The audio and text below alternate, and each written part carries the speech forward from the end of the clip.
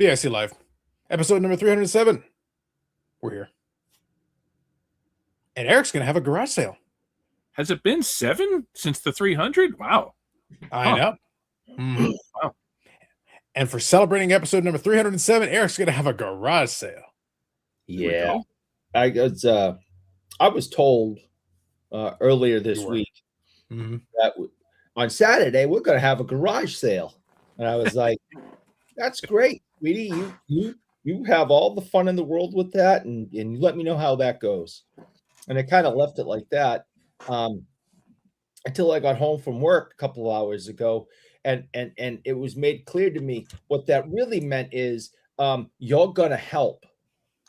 See, I didn't pick up on that initially.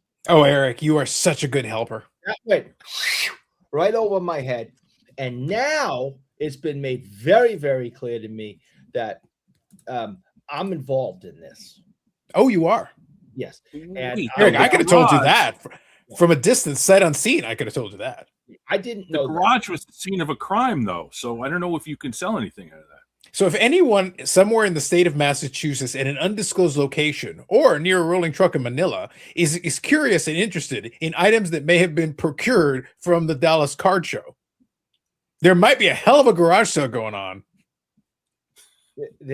Dan, bring some change. I better get up there. Time to go shopping. Now. Time to go shopping. Legal work needs to be done. Good evening, Sven. Good evening, Philly Joe. Zach says it would literally bring up viewership if you let us know Dan's here to start. Indeed. I appreciate that, but hey, look, Zach's giving you confidence. I know. Hello, Dylan. To say though, you know. Yeah. Good evening. Good evening. Call shots. Go back up to Melamint for a second. Yes. That gentleman is on my channel, and the video is set to go. It's scheduled to go tomorrow morning at 8 a.m. And it is a whopper. Is it about E105s? Shown are amazing. Is it about E105s? Pretty much, yeah. Well, Dan, it would have been so good if you had said no, 1987 tops. Ah, perfect. Good evening, Keith. Wait, proof of life, Keith. Proof of life. That looks like a bot to me. That's the AIs. Oh, we could talk about Simon, by the way, who's not only proof of life lately, but is killing it with these videos. His video today makes me feel so good. We're going to be talking about it Thursday. Oh yeah. I think it'll come to pass. But kind of it's a side conversation. Dan and Eric were privy to this. Literally, once again, as always, I reiterate, and I cannot emphasize this enough. Praise the content gods, always, because I figured tonight the majority of it I was going to start off by having some fun talking about Eric's garage sale, and I still will, to be perfectly honest, because it's amusing to me. But as they say in the business, it is a tease.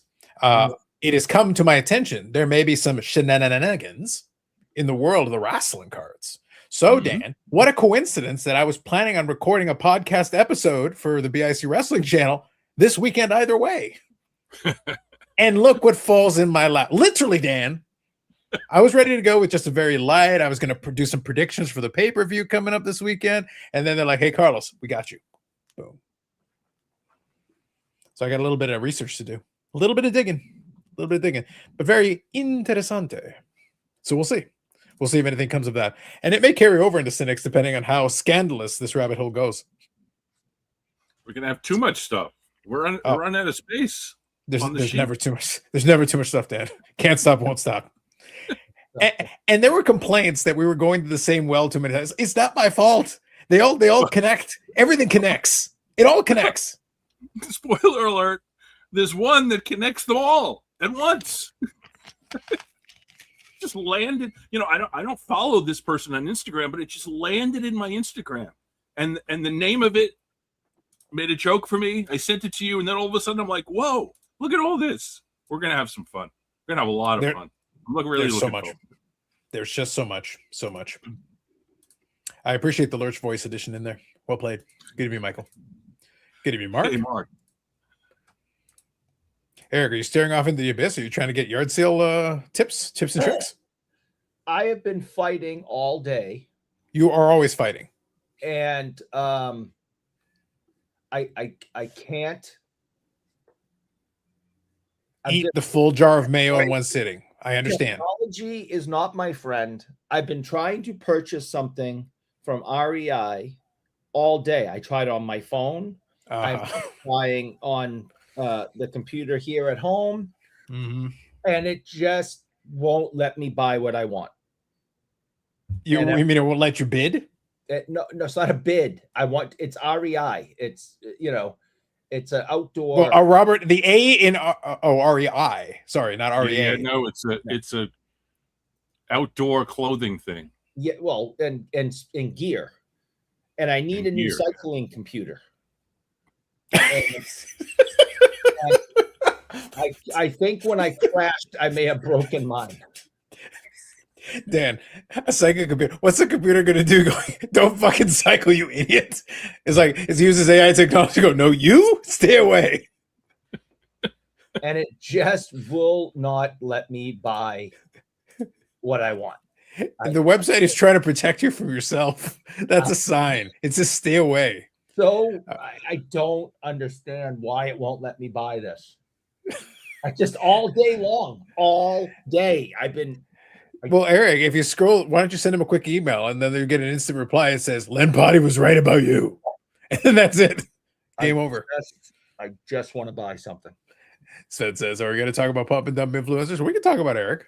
Bobbles and Ball Cards is in the chat. We can talk about that. The Jason Robertson pump. He's been a little light on the Jason Robertson pump lately, but he's been known to do it in the past. Wait till the season starts up. Yeah, I was going to say, but I'm saying so far, Eric. I'm saying so far. Right. REI is aware of your Dallas allegations and likely have you blocked. Exactly. We're on the same page here. We are 100% on the same page.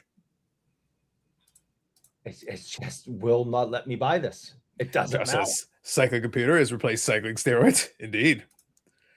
Carl here is. Greetings to you all. Sitting up in the hospital, have fractured my second hip. Sorry to hear that, Carl. Oh, sorry, Carl. I wore the Carl from Oz t-shirt yesterday. I hope I didn't. Oh, no. Dan. Don't say it was the curse. Dan. Wow. Eric, can you believe this? Wow. Hold on. I'm sorry, Eric, usually I use this only on Cardboard Cynics, but I think for the sake of our conversation here, I think I got to do this here. For legal reasons, I need to protect this. Yeah. Yeah, it's important. Like we can't allow this to go on. I literally wore the shirt yesterday. It's right over there in the laundry. If Carl wants, he can give us some information about how he fractured his second hip. As someone who has a fake hip, I'm just curious how he hurt himself and what the prognosis is. Is he need a hip replacement? Are they just going to stick screws in there and let it heal? What's happening? Can't just leave us hanging here. We need to know some information. How did this happen? How's it getting fixed? Let's go. Come on. Tom says Google AI is terrible, constantly spitting out card misinfo and helping the pumpers seem valid.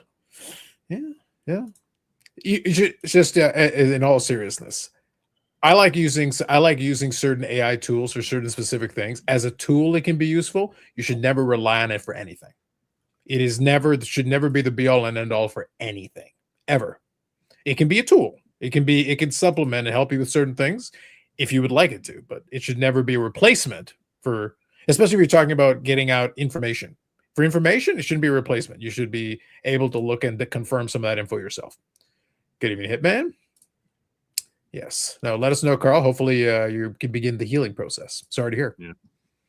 Good evening, Josh. Happy Friday. Nice to see both Joshes here. Yes. Computer pedal for me, Bob Boozle says. All right. Oh, hi, Carlos, Eric, and Dan. Hey, Josh. Thank you, Josh. Hello, Josh. Here's the other Josh and Josh. We are multi-joshing. In hobby adjacent news, ComC is now implementing a 55% tariffs due to our wonderful government's fighting starting September 8th. Yes. I'm here 55%. A pittance, you say. A pittance. Just utterly ridiculous. I don't care what your politics are. This is just ridiculous. Good question. This is a valid question. Always a valid question. I'm not here to talk about the past surgeries that I've had and additions or subtractions. So we're just going to move on. Zach's correct. I do have two questions about the garage sale. If you can answer these. First question is: are any bikes going into the for sale? Getting looked for sales on them? Maybe one. Oh, Michelle needs money. Michelle needs money for more plane tickets down to Florida mainland. Yeah. Second, any cards, any boxes of cards going out with the for sale sign on them? The one that says Dallas Show on the side of it. I probably could go up to the attic because I think there is stuff up there that's just stashed away. And stuff that you stashed away for a little while to wait for the heat to cool down. You know, something stuff like that. Tomorrow morning, I will go back up to the attic in the garage because my garage has an attic. And I will try to find what's up there. And maybe I'll put those out super cheap and maybe some kids can have them or something. There you go. All right. Questions answered. Good evening, Jeff. Yes. I don't think you need to give much encouragement to Paul. Yeah, feel free, Carl. Let us know as much as or little as you like. It is your business, of course, but if you would like to share, by all means. And again, sorry to hear. There's Eric demanding a man with a broken hip sitting in a hospital bed tell us everything. Well, the reason Eric is so interested is that he enjoys the pain of others. Well, that and he criticized me. He criticizes me for the Schadenfreude, Dan, and in his internal hypocrisy, Eric is like, "Oh my God, is it hurting? Are you in terrible pain? Are you near death?" Eric is always like, jump straight to the near death. I want Carl to just relax, let the pain-killing drugs set in, relax, sleep, watch. He doesn't have to do anything except get better. Good luck. Zach says, if Eric's family loved him, there would be a lot of bikes for sale. It is true. Yeah, I get that. Yeah. Yeah, you would think. Babu says, no more Latin dance lessons for Carl. What we're going to find out is that Eric's family does love him. They love him so much, the only parts they're going to sell the brakes. Go ahead, Eric. Go with the bikes. You don't need this. You don't need brakes. You know, Eric, real men don't use brakes. Yeah, you're not too far off. I think there's definitely some people in my life that would definitely cut the brake lines on my bike. What's he doing? Watching the Red Sox? I don't watch the Red Sox because I hate baseball. Baseball is stupid, boring, lazy man's game. Okay. Wow. He prefers the flopping of a boobier. Speaking of not man's game. Noel Picard tripped him. I didn't say, based on that image, I don't think he touched the man. I think he breathed on him and he was like, ah. Hashtag cowardice. There is plenty of evidence of the tripping. Paul says he's watching William and Mary versus Villanova. College football is back. Well, if you're watching that particular game, then you are indeed into it. But it sounds about right. 2 amazing games last night between some less than stellar teams. I would hope so. If you're gonna have some non-marquee matchups, I can still see that. I think when it comes to college football, I don't mind it, Dan. If I'm like playing it in the background, there's some stuff going on. It doesn't have to be named teams then. As long as the 2 teams are competitive, then that's fine. It's just but I'm probably not going to lock in on it that much. I know Paul is a big college football guy. The college football season doesn't begin until 8:00 on the evening of September 6th. Is that what Notre Dame plays? That's what I figured. You know it's funny, Dan. The algorithm has a sense of humor. I watch a lot of movie reaction channels. So I'll occasionally skim through and I actually have a story about that. And then we'll get back to Eric's garage sale and the Dallas card show cards that may or may not be at the garage sale. But all I gotta say is Len Potty was right about you. But the important thing is there's a lot of these movie reactors, and then there'll be phases, there are waves. So there are certain movies that will appear on one channel, and then it's a copycat league. So other movie reviewers will then also review that same movie around the same time because people will cycle through it. And one of the ones that is cycling right now is Rudy. It made me laugh. So speaking of, it just made me laugh. I was sitting there like, what a coincidence. The one they're in the current cycle of that a couple of them are watching now is Rudy.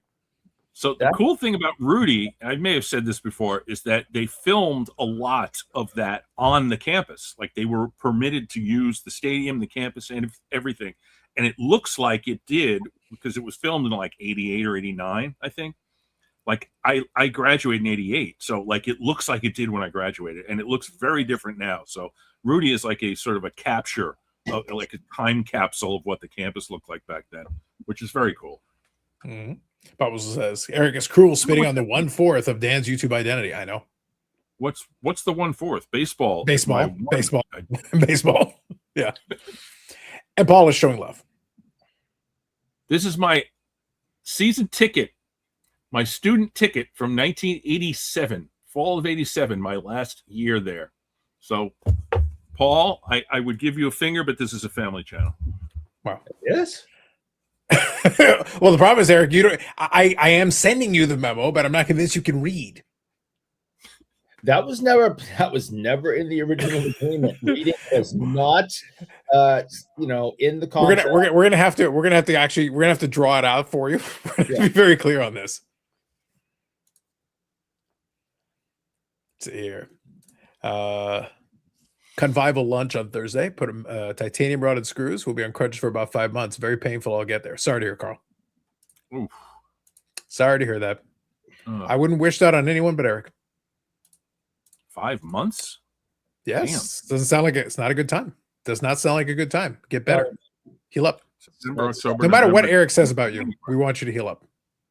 Well, that only takes you till January, so that gives you 3 more months to get better so you can come to Strongsville next year.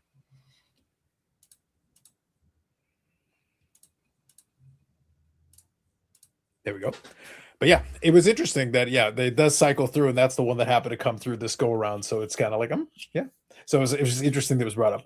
One more thought I had, though, what's going to be very entertaining for me is that because Eric has been voluntold, and now he has to set up the garage. I enjoy garage sales tend to work in one of two ways, and a lot of times in my experiences, Dan, is that there's the person who actually is somehow trying to make money from this, so they'll individually price all the things, and then there's the one like, I'm just getting rid of the shit. Please just take the shit and leave it. Get it out of here. Yes, there is the Michelle, which is out there with stickers, and she's going to make so much money, and all our financial burdens will be gone because of this yard sale. And I'm just like, none of it comes back in. If someone looks at it for more than 3 seconds and starts to walk away, stop them and say, just take it. You heard him, Michelle. Put all the bikes out, and Eric has already laid the groundwork. It can't come back in. 9 bikes. You can get rid of it permanently. You can leave my bikes alone. That's exactly what we need to send out there. Yeah. That'll fix everything. Yeah. Can I get this TV for $2? $2 in this economy? My God, Boozle. My God. And then there is put some of those Bruins jerseys out tomorrow. I'm putting out stuff that belongs to me. I'm getting rid of my ice skates, which I haven't been on in 20 years. My rollerblades, which I haven't been on in like 30 years. Baseball bats, baseball gloves, bucket of baseballs, an old compound bow. What else? Those I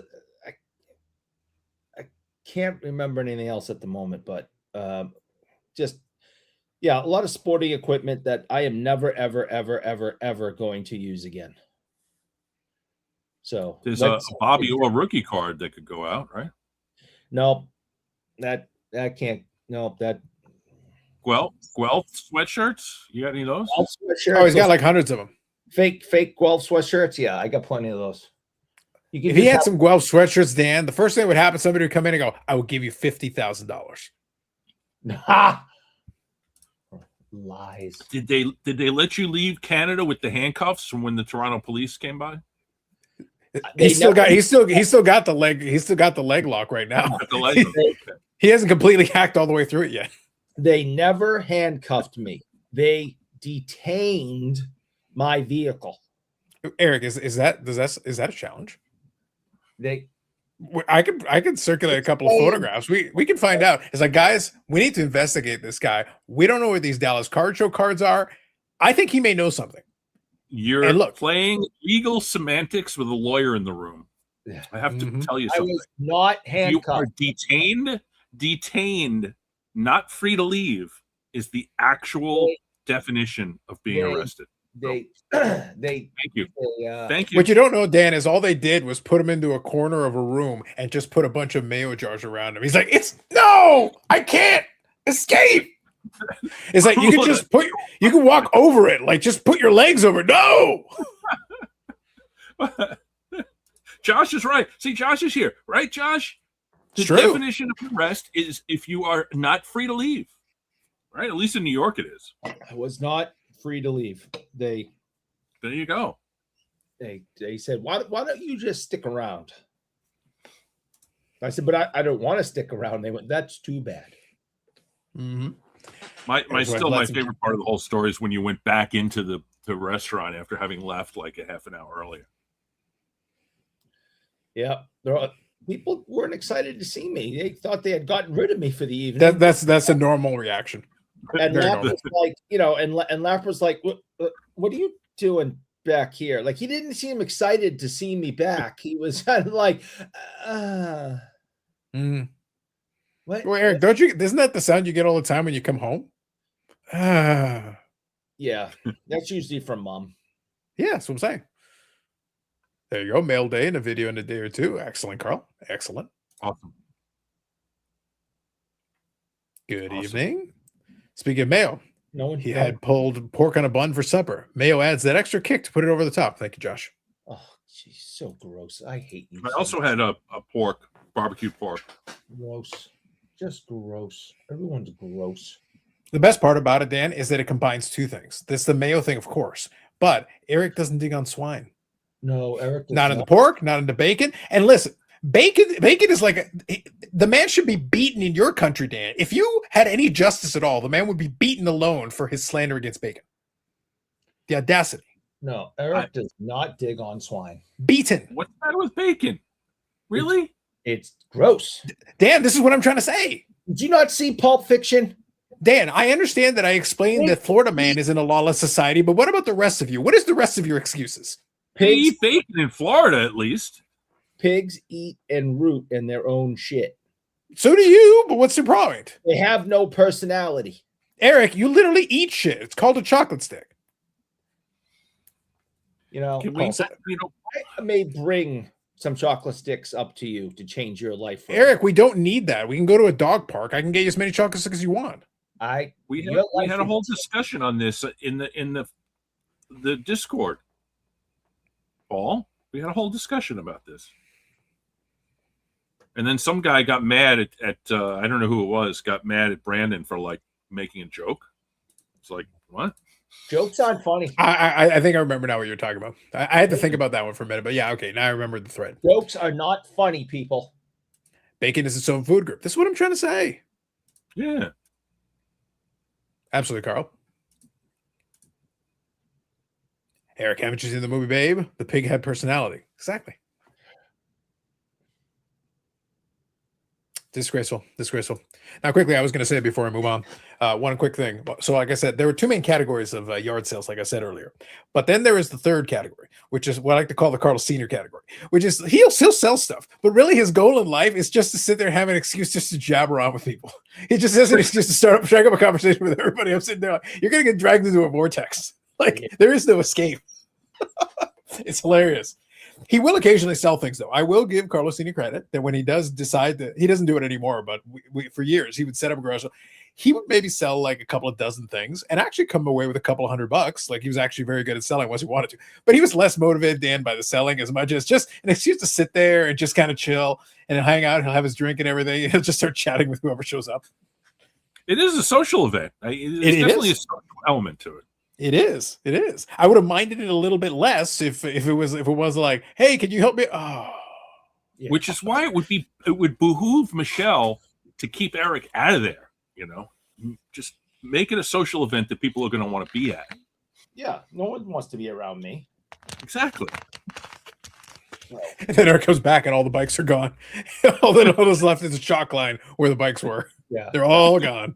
No, we'd be grumpy. That's what we would be. We would be grumpy. So you would send a strongly worded letter. You sell one bike. How much do you think you're getting for that one bike? A couple $100? Oh, Dan, this is a good rabbit hole because this is where you're going to find out how much money Eric blows on bicycles that he crashes. Go ahead, Eric. So tell him about the gross domestic product of a small country. Go on. No, I wouldn't. No, if I was to sell this one bike, I'd probably only sell it for like $100. Oh, all right. What about the other ones, Eric? I'm not here to talk about the other ones, Carlos.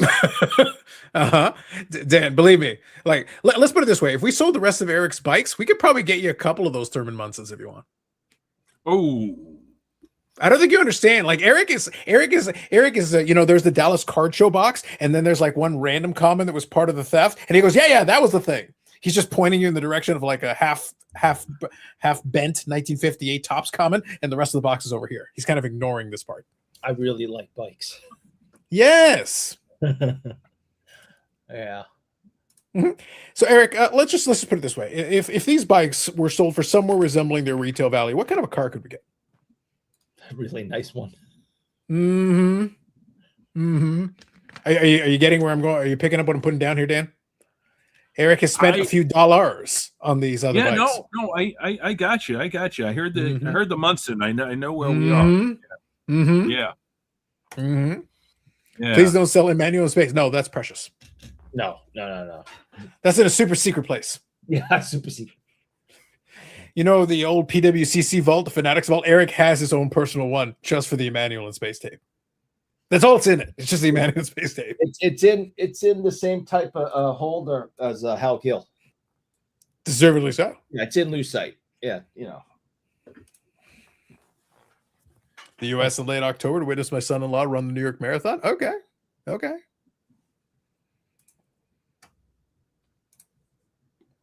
Eric, don't ride no Huffy. Not anymore. I grew up riding Huffies though. Been there, done that. Access working yard sales just tick me off. I buy stuff cheap because I actually want to sell it and people want to basically give it to them. Yeah, that's it. So that's why I say like it's entertaining for me from a distance stand to watch Carlos Sr. work because they're thinking that they can talk him down. It's like, no, this man will talk you under the table. He'll keep going. Like understand that to put it into context, I regularly do 4-hour plus live streams where I talk a lot.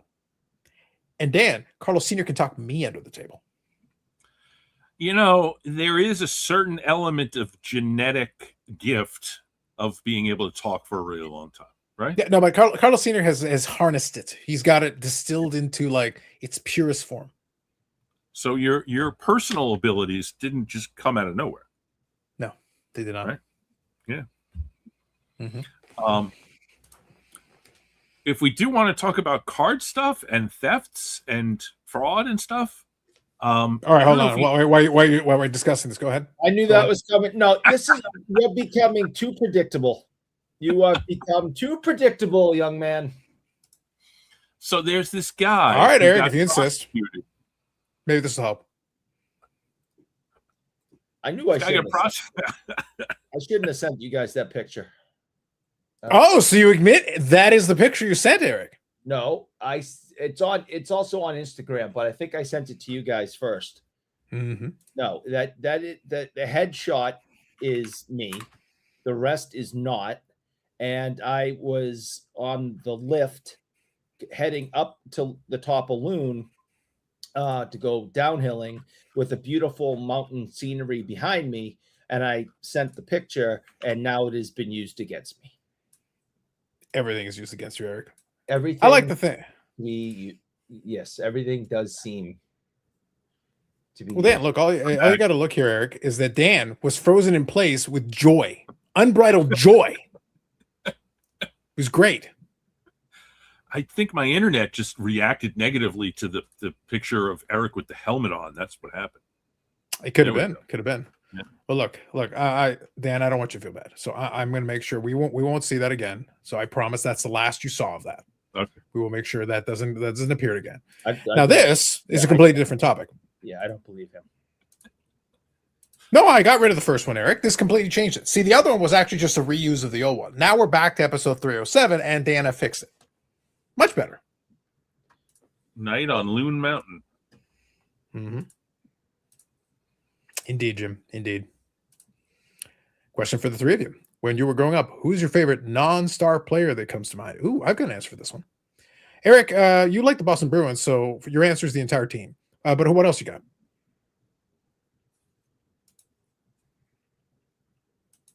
Unbelievable.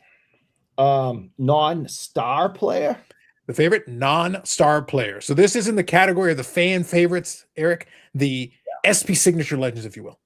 The SP signature legends. Then that would have to be Jay Miller. Non-star players. So I'd go with Jay Miller, I guess. Who was him and Lyndon Byers were kind of the tough guys, but Miller was a little bit older and around. Lyndon kind of took over from Jay when Jay got traded to LA to play with Gretzky. But Jay Miller was a badass. He didn't care. He wasn't afraid of anybody, and he'd go toe-to-toe with anybody in the league. Didn't win everyone, but he never backed down, and he knew his job. And as a Bruins fan in the 80s, Jay Miller was definitely one of my favorites and not a star of the team. So that would be him. Mm-hmm. Mm-hmm. So I'll go here, Dan, and then you're welcome to chime in. So I'll go different depending on the sport. So for baseball, if I talk about the early fandom, the early days, because it's going to be Blue Jays, but Carter is always a favorite, but I would consider more of a star player on that team. But Pat Borders was one that I enjoyed because I enjoyed him as a player, and it was one of those things. The '92 World Series, he was the MVP. So it's like a very light hitting catcher, but he was solid. Like he was a defensive catcher. That was really his role. His role was to be a defensive catcher. I like Candy Maldonado. These are guys who don't become, Devon White. These are not really star players by the conventional metric, but they all contributed. So you had great contributors to those championships. You needed those guys. That's how you were able to win the championship. Even Todd Stottlemyre got something like for a pitcher. Todd Stottlemyre, like he didn't have this crazy amazing career, but he was a contributor to those teams. Had some big moments, even like cut his face up in one of the World Series games, which was one of the famous things that happened in there. It was very interesting. But so those would be for that one. And then for hockey, I just had some players that I enjoyed very much, unironically. The Jamie Langenbruners. And then, of course, I like to mention Richard Matvichuk, just because it amuses me. Classic. What would you like to throw out, Dan? You got some options? If anybody can tell me team and sport, I will be impressed. Hawthorne Wingo.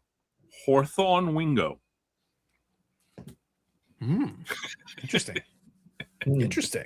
Is he going way back? Trey Wingo. Baseball's tough because with baseball, I was a Mercer Munson guy, and they were the stars of the team. I didn't really like the other players. I didn't really have like a favorite of those guys for the Yankees. And Mark Hoyle, of course, has it. Knicks, early '70s Knicks. Mm-hmm. He was backup forward, Hawthorne Wingo, on the championship team. Is he related to Trey Wingo from ESPN? It's a unique name, so I think that's a fair question. Fair enough. Totally. There's some good answers here coming up, so I'll read through here and get caught up. Mike says, I had to watch last Friday's shows at a later broadcast, but all I can say is I'm building my list. There's the seniors in Florida, the people in Atlanta, and now no dicks. Eric often has problems with dicks. Go back to the first 30 minutes of last week's show. You'll understand. I don't like dicks. I boycotted dicks. Yeah, but what about the retailer, Eric? Oh, that's a whole nother story. Yeah. Well, an issue. Keep adding to the list, Mike. Keep working on it. Used to ski loon often. Don BB, says Tom. Buffalo Bills. Love Don BB. John Wensink. Love John Wensink. Yep. Does New Balance make mountain bikes too? That'd be amazing. No, they do not. Give it time. Edgar Bennett, says Paul. All right. Edgar Bennett. All right. Rick Dempsey was always fun. Always good to have some good names to around here. Baseball for me was Ty Wigginton, Mets. Basketball was Kerry Kittles. Nice. Yeah. I remember Kerry Kittles. I don't remember the... Ty Wigginton was a burly third baseman, outfielder guy who played for the Mets in the early 2000s. He's a good player. Not a star, certainly, but definitely a good player. Kerry Kittles was the 2 guard for the Nets. He was kind of He was star-ish. He was solid. I think with basketball, you can get guys like that, but since you've only got 5 people on the court at a time for a team, baseball lends itself a little bit more. So that's why I gave kind of that example with Pat Borders, is that you got to have 9 people in the lineup. You know, the DH obviously will play a role in it, but the early 90s Jays teams were pretty stacked, but you still got a Pat Borders in there. You know, you've got Ed Sprague. You've got guys of that ilk who are contributors. They're part of it, but they're not going to be the stars. You know, Eric is always thinking what's about funny Polanco. is I have the stream open on my phone so I can see some stuff that I can't see on the screen, and that didn't show up. That porn didn't show up on my phone. Let's see. No, I've got it in the chat. It's there. Yeah, no, it's in the chat on my laptop, but not on my phone, which is weird. I guess interesting. The Maybe your phone's a prude. Your phone like unacceptable. The censor is better in don't censor Apple Bob version. Boozle. Don't censor Bob Boozle. How Do dare you? not censor Bob Boozle. That's disgusting. Oops. Terry Durod. Okay. John Paxson, Chicago Bulls. All right, Laura. Fair enough. Baseball, Trot Nixon. Trot Nixon would be a good example. That's a good name to throw out there. The Red That's Sox. valid. Yep. Red Sox. All right. I remember Ty Wigginton playing for the Pirates. There you go. Yep. Yeah. I'm concerned Dan is missing critical Emmanuel and space references. Well, that's why he has 2 chat windows open. Don't want to miss those. It's important. Yeah, of course. Critically important. So quickly, I'm going to just kind of share a little story since we're talking about it. At the same time, feel free to throw in some other names. Dale Johnson and Terry Pendleton.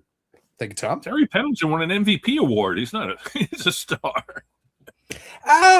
Terry Pendleton is in that weird category. Yes, he is an MVP, but like, okay, let's put it this way. If he didn't have that MVP, would he still be a star? Sure. He was a star on the Cardinals. How far are we lowering the bar on stars? I thought he So Harold Baines is a star. He's in the Hall of Fame. He's borderline Hall of Famer. Well, Harold Baines is a Hall of Famer, Dan, so I guess he's a star. That's what a star is. It's a guy who not quite. Yeah, he's not really borderline Hall of Fame. Yeah, I was about to say, like, I remember Terry Pendleton. Like, he obviously had a great season to get MVP, but I'm like, I feel like the rest doesn't quite match up to that. Kelly Chase says, Laura, fair enough. Oh, Chaser. Buckner's a fun one because he was a really good player for a long time. And the 86 World Series is basically what he gets to remember. I do wonder, though, like, I remember the question was asked, if the 86 World Series doesn't happen, or like either he's not involved in it, or they win it, would he be in the Hall of Fame right now? Yeah, he's kind of close. He's like Al Oliver. He's got counting stats, but like, I don't know. He was never like the best at anything. I think he won maybe 1 batting title, like 2 or 3 All-Star games. Kind of like a real borderline case. It is an interesting discussion. Well, just to be clear, Dan, just for the record, to be clear, Dan, Bill Buckner, that means he's got 1 more batting title than Mike Trout. So I'm just saying he's better than Fishboy. That's all I'm saying. Bunch of people are trying to hand out GOAT conversations. Terry Pendleton is a semi-star. All right, so split the middle. Junior Spivey, I know who Junior Spivey is. Junior Second Spivey, baseman yeah. on the Arizona Diamondbacks. Yeah, it counts. Would you consider Damon Stottlemyre a star? He was great to watch in the early Raptors team. I would consider him a star. I would consider him like in that SP Signature Legends category. Damon Stottlemyre was like the best player of an early Raptors team. But that just means you're like the star player on like an expansion franchise. But he was a good player. But it just doesn't like – there are a lot of guys like that. That's why we enjoy the SP Signature Legends reference, is that these are like your fan favorites. They're ones that are remembered fondly by the fan base because in the early days, that's an expansion team. They're going to get destroyed by everybody. One of the biggest early games, I think it was in the first season, is that I could be mistaken. If it wasn't the first season, it was very close.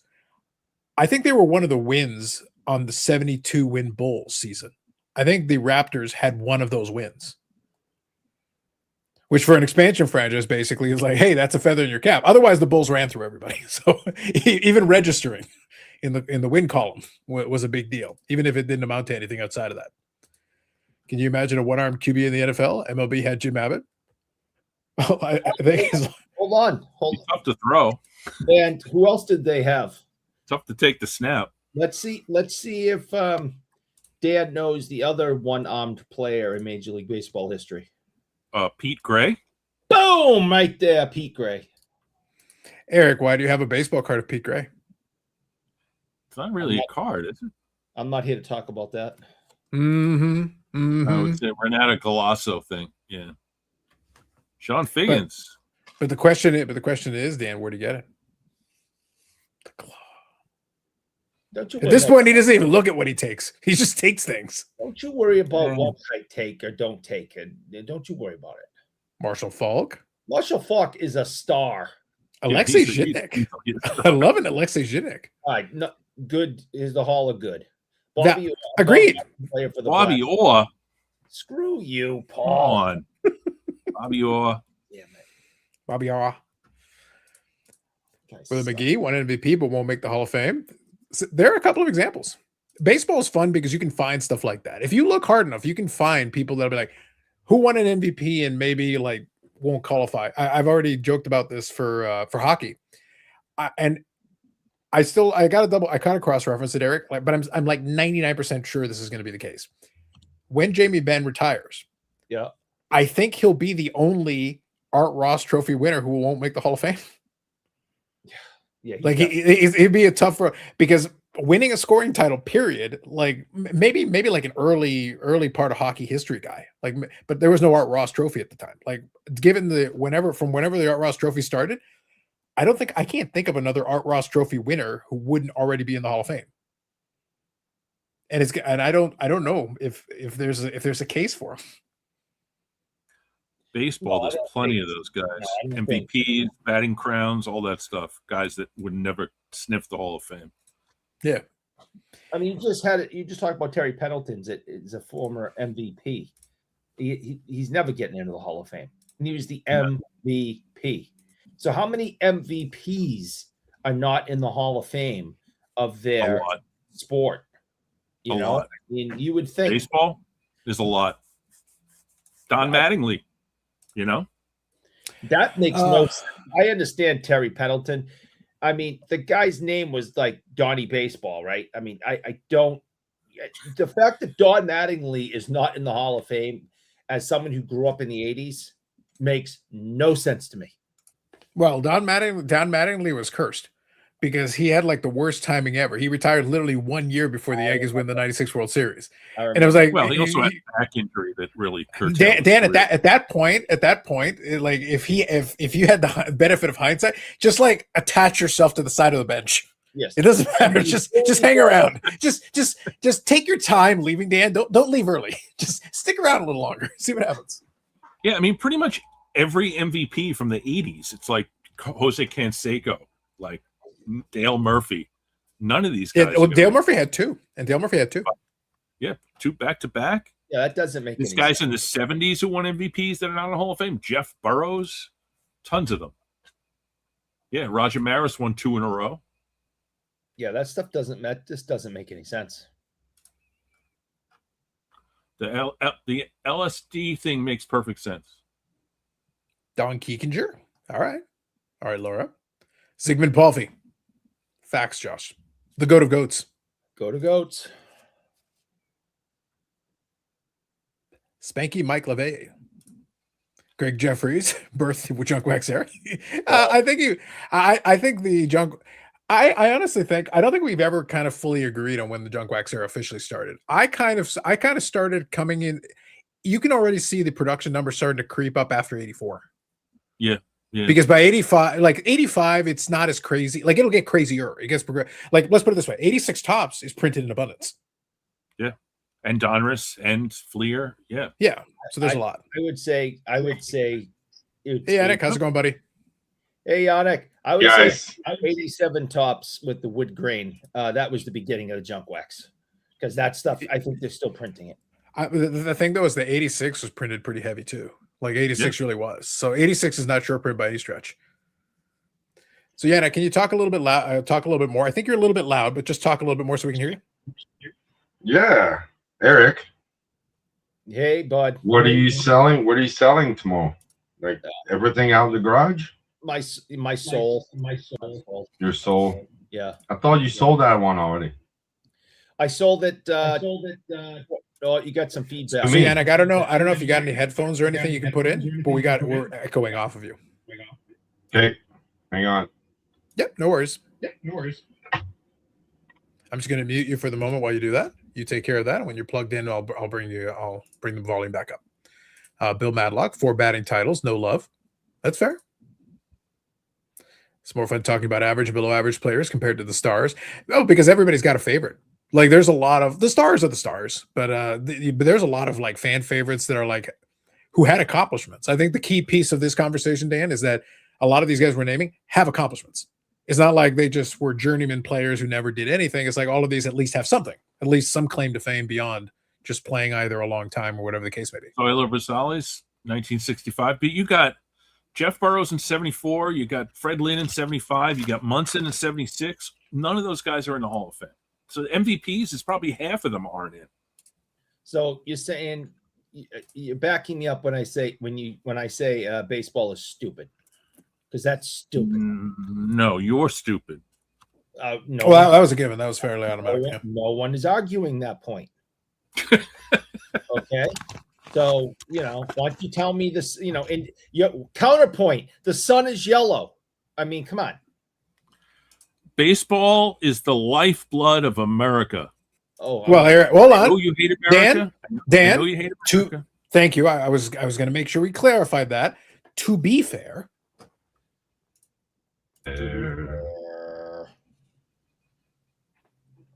All right. So here we're just checking to see. No echo here. So Yannick, go ahead and talk.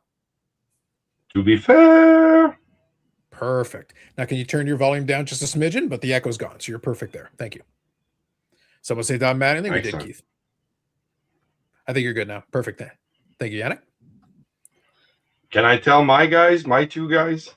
Sure, of course. By all means. Quebec Nordiques, Chris Simon in the 90s, early 2000s. Love that guy. Sure. And Exposed, my favorite was Delino DeShields.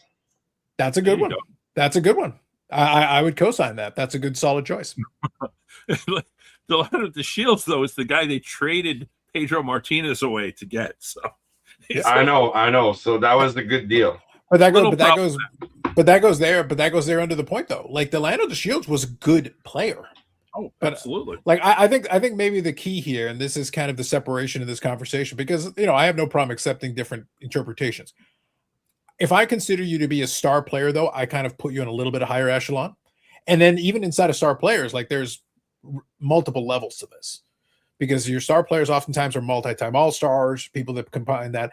But then there is like the very tippy top, because when you get to the absolute top, these are the perennial MVP candidates. That's like a different echelon. It's the same as like the actual Hall of Fame.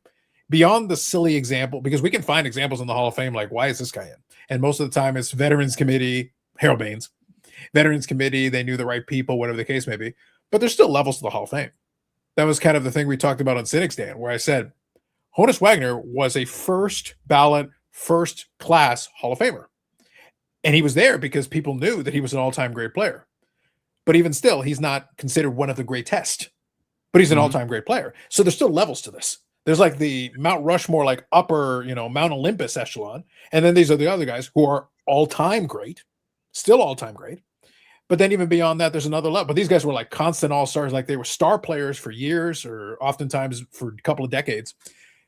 And then you keep going down and you find these levels where it's like, okay, so at a certain point, though, is it about having these stats where ultimately it was superlative? If you add up their stats, it's like, if you're an all-time leader in a category when you retire, that is noteworthy.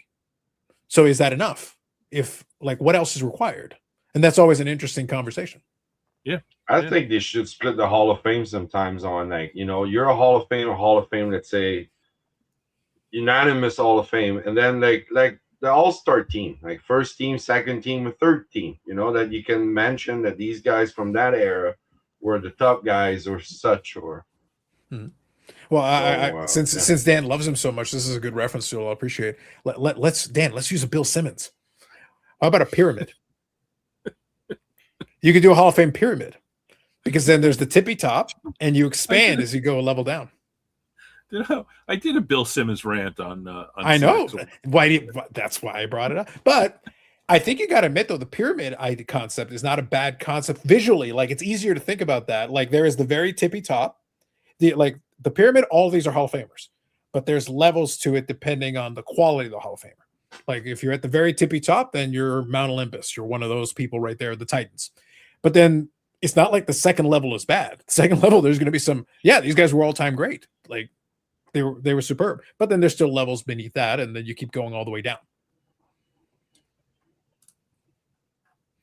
Don Mattingly isn't getting a Hall of Fame because he didn't listen to Coach Burns and shave off his sideburns. It's valid. That might have held him back. And Keith was also correct. They also won after he left his coach. Did I mention he's cursed? Just saying. There's something going on there, Dan. Like, at that point, you have to kind of start thinking like, are you in fact cursed? Is there something going on? Well, I'll try not to mention him next time. Yeah, I was going to say, you probably should leave the guy alone. Like, hasn't he suffered enough? He just seems to narrowly miss. It's very strange. Very odd. Very odd. Eric, I got some mail this week. Ooh. Oh, look at that's the postcard, right? That's the postcard. We're gonna get him to sign that. I haven't gotten any mail from you in a while. Doesn't that violate the restraining order though? If you try to get him to sign, there's channels. There's channels. Well, has it stopped snowing?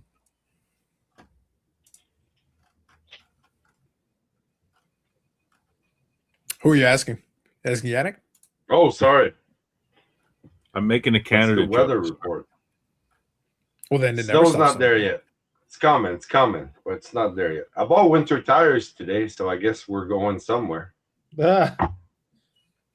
I wanted to double check this, so I was right. I was like 99% sure. So in the same vein as kind of Keith's point, you know where else he was? He was the bench coach on the Jays last year. I'm thinking it's Don Mattingly, man. Yeah. Yeah, wasn't he the Dodgers manager before the Dodgers started winning also? Did I mention the man of snake bit? Like, seriously, man. Right. And then he just isn't he with Philly now? Yeah, he's managing the Philadelphia Phillies, right? So forget like coaching him. Or managing? They're doomed. They're he doomed. Was in the World Series last year, wasn't he? And they lost. That's what I just said. Yeah, he was the bench coach for the Jays. So I'm thinking it's a Don Mattingly problem, Eric. What's funny is I remember them showing him in the dugout and saying this could be Don Mattingly's first ring, and I'm like, oh no, kiss of death, kiss of death, kiss of death. A lot of people don't know this, but he was on the '86 Red Sox just randomly. It's very strange. I don't know why he was even there. Like, he was on the Yankees at the time. Like, it was very strange, very odd. He was just kind of hanging around, and then all of a sudden it didn't work out. He shaved the mustache and trying to hide. That's right. Denny McClain got sidetracked after back-to-back Cy Youngs and winning 31 games in MVP, followed by 24 wins. What did he get sidetracked doing? Do you know? Because I know. Well, I know he wound up in prison. I just don't remember the timing. No, he ended up in prison much later. He was back basically like, Didn't he blow out his arm or something? Didn't he blow out his arm? Well, he ultimately blew out his arm, but the reason he got suspended in 1970 because of questionable relationships with various people who might or might not have been in organized crime. So, my favorite NASCAR driver is Kyle Petty. Okay. Bobby Smith not in the Hall of Fame. Have you named baseball sport of America? There we go. That'll teach him. We need more likes. Eric pays for likes. And I guess my baseball card Hall of Fame vote. Chase card of the 80s. It was. Yeah. Wait a minute. All right. When was the Craig Jeffries card? 88. Yeah, and that was the Chase card of the 80s. No, the Don Mattingly was way, and even this Jose Canseco after that. Yeah, like 86. Mattingly was 84. Jose Canseco was 86. Both of those went crazy, and people went crazy for Darryl Strawberry too. Like, there were several. By 88, they had already gone through multiple. Yeah, no, I do remember the Strawberry, fanaticism. but Craig Jeffries was just that was, I think that was the very first call it a chase card, that I remember everyone going nuts for. Like you had to get it, needed it, had to get it. People would just, that's all anyone was talking about, wanted it, needed it, had to have it. I might have said this before, but I found a Greg Jeffries card in a box of junk. And I put it in a $1 box at a show, and it sold. Somebody bought it. I think I would pay it. I would pay $1 for it just for the nostalgia. Just for the joke, I thought the guy bought it for. Yeah, I would pay $1 for it. And if I see one at work, I may pay $1 for it. Pay $1 for it, because it is. I think if you've been in the hobby for a long time, like we have, that is an important card. Yeah. And I truly, in my memory, that was the first everyone going crazy over one card. Prospecting and just going bananas, but just buying tons of wax boxes and high sales. Well, Eric, like in all seriousness, part of the reason for that is by 88 there was like 12 boxes for every man, woman, and child on planet Earth. Well, yeah, but like I said, in 84 people were literally falling over themselves to get the Mattingly, and then as you went the first couple of years there, by 88, yes, Greg Jeffries had become the latest. That was the current wave. Which Mattingly do you think? Because when I was back, in 84, I was back in the game, and I wanted the 84 Topps Mattingly. But people I feel like the Topps was the one because of the name value and the availability. Yeah. The Donruss became popular because Donruss was printed less so. It wasn't rare, but it was printed less so. And I hear this now, and I think it's revisionist history that the Donruss was the one everybody wanted. I wanted the Topps, and that's the one that was the one at the shows that was so expensive. Well, I also think the Donruss was less available. I actually think the Donruss was slightly harder to find comparatively. I think it might have been regional also, because I was in New York and we had Topps. That's what I mean. Like the Donruss, it was out there. Again, I reemphasize, it's not short printed by any stretch of the imagination. But 84 Donruss has a little bit of mystique to it for the 80s. And by the way, it's a good looking set. I really enjoyed the set. I thought it looked good. So personally, aesthetically, I thought it was really good. Hammer says, anybody remember Brad Fulmer? I do. Yeah. Brad. Good times. Did Donnie Baseball start the adjacency movement? Valid. Hall of Fame draft pod. Then last year, yeah. Now listen, the Don Mattingly conspiracy is deepening, man. I think you're onto something, Ghost of Keith. You're onto something. I'll always remember you fondly. Shame what Dan did to you. Sorry. Michael, Kenny Lofton belongs in the Hall. You can make an argument. Lofton had 500 stolen bases, didn't he? Definitely an argument for that. Yeah, there's a case to be made. There's a case. I got to share a pickup. Remember 93 Skybucks card of Kelly's Heroes has Magic Johnson and Barry Sanders on one side with Jim Kelly and Thurman Munson on another. Snagged the quad auto of it. Interesting. Very nice. Very nice. In-person auto. Sounds interesting. Well played. Well played by you. All right. Get ready for Eric. This is an important question. It's a serious question. Here we go. Hockey Nannies. Carlos, with 50% tariffs coming into Canada for cards, are you now mostly going to be a show buyer? I'm going to get close. Get close to the screen. This is important. I need you to hear this. Wait, hold on. I really need you to hear this. This is important. I'm going to change nothing because I don't care. Good points. Good points. It means nothing. Make it 500%. Like I give a shit. Orlando, good evening. Name anything better than 1998 home run duel between McGuire and Sosa? Mayo. Steroids would be better. Steroids and Mayo would be exciting. Well, but I did enjoy the 98 home run duel, so that is true, Laura. That was pretty good, but it was. And and of course I'm opening myself up to jokes and everything, which is fine. What? We would never do that. But if you want to find an event, a moment, something that that happened that was better than that, I would say Ted Williams coming onto Fenway during the All-Star game. I agree. 99. I agree. That Eric was is not wrong.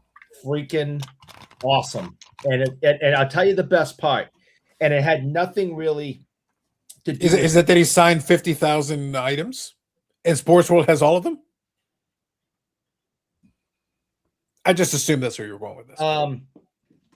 What I enjoyed the most about that really had nothing to do with Ted, because Ted really wasn't looking super healthy, and he wore the batters.net hat, and just because his son's a piece of shit and made him do it, blah, blah, blah. Rewatch it and watch the faces of these all-star baseball players. They all became 10 years old in front They're of all in awe. Yeah. They were all 10 years old. And when the golf cart stopped, they were supposed to be doing stuff. Whoever was organizing this all-star game had a plan. All right, well, Ted's going to do this, and then you guys are going to do this. And as soon as that golf cart stopped, all plans went out the window, and these 10-year-old little boys ran to the golf cart and wanted to meet him, shake his hand, see him. And of course, Teddy ballgame, man. Tony Gwynn had a good relationship with him, so he was all excited to see Tony Gwynn. He was I think, if I remember, he was excited to see Griffey Jr. There might have been one or two guys. He also had a relationship with Boggs too. Yeah, so there was a couple of other guys he knew and had relationships with. And they were trying to act cool, like, Ted's a friend of mine. We're good friends. So basically, they pulled an Eric. And but the rest of them were just these 10-year-old boys that was just mouths agape, eyes wide open, just couldn't believe that they were there. And that is why it was the coolest moment in my life in baseball history. Look at you. Sports Guru here says was just at a minor league game, and Jerry Cheevers was signing. Nice. Jerry's signing everywhere. He is a nice guy. He's very funny. He has quick wit. Listen, somebody's got to make up for Johnny Bauer, man. He if you offer him a day's pay, he will show up and sign. That Jerry's all over that. If you offer him a half-eaten sandwich, he'll show up and sign. Jerry will show up for that. Zach says, all for people making money, but it's sad seeing these guys just have no idea what they're selling. Never want my collection to get that big. No, that's fair. I didn't see the episode, Zach, but I did read the comment there. But yeah, it is a problem when the collection size gets to it that you're just kind of trying to get rid of stuff. Eric, I believe it is Needham. Collection had lots of junk, and Ty had to rent a warehouse to store it. Not his problem. Yeah, he says Junk Wax started at 86. You can make a case. I said 87, so whatever. Yeah. Happy Friday. Junk Wax era started at 74. Look at you pushing it. I don't disagree with it. Actually, I say 73, but yeah. Wow. Yeah. Okay. Well, some people pitched for it as soon as it went to remove the series and did it in one set. I collected in 73 as a kid, and I remember thinking, these cards suck.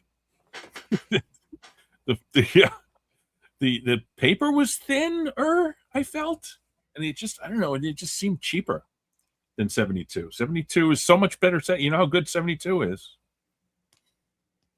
Best.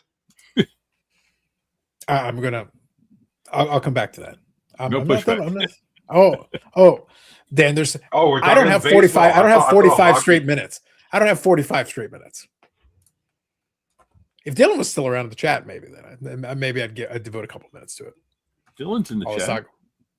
He was earlier. Oh, and now I see him. I was talking about hot rookies in the 80s. No talk of 85 tops, 620. Was that Clemens? Was that Eric Davis? 620. 85 tops. 85 tops. 620. Let's see. Gooden. No, Doc Gooden. It was Doc Gooden. Yeah. Can't imagine overhead to sell a collection. I bet he ends up giving away so much junk. He's sick of it. Well, that's usually part of the equation. tops as far as a Don Mattingly point. It was Yes. Donruss by 86. Ooh. Lots of 84 Donruss. We had lots of 84 Donruss in Fargo until August when the Twin Cities dealers caught wind of it and bought out the area. Yep. I would think tops would probably be so I think there's a bit of a catch-22 on this. Tops would have been more available. So as soon as he gets hot and people are starting to chase it, it's the one you're going to have most access to. So it's also the one you're going to see. I don't think everybody saw the 84 Donruss initially. Because again, not short printed, but they did print it less so. Because you got to remember when it was at its apex, the Joe Carter from 84 Donruss is also very popular. It's a very strong card. And part of it is because the set really does look very nice, but it was printed slightly less, which actually helped keep the Joe Carter propelled up higher for quite a while. It's still obviously, a rookie there as part of that set, but Joe Carter's kind of in that hall of very good. But even still, go look the Joe Carter card. You can still get a couple bucks for it because it's in the 84 Donruss. Joe Carter had his World Series moment. But if it had been just an 84 Tops card for Joe Carter, it'd probably be like $3. Yeah. Now, as someone who's not a super baseball aficionado, I mean, Joe Carter, hitting that home run is got to be in the top 5 greatest playing moments in history, right? You got what is it? Mazeroski hit his home run. Well, if you're talking about like World Series, like single, like Carter, because it ended the series. Yeah, it ended the series. You got Kirk Gibson, I mean, and Dan could probably come up with 2 more to, didn't someone throw a perfect game or a no-no? Don Larson. So that's there, right?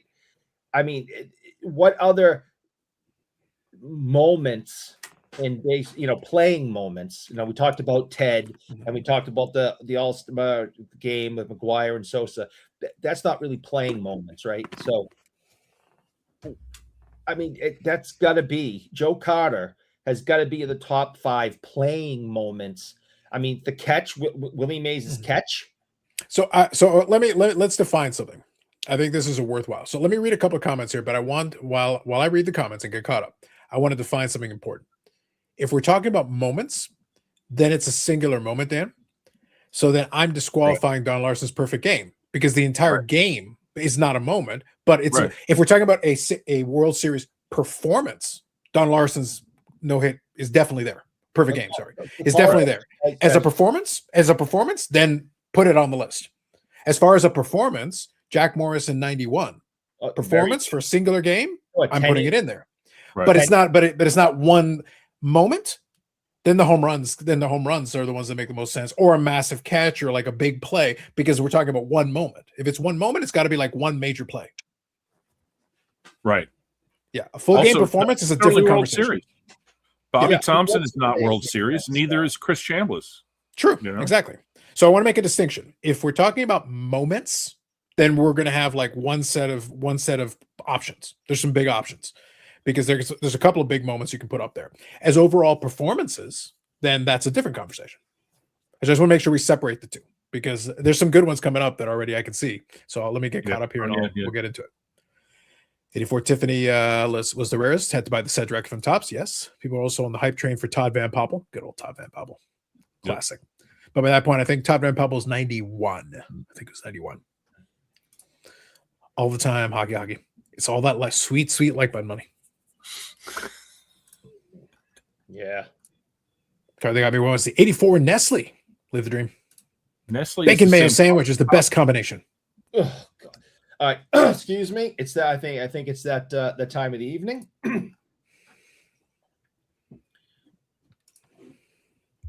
Shut up, Josh. That was a big moment for Eric. Good evening, Jeff. Name of the pitcher gave up the All-Star Game home run, a grand slam. Atlee Hammaker. Nice. 1983. Saw it live. Laura agrees with Eric. Look at you, Eric. Someone agrees with you. It's got to be a gag. Tony Gwynn was so kind with Ted. 84 Donruss Mattingly was regional, so it can't be considered. I think it's kind of an interesting conversation. Good evening, eBay. My dad told me never to forget that name. Sad news for Philly fans. Sure, Larry Christensen of the 80 Phillies died. Oh. R.I.P. Street growing up that only collected Spike Owen. They're fan favorites all the time, man. Fan favorites. Say overproduced started in 81. Legend. I say overproduced started in 81, but John Quacks for 86 for tops and 88 overall. You can make pitches, different arguments. 72 is and will always be trash, Dylan. Trash. There are receptacles. There's actually, Eric, I'll finish through the rest of these and I'll come back to this. Yeah. Very important. 72 tops, tombstone cards. Fred Lynn hit in 83. Variety show entrance cards, not tombstone. Donner started producing like crazy in 88 Fleer and 88 Fleer in 89. Plus you had Score, so the total masculine started in 89. Yeah, the production definitely started going up because 89 you added a couple more brands as well. Score 88 Score is the first Score set. This is Score 88. I had it. Got destroyed in the hurricane.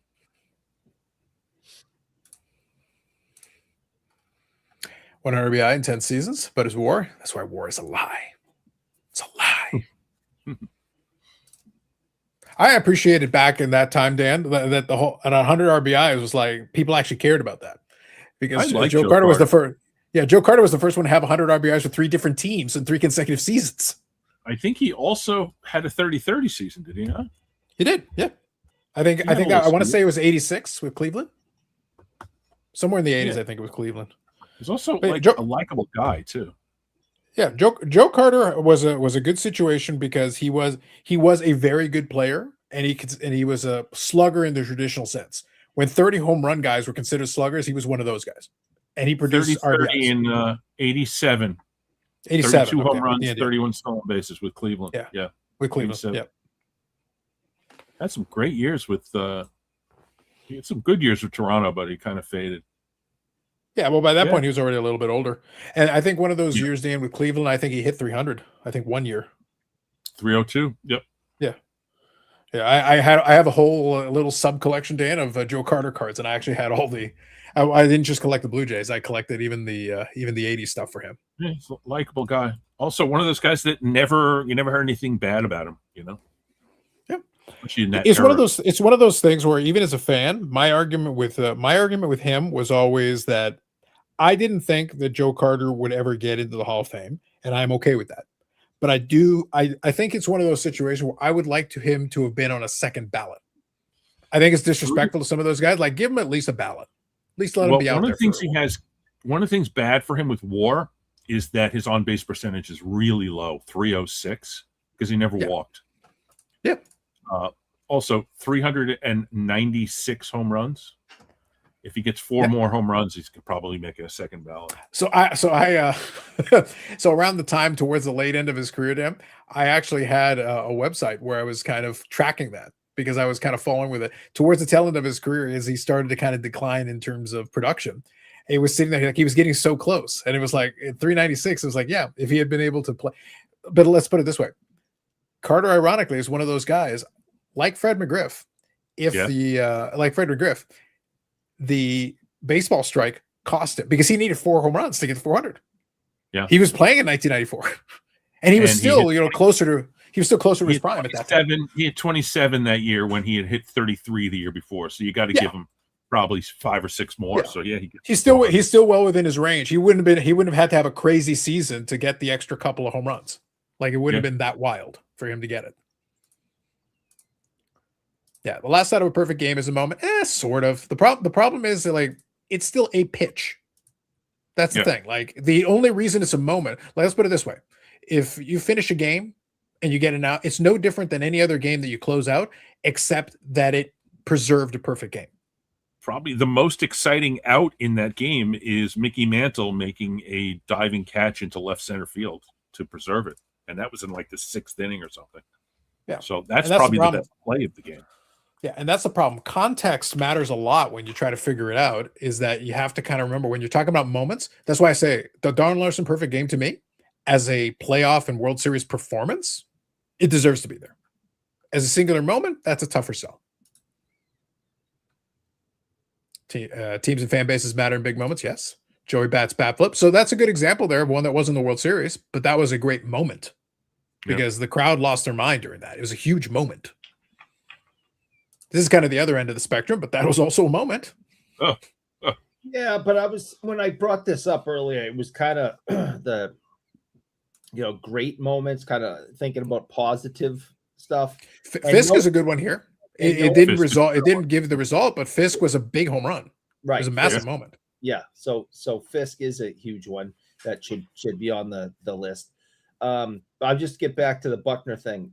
I was saying positive things, and no one looks at that as Mookie Wilson's hit, right? It's Bill Buckner's error. So it doesn't qualify for this conversation. But is it a major event in baseball history? Absolutely. But I started this conversation on like greatest moments. So I wouldn't count Buckner as one of the greatest moments. No. Yeah, I think the only argument you'd have for it is if you're a Mets fan. Yeah. And outside, if it's for your team, then yes, it's a great moment. Yeah, right, and I understand that. Look, so Eric, look, hold on, Eric. Let's do one proper. Let's do a proper one. To be fair. To be fair.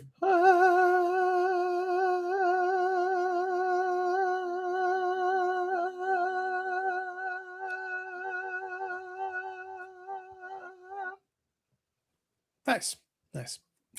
In the same vein, I happen to think the clinching goal of the 1999 Stanley Cup, the most legitimate goal in NHL history by Brett Hall, is a great moment. Yeah, right. Sign me up for that. As legit as it can be. The most legitimate. Bucky Dent, yes. Bucky Dent is a good one, yes. You missed his middle name. name. Yeah, well, it's a family show. I'm trying to find a couple of. I have a couple of pictures with Bucky, and I can't find it because him and Phil are like best friends, and I have to. And Phil listens to everything on speakerphone, which always bothers me. But I have to listen to Bucky 2-3 times a week. They have these long conversations at work, him and Bucky, and I'm listening to Bucky Dent talk 3 times a week for like a half hour. Aren't you working? Don't you have something to do at work? Like it's on speakerphone. It's a big place. I've been there twice. It's a big place. I'm just telling you, I have to listen to Bucky Dent talk like 3 times a week. I think you're eavesdropping. Complain about the Yankees and Aaron Boone and how he's destroying the team. Wait, Rick Monday? Rick Monday has a better thing than the flag. Rick Monday hit the Expos home run. You guys know this. Blue Monday. I don't know. Yeah. Saddest fucking day in history. Yannick I hate Rick Monday. Yeah, Yannick rejects. Yannick hates Mondays. I hate Mondays. That guy can't walk in Montreal. To this day. Probably not. Yeah. So for this one, Orlando, I can't count it because it's the same thing. 3 home runs in one game is a performance. It's a game. Yeah. Yeah. Because then you have to say first home run, second home run, or third home run. The moment is the singular play. The singular play is the moment. Single game performance? Absolutely. That's why I had to make the distinction, Dan, at the beginning, because it's so easy to quickly grab a performance. You have to separate the two. If you want to talk about performances, yes, absolutely add it to the list. But singular moment, that's a tougher one. Yeah, the Fisk home run, yes. Proto junk. I do like a little bit of a proto reference in there. In the start of the 94 MLB strike season, nothing's better pre-steroid info than the ongoing season of 98 McGuire and Sosa. As an ongoing kind of storyline, the back and forth, the cutouts from network television, was pretty big. People were all over it. Basketball Hall of Famer Bill Sharman was on the Dodgers bench for Bobby Thompson home run, but never played an MLB game. Interesting. Did not know that. Thank you, Stu. Fun fact. Talking moments. Start at the bottom of the 5th inning. One night in Baltimore in 95. Carter should have stood the whole 10 years about. That was basically my argument. Him not getting in, Dan, I have no problem with that. That's totally fine. But I think if a player has a good enough career, I think that you should show him the courtesy of having a second ballot or third ballot. Like at least show him the courtesy. A one and done for Joe Carter is bull. Honestly, I agree with that. Because if you show a bunch of World Series highlights, how often does the home run come up? It's like, and by the way, again, he almost had 400 home runs in his career. So that's still like, he was too nice of a guy. He was probably not enough of a self-promoter. If he had been more of a self-promoter, he probably would have gotten more votes. That's Bucky Dent and some guy. Yeah, it's Bucky. You can't tell, but on the hockey puck it says, "My biggest fan." Eric, does he sign Bucky effing Dent? No. Should. Yes. Yeah. For the Rogers Center Skydome, a statue is deserved. For Jay's history, that home run should be celebrated. It's very appropriate. Hell yeah. So Jordan over Elo is the first or second round of the playoffs. It wasn't even like it got them into the next round. It wasn't even like a championship thing. Yeah, I feel like there's a lot of really good Jordan moments. Like if you want to pick out a Jordan moment, there's some choices. There's some good choices you could make. Some big moments that he was involved in. Again, not singular game performances, like specific individual moments. The flu game, that was crazy. And you just started dropping all those 3-pointers. That was nuts. If anybody goes to the strike next year, they'll kill the game for the next couple seasons. I like it. Good. I blame Ohtani. It's his fault. And the money they make, yeah. That would be bad. Listen, blame Shohei. Not my fault. Look, at least the Dodgers, Eric, you know what? The Dodgers want to pay him $700 million. Fine. Pay him $700 million. Pay him all the money per season. Not a 30-year contract bullshit to get around taxes. Where are they getting the money from? Isn't the guy going bankrupt? Isn't he like involved in a pyramid scheme or something? There was a specific, oh, he'll get his money. That money's already been allocated there. That money's already in the escrow account. They don't need to worry about it. He's going to get his money. I don't know. We'll see. Yeah, the Piazza homer after 9/11. Yeah, if you want to go a specific moment, that's fair. I to me, it's not as big, but I understand the context of it. I would agree, though, as a singular moment, valid. Sure. Fly ball interference at Wrigley. That was a moment. Yes, that was a moment. I got a picture with me and Bob Stanley too, but I don't know where the hell that is. Buck. It's always fun to joke about. I'm in the camp that Buckner had no business being out there in that moment. Yeah, he should have been. You should be put in somebody else. Just let the man enjoy it from the dugout. If they win that World Series and be done with it, again, that's why I say like the Buckner thing is interesting. Buckner finished with 2,700 hits. It's very respectable. By the time Buckner makes that error, the game is already tied. So, really, somebody mentioned Bob Stanley. Bob Stanley threw the wild pitch that tied the game. Right. He scored a goal. No, what you're playing? We know that Buckner could barely stand up. His ankles, he was in so much pain. His ankles were a mess. And, he could still hit. And he was one of the, great hitters of his era. But, he could barely stand up. Yeah, he was in a lot of pain. He shouldn't have been out there. Even with the bat, he was a liability because he couldn't move. Mm-hmm. Well, and also just in the spirit of truthful and fairness, they did have a game 7. You're allowed to win the next game. You realize you can win the next game. That is allowed. I don't think they were told that, and I think we should look into it because there was a reason why for whatever reason that it wasn't. The Red Sox were not informed of this. Boy, he doesn't look happy to be hanging out with you, man. Oh, absolutely not. No one's ever happy to hang out with me. You know that. Yeah. The Red Sox were leading in Game 7, like 3-0 in the 5th inning or something. Yeah. Well, so Dan, that's kind of the thing is that when you're talking about that's why I say like the Joe Carter home run, I think is one that deserves to be discussed, is because it ended the series. There was no follow. The Phillies didn't get a follow-up opportunity. That was it. Like once that home run was done, it was done. But if you have an opportunity in one more game, even if something happens, you do have one more chance. You do have the opportunity to regroup. And if you do, well, then history kind of forgets about the thing. Like it's okay. If good example. The Carlton Fisk home run was great, but they didn't win that series.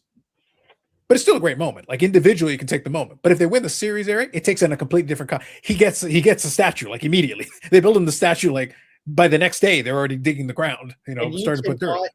You cannot have a conversation with Bernie Carbo without him mentioning that he hit the home run that tied the game, that then let Fisk hit his home run to win the game. So I have a signed photograph that I got at Shriners last year of Bernie Carbo hitting that home run. Yeah. Yep. Yeah, you cannot have a conversation with him without him reminding you of this. He was very nice though. He's very nice. He liked to talk about it. You were right. He liked talking about it. He is a huge talker. And after you are done listening to his baseball stories, he will start talking to you about religion. We didn't get to that. I was on a line. It could, people behind me. So he would have kept talking. He's a talker. Yep. Tom here says, not baseball, but wide right and no goal define my childhood. Wide right I've heard of, but the no goal, what is this no goal you speak of? Are you referring to the most legitimate goal in NHL history? The goal by which all other goals are defined. Just saying. That goal. But the wide right, my condolences. The Jeter flip, that was a big moment, yes. Regular season non-crucial game performance, Sandberg game. All right. I don't know what that is. It was a Saturday afternoon, 1984. Ryan Sandberg had 8 RBIs or something in one game on the national TV. No, propelling him to win the MVP that season. He was one of the greats of his era, so that doesn't surprise me. Yep. Edgar Renteria base hit. I like the little things on the E and the I there. The accent. I appreciate the authenticity. Randy Johnson, Dave Winfield, separate seagull incidents. They did have separate seagull incidents. That is true. I don't know of Dave Winfield's seagull incident, but Randy Johnson just happened. Dave Winfield actually threw the ball at a bird in Toronto. Actually, it was in Toronto. He did it on purpose. Yes, and destroyed a bird. I think he killed a bird. I think he actually got prosecuted for a little while, and then they threw it out. Wow. Okay. I've never heard of Dave Winfield's seagull incident. The Randy Johnson bird incident, yes, very famous. There's video of that. I don't think there's any video of the Winfield. Oh, okay. Well, Dan, the best part is if you take the Randy Johnson one, Simon 466 has a card that is an homage to that. No, Randy Johnson works on it. How come Simon's never in the chat for this? We should get Simon in the chat here. So you got. Well, I think usually at the hours that this is going on, I think he's still watching his kid. Yeah. Because when we were recording, he needed to start late. So I think as part of kind of the schedule there, he's kind of on watch. Well, his kid should be in bed before you go off the air at midnight. So, in theory, one would hope. Carter had a hell of a 10-year run. Absolutely. He was still one of my favorites. I didn't want to pick Carter because I think for the Jays, I considered him to be a star player for the Jays. He was part of that. He was part of one of the key pieces.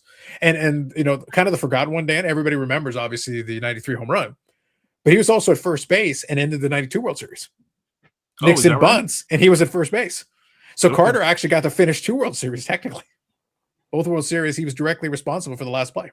Why was he at first base? Wasn't Olerud I think it was a defensive repositioning. I think there was some. I forget now, but it was Game 6, and Joe Carter was actually at first base.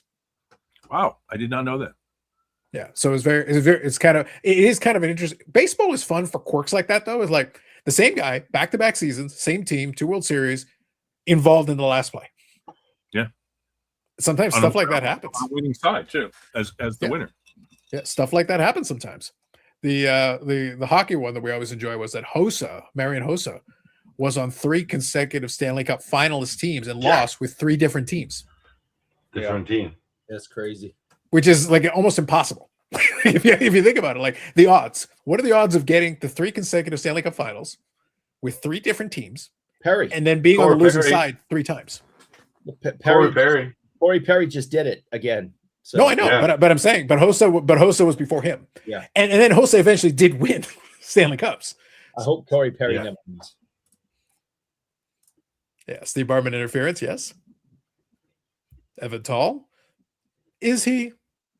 I'm not going to pull up the picture. God damn it. I'm not going to pull the picture. Bucky signs Eric. No, he doesn't. My moment was with the Orioles, 3 guys playing out of position, and Tippy Martinez picked off 3 players at first base. That was sitting in the upper deck. Nice. Yep. That happened. Mookie would have beat him to the bag. I think that's wishful thinking. No, if Bill Buckner was completely healthy, he would have had him out. Stop back to Drew Peterson. Hail Mary. Vikings fans are still complaining about Pearson pushing off for pass interference. If he really, it just says if he really, it says he really did. I don't know if you mean if he really did. He takes plenty of blame from the old school. He has not been left off the blame chart. A moment is the Stanford game with the band on the field. That I would 100%. That would qualify as one. 100%. Now, who was John Elway was in that game, right? Who else? I remember the Elway part, but I don't know. I don't remember who else was with There part may of have that. been some other future known players on that field. But John Elway, definitely, right? Yeah. It's kind of the same. They were scapegoats. Yeah, and that was kind of agreed. So I think the comparison is valid because in both cases, that's why I say I'm making a distinction, Dan. In both cases, that didn't end the game. You guys could have just regrouped and gotten the out another way or won the next game or whatever. Like there was still an opportunity to redeem it. But Bartman never should have been a scapegoat, right? This is a paying fan. No, I agree. There were literally like 10 other people who were trying to do the exact same thing. They got off unscathed. I will go to the grave saying this: 100%. Again, back to the death of the population would have tried to catch that baseball. There is nobody that in that moment would have started putting people back like this and said, let the play happen. 100% of the people would have had their gloves up trying to catch that ball. But part of the Bartman thing that sort of caused him to become that was that he had the headphones on. Oh, he's dorky. And he kind of looked like a dweeb, and he didn't say he was sorry, and it was just very it was just the way he reacted afterwards and the way he looked. He had nothing to be sorry about. That's what a bunch of other people. Yeah, look. The ultimate thing, I actually would have enjoyed it tremendously. I would have enjoyed it tremendously if a couple of those other people had punched him and stolen the ball, and the same I go, I can't believe you did that, and then run away with the ball. Yeah. Well, the ball ended up on the turf. The ball ended up on the field. Also, Music City the shortstop made an error on the next play. That's what I'm saying. Usually, Dan, people will hyperfixate on one thing, but there's multiple things that lead it to being an issue. It's not one thing usually. Music City Miracle was crazy. I remember that. game. Yannick, how many screens do you have set up? I got 3. Nice. I only have 2. NL Cy Young, Ms. Sailor Sanchez. I'll let the chat take a stab at it. I haven't been keeping tabs. I have no idea. Chris Sale wins. Yeah, that's why there's no video. Oh my God, Chris Sale warming up in between innings so there's no video. Was just completely injured. He was like the highest paid pitcher in baseball when he was here, I think, and he sucked. He was hurt the entire time, and when he played, he sucked. He leaves, and he's a superstar again. I just looked it up. It was the Rick Sutcliffe trade, not Eckersley. All right, nice. So that worked out. Walter Johnson performance. Yeah, if for performances in Game 7, sure. But as a singular moment, then we won't count it. But as a performance, you can put it in there for that. That's fair. The Jeter toss to home plate. Yeah, Keith made reference to that one as well. Simon is in the chat. Good evening, Simon. Yeah, see, I said these guys just come in because they get mentioned and they're actually listening. I love that. Yes, here you go. And the Randy Dungeon Duck Hunt card I have is incredible. Yes, that's the one I was referencing. It is a phenomenal card. Can you send a picture to Carl? Text a picture to Carlos and let's see it. Yeah, I had one previously, and I'll see it. Yeah, if you get a chance, Simon, just send me the picture again. Is it like a Project 2020 card, or it was? But he's got one of the shiny ones, so it's extra. It's extra fancy. It's very good. Yeah. California. I think that was in reference maybe to one of the ones just above. So I'm almost caught up here. I'm only a couple of minutes behind now. Doug Flutie, Boston College TD pass. I watched Yes. that live. Can I tell you? Have I said this before? That Doug Flutie touchdown pass changed my life. All right, go on. I'll get caught up on the comments while you're doing it. Go ahead. Okay. So Doug Flutie threw that pass in 1984 to win the Orange Bowl against Miami, and it was one of the most famous football plays of that era. As a result of that play, applications to both Boston College, the university, and Boston College Law School went up something like 33, 40%, something like that. As a result of that, my application to Boston College Law School, I was not rejected. I was put on the waiting list for a school that I absolutely should have gotten into. And because my family was from Boston, I would have gone there. But I did get into Notre Dame, so I ended up going to Notre Dame instead, even though Boston College put me on the waiting list. So if Doug Flutie had not made that play, all those people wouldn't have applied to Boston College. I would have gotten in, and I would have gone there. So that place changed my life. Wow. So there you go. Look at that. Look at that. I was 10, and I got to stay up late and watch the game. Can I tell you one? The coda to that is that my daughter just graduated from Boston College Law School like 2 years ago. So screw you, Boston College Law School. We got one out of you. And you know what that means then? As the full circle moment, the next time that you send Eric, you serve him with legal papers, it can be your daughter signing off. So 2 generations of the family give him a cease and desist. There is a picture from her graduation day.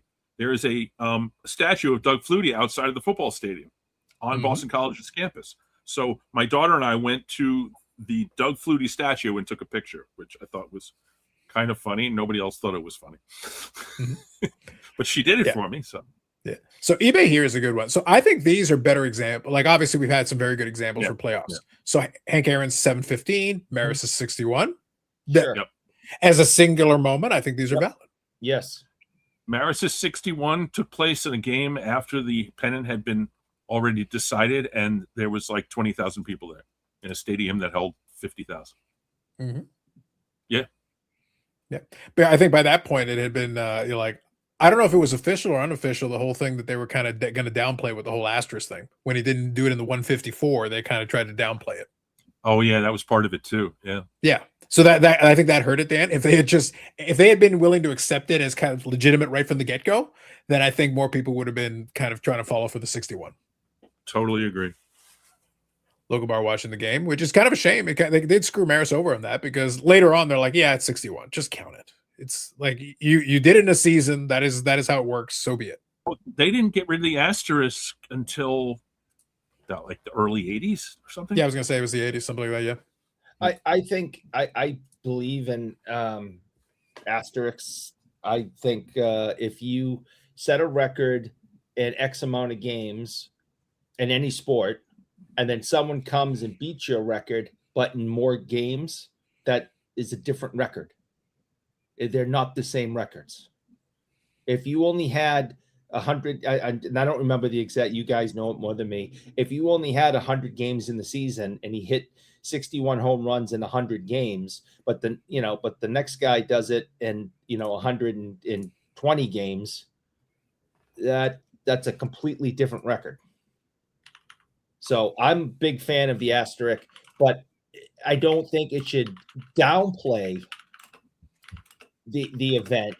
I just think it's a separate record. So well, you know what that means. Per Eric, the rushing leader is OJ Simpson. Bring OJ back. 14 game season. It is what it is. Everybody else, asterisk. Did you hear? So Simon's in the chat, so he's hearing me now. I thought the funniest thing of Simon's new video was that Brian Gray called Mike Baker the OJ of grading. It all comes together, man. It all comes together. He's the OJ Simpson of graders. You have to admit, Brian Gray does have a sense of humor. Sometimes I don't think he realizes what he's doing, but I think it works out. The ski jumper who was at the start of Wild World of Sports seemed famous when I was a kid. There you go. Infamous. I like Saquon didn't play the 17th game to try for Dickerson's 16-game record. Tony did 40-40 and quickest fewest games / at bats. Each record should be based on games played per season. There you go. TJ is backing you up there. Yeah, I think, they play 82 games in hockey. Well, if you scored the most points, of all time, but you did it in 82 games, it's different than when they only, played 80 or when they played 60. They're just different records. That's all.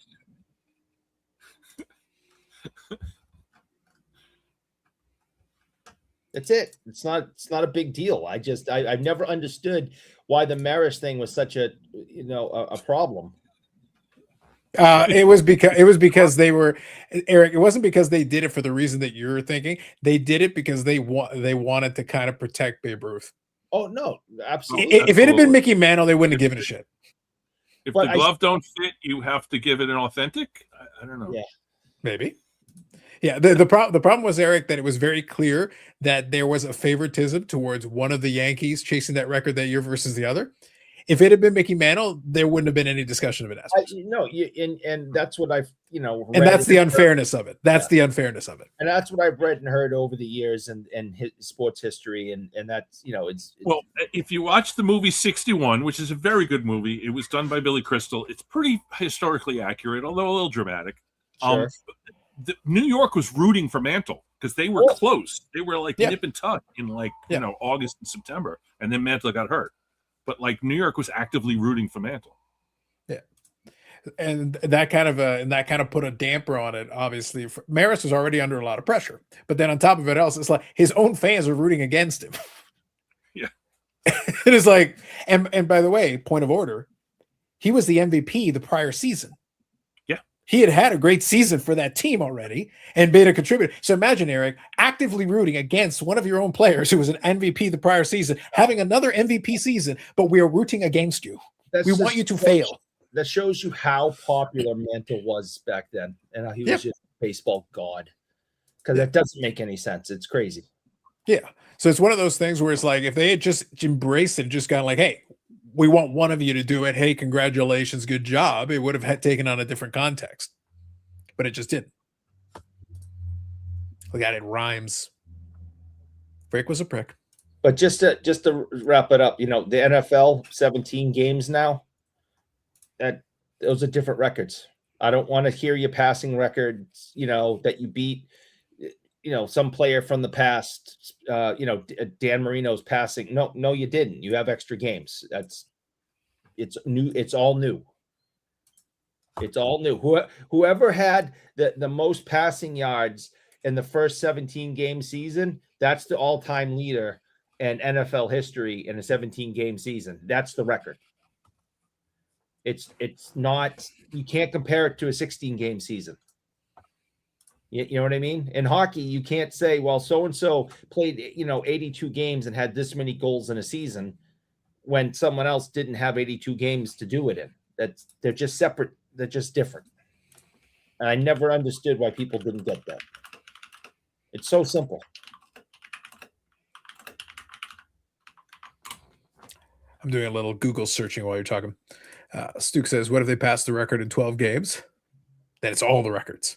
You get the 12-game record, the 13-game record, the 14-game record, the 15-game record, the 16-game record, the 17-game record, and you get the record for most number of records set for that one record in one season.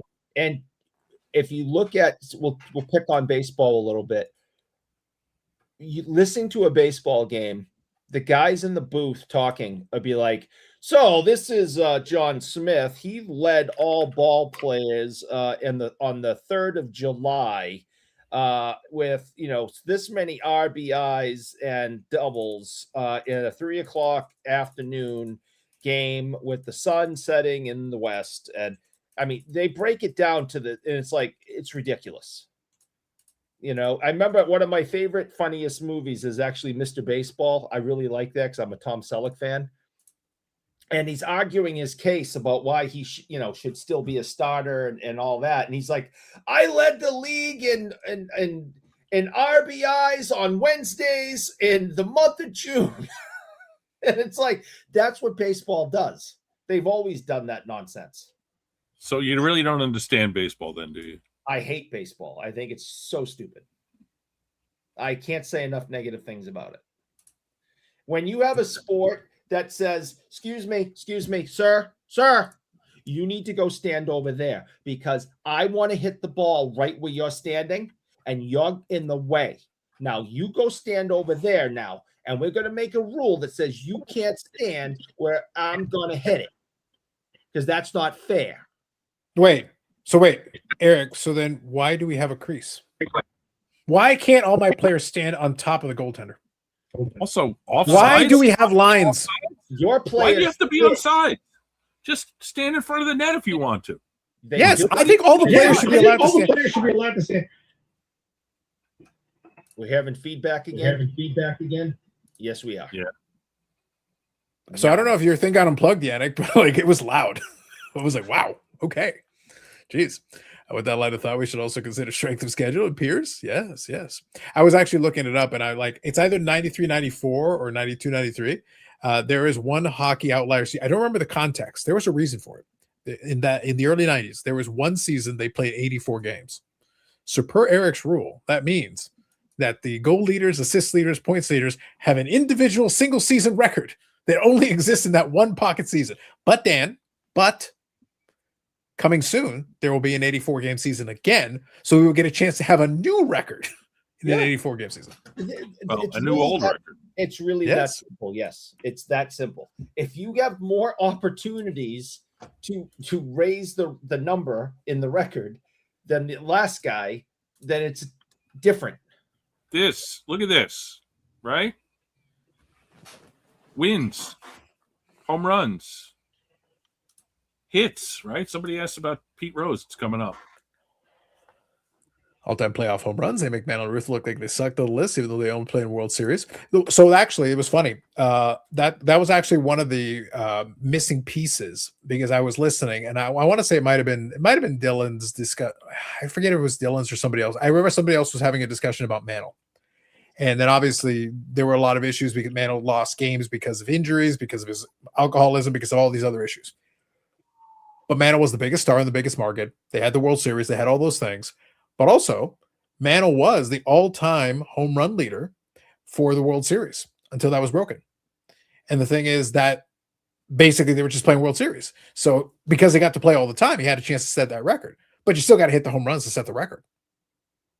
He still has the record for home runs in the World Series. It was the playoffs. They changed that, and there was the playoffs that got broken. Yeah, so the World Series, he still holds the record. Yeah. But when he retired, he held that record. And that record, to your point, the record still stands because they got to so many World Series, but you also had to hit home runs during those World Series.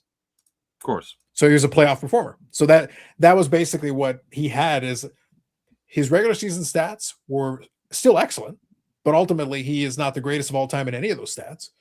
But when he retired, I want to say he was either second or third all time in home runs when he retired. I think he was third. I think he was third. Because I think it might have been Ruth and Jimmy Fox. Yeah. Because I think Mantle was third. Because he had like 536 or something. Something like that. And when he retired in 68, Aaron and Mays had not passed him yet. Yeah. And so that's what I mean. So in a way, Dan, history kind of punished him because when he retired, he was third all time in home runs, despite all these other issues and all the games missed and all the things that could, what it could have been. But then it's like, oh, but there's all these other guys in front of him. Well, yeah, these other guys kept playing, and then the game continues, and all that happens. And Mays and Aaron would eventually both pass him, deservedly so, because they kept playing and they kept playing at a high level, so they earned it. Home run numbers in the last 20 years are totally inflated. You got 500 home runs means nothing anymore, as far as I'm concerned. And at the time he retired, it meant a lot because there were not that many. He played that's the other thing. He played in a pitcher's era. All true, T206 kid. All true. Eric is not about the maths. There's too much math involved. Villanova was up by 10 with 49 seconds left. They lost in regulation. Damn, Paul. Damn. Was that a moment? Paul, was it a moment? Onside kick, long TD, interception, and field goal to win. That is actually kind of ridiculous. Okay. William and 2 more Mary, dingers than Fox. They lost to a man and a woman? Maybe. That's what makes it a moment, Dan. It's a moment. Now, two Mantle's more dingers in the box. Is that right? I'll double check, but I think that sounds right, or it's close. I don't know if it's exactly. Let me see. Run leaders. Good old baseball reference. Career. But yes.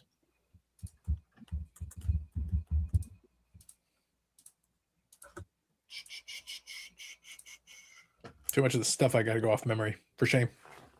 But yes. But yeah, I think it was interesting. But part of the reason I want to bring that up, in addition that it was part of this conversation, but part of the reason I want to bring it up as well is That's that right. Mantle was second was when he retired. oh, so he was second behind Ruth. Yeah, Fox Even is better. in fact two below. Even Yeah. better. So even better. There you go. You heard your name in Mantle? See, I Yeah. like that Dylan's listening. So Dylan, I know you're mostly listening, so I'll have to use the power of descriptive video. Dan, I'm gonna need you to do me a favor. I'll have it for Dylan's because usually he's doing some chores, so he's not always looking at the screen. So I'm gonna need you to use descriptive video. So could you use descriptive video and explain this for him? That is a 1972 in action Willie Mays, which I believe is card number 50 in the 1972 top set. Go on. Inside of what looks like a Canadian styled garbage pail. And what With is it It's a say? trash can. Not only that, it's a trash can with googly eyes. I think that really adds to it. Yeah. But also, Also- what does it say? It says Willie Mass on the card. Listen, that's AI. 1972 Topps quality control, man. Willie from Mass. As far as I'm Is- concerned, Dan, that's basically what the real card says. Is that trash for me? Valid. So that is actually, a lot of people don't know this, Dan. This is why I'm here to fill you guys in with the scholarship. That is actually a traditional receptacle used for 1972 Topps. You put your 1972 Topps in there.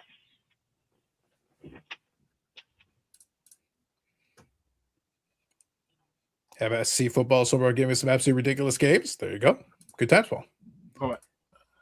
Mays had 587 homers when Mantle retired. Okay, so he was third then. All right. He would have been third then. Yep. I don't think this is right. I think AI screwed you because Aaron did not have 554 going into 69.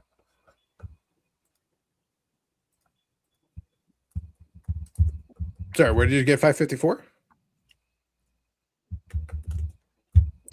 He's saying 587. So where'd you get 564? No, Aaron.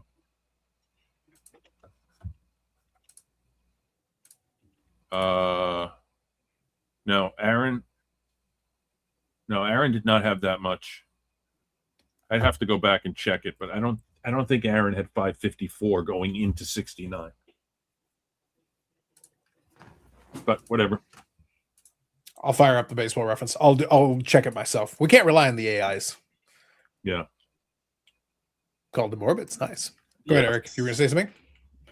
I will hit the Google machine while we're figuring this out.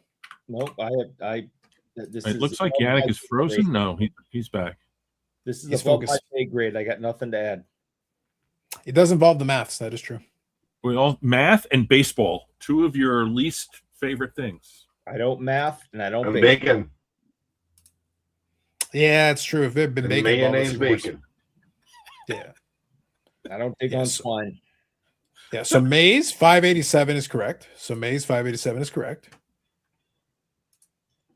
Somebody just said that I'm right. Aaron had 510. I win, Dan. 554 after 1969. So Mantle retired at the end of 68. So Mhm. Yeah, that's right. At the end of 68. Dylan says he's weed whacking. That usually sounds like a euphemism for what Eric's doing with the incognito tab. But okay, fair enough. Like I'll take your word. I'll assume that's what you actually mean. You deserve it. Because Isn't 72 that- Topps is trash. is it weed whacking? Isn't that what Eric's generally doing after he's watching Emmanuel in Space? Well, that's why I said the incognito tab. Yes. That's Okay. what I was implying. Yes. Aaron had 510. Okay. Yeah, I'll double check that. The Willie Mays is correct. So let me just see here. Let's double check the Aaron just to make sure. Stuke pulling out the baseball cards. There we go. There we go. I have an Aaron. According to the Topps card, look at that. Yeah. Oh, it's right here. 554 after 60. Well, after 69, yes, but Mantle didn't play in 69. We have to take. We can't use the 69 season. We have to take it away. No. He hit 44 in 1969. So he had 510 at the 510 end is correct. 1968. So look, yeah, I found out because I have an autographed 1970 Hank Aaron baseball card. So there you go. This one did not cost me as much as the Munson did. In fact, this one cost me very little money. I bought it at an REA auction about 5 years ago, and it was like $600. These are now like $1,500, but I'm never selling it. So beautiful. Look at how bold that autograph is. Mm-hmm. Now, do you prefer that it was on a Sharpie, or would you prefer it if it had been ballpoint? I would prefer ballpoint, but you take what you can get. Okay. Aaron's signature changed over the years too, so this is different. This is definitely late. This is probably like 2000s. Passed away in 2020. Gotcha. My Aaron cost $5 in the National this year. Those high price dealers were tough to deal with. Damn, $5 whole. The 70, yeah, you can get the 70 in some conditions for $5, but yeah. Well, what's funny about it is that I want to finish. It hasn't been a priority of mine, but I'm going to keep my eye out. My plan is still to finish it this year. I got to finish the 53 Bowman color, and then I'll be done that. And then I've got a couple of other sets that I'm most of the way through. So I'm going to start going through a couple of those and start working my way through. But what's funny is that a couple of those sets, since I started them years ago, and initially the goal was just to kind of, because the plan was to do the run of sets. Because of that, I didn't focus specifically on quality of the cards. So I've got a bunch where it's like, I probably should upgrade a bunch. So I'm probably going to get a lot at some point and just say, let me get like a mid-grade lot. That'll upgrade a whole stack of the cards, because I'm talking mostly the commons and everything. Get those fixed up a little bit. The stars and everything, I usually was a little bit more particular with, but a lot of the common players were like, some of them are pretty beat up. So I can probably upgrade them pretty well that way. You did that video. You did a series of videos. I don't know, maybe a couple of years ago, maybe even like a year ago, where you went through the boxes and just went through picking out the cards. Yeah. Well, that was the ones where those were the set projects that I never actually started. Like I've got a stack of 58s. I got a stack of 59s. 57s, I didn't have much. I always thought the 57 was ugly. I never liked the 57. Yeah, I don't like it. Yeah. Especially coming off. I don't like 58 either, Dylan. There you go. That's all of my 71 OPCs. Take those gloves off.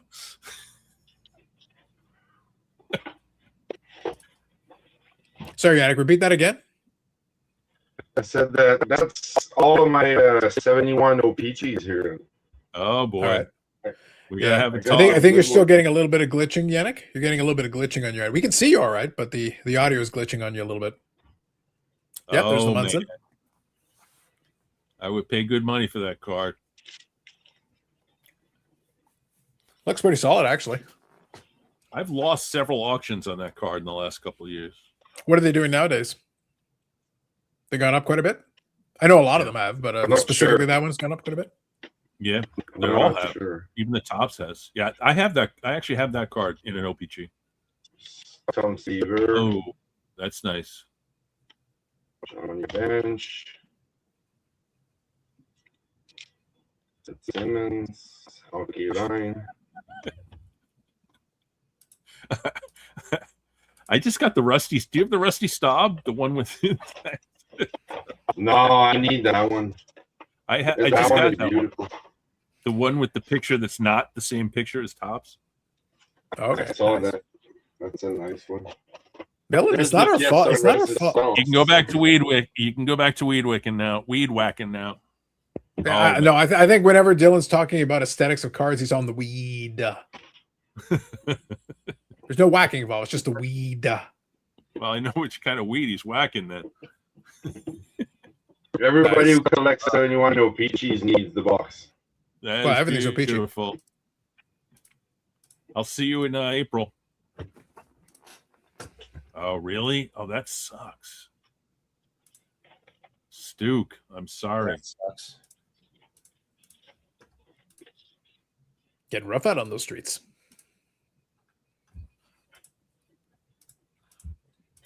So, chat, we can talk about anything you want to talk about, but in the meantime, I'll tell a little story. Eric, it's time for me to spin a little yarn, tell a little tale. Oh, I love spinning yarns. Oh, we got a little yarn to spin here. Okay. Earlier this week, on Wednesday, Yeah. I encountered something historic, something that had not happened before. Okay. What would that be? In contrast to you, I watch a lot of the YouTubes, tons of the YouTubes. You do. And especially in my 2.5, 2.6x, 2.7x, 27x, because of the sheer speed at which I can watch YouTube, I watch many hours of YouTube. Many hours. They got a 10x button just for Carlos. I like to think so. Yannick. And I appreciate it. YouTube, I appreciate you. On Wednesday, Eric, I reached the end of the internet. What? I reached the end. I went looking. I hit the refresh button a couple of times. I'm like, I've either already watched this or I'm not remotely interested. I could not find any of the contents. No. I reached the end of the internet, Eric. I downloaded the internet. It's over. It's finished. That's pretty impressive. Yeah. All the 10Xs got me to the end of the internet faster than I intended. Now I have to wait. For you guys to catch up and start producing more shit. See, the problem is, Eric, if I wanted to watch pickup videos or, hey, let me showcase random set, then sure, I could do that. I don't want to watch that. Right. Yeah. So it's like, so I kept refreshing, and I've got like over 300 channels I'm subscribed to. And I was like, really? Nothing? Wow. 300? Comfortably over 300. Let me see. What is it looking like these days? And I was like, y'all letting me down. Got to do better. I've either already watched it or it's just not that interesting. Would you like me to make some content on my channel? I think you should make a video. Or you could do the Bob Lewis Time Vortex thing. Have you tried that? No. Well, Bob Lewis has basically only made one video ever, and he's been fooling people for years. It's not true. He only has one video. I should make some videos. People would love to see me make videos. It would just be.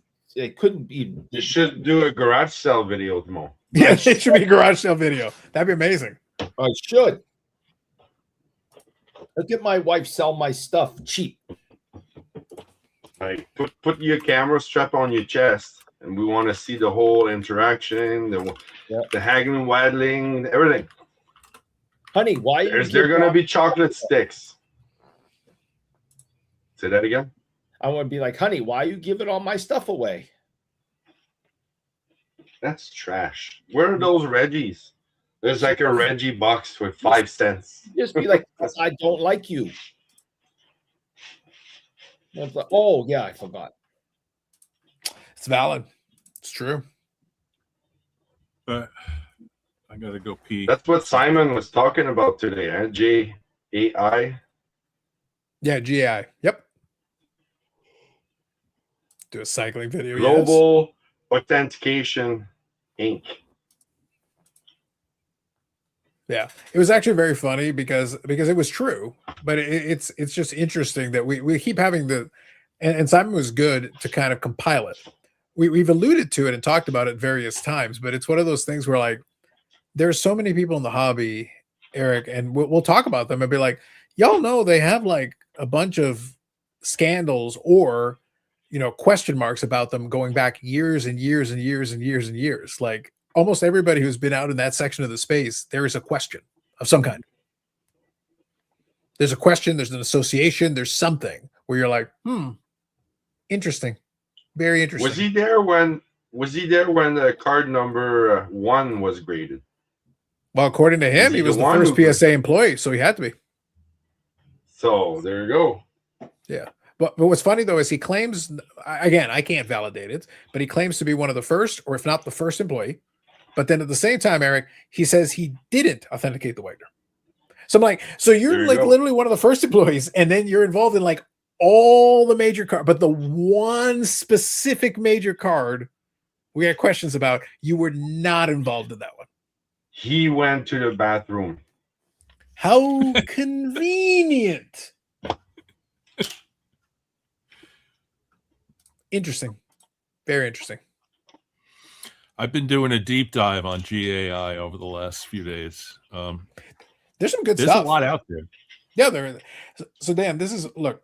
I'm not going to look. Maybe, given that I reached the end of the internet, Eric, maybe I am suggesting this. This is the shit that we need. Mhm. People, get on this, man. Look, I'm sure that your latest pickup for your set is fabulous. I'm sure that's awesome.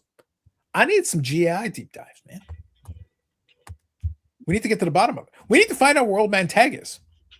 Ever since Bobbles took him out, haven't seen him. I think he's in the convalescence at home. There's Rusty. Yep. Appreciate the airbrushing bonus. Yeah, the famous I got traded. Basically, that's where he got traded to the Expos. Yep, the 77. Evening all, and Eric. Straight Paul. There's his first Expo. Yep. There's that one.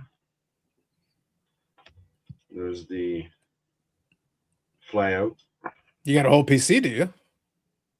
I think it's my favorite there. Well, why do you still have the stickers on them? You just haven't had a chance to organize your stuff yet, or are the stickers? Yeah, I'm selling a lot of stuff. Oh, okay.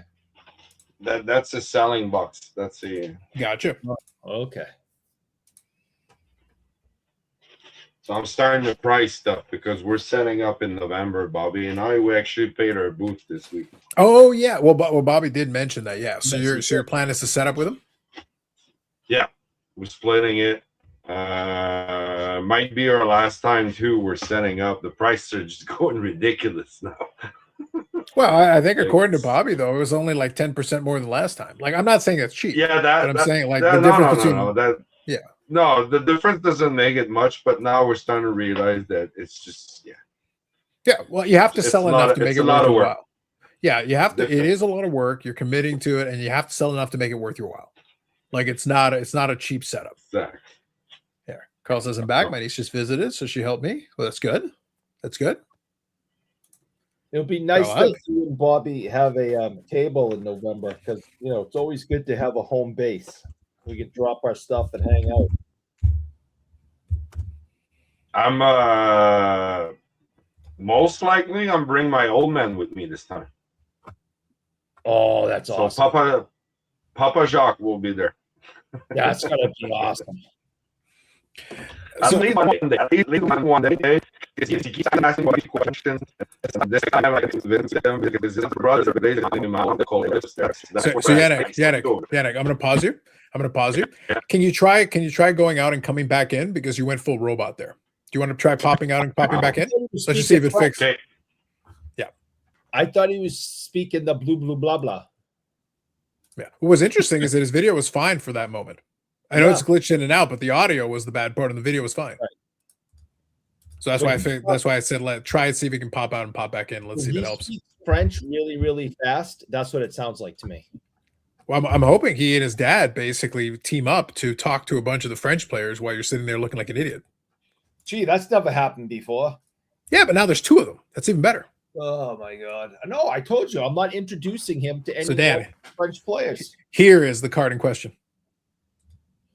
This is from Project 70, Randy Johnson, and it's based on a motif of Duck Hunt.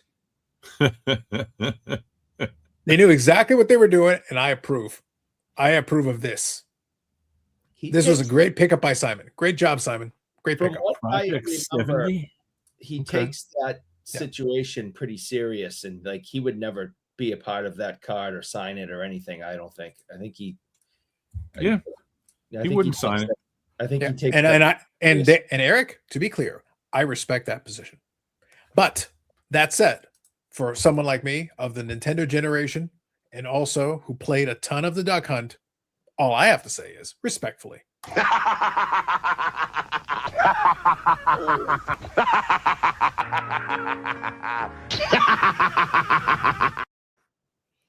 didn't seem respectfully. It was very respectfully. Didn't seem solemnly and respectfully. Okay. Mm-hmm. With much respect. Okay. Michael says, Dan, I emailed you about the stop auto. Yes, I saw it. I have to pull out my Staub Auto to compare it, but it looks pretty legit. And there's Denny LeMaster on there too, who I also have an auto from. So thanks for sending that, Michael. Good stuff. Okay, here you go. There's the rest of the message. Carl was saying, my niece just visited, help me do my mail day video, so I'll post later today. Like and subscribe. There you go, Carl. We like it. Good job. Like and subscribe. Randy only signs jerseys for special charity events. Yeah, it's his prerogative. That's fair. Sex is the people we want to hear have Wi-Fi audio issues. Flawless audio. Listen, Eric paid good money. He used a lot of chocolate sticks to bribe people. Flawless. Yeah, unfortunately, a lot of times where Yannick is sometimes out a little bit in the boonies. I don't know if he's still, I know he moved, so I don't know whereabouts he is these days. But I know sometimes that's a bit of a challenge where the audio kind of cuts out. It's weird though, because the audio is the less bandwidth intensive, but obviously once it starts going robot, then that not much you can do. Yeah, that was the mess. So yeah, we can get by a little bit, but if it's that tough to hear, you just can't hear. Like, I don't know about you guys. I had a lot of trouble hearing what he was trying to say. That was bad. That was bad. Evening, Dom.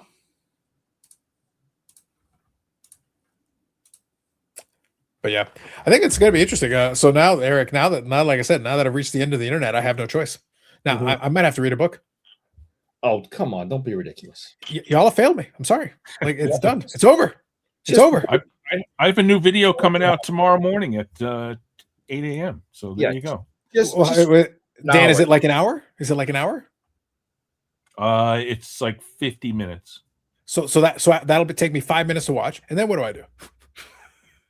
You could watch me on 2X. I could. Watch me on 1.5. I have a much better rhythm at 1.5. I don't know. 2.65 is pretty good for a lot of people.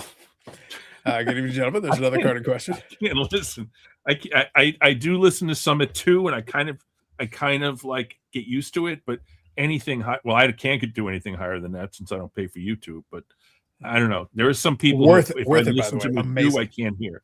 Listen to Dan the Cardman at 2.0. It sounds like the Chipmunks.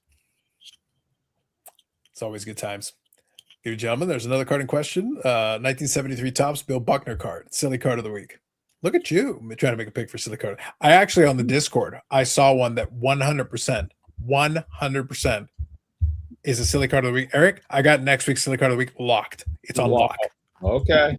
Like, as soon as I saw it, I was like, yes. No questions asked. Say no more. Yes. Say no more. Mark, Dan, I haven't been on your show in a year. It's scandalous. I have an idea. Has to do with Shriners. We'll talk. Wow. See, Eric, you could have made videos about the Shriners.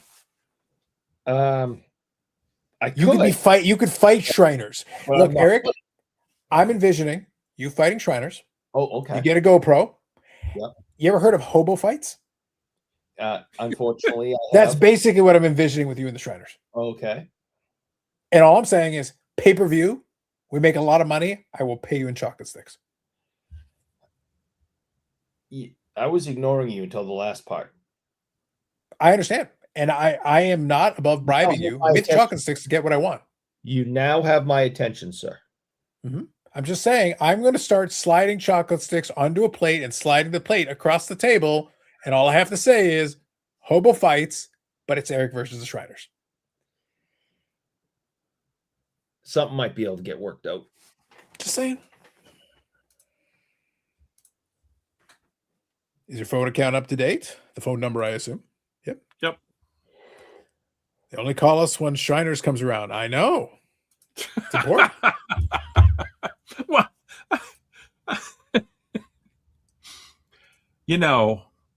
you want me to go up to Boston at other times? Come on, I'm a New Yorker. They're gonna. Well, look, Dan. As far as I'm concerned, you made a tactical error. You went for the Shriners instead of the Expo. You could have been hanging around baubles and ball cards. You could have met the Burrell. You could have thrown things at Eric.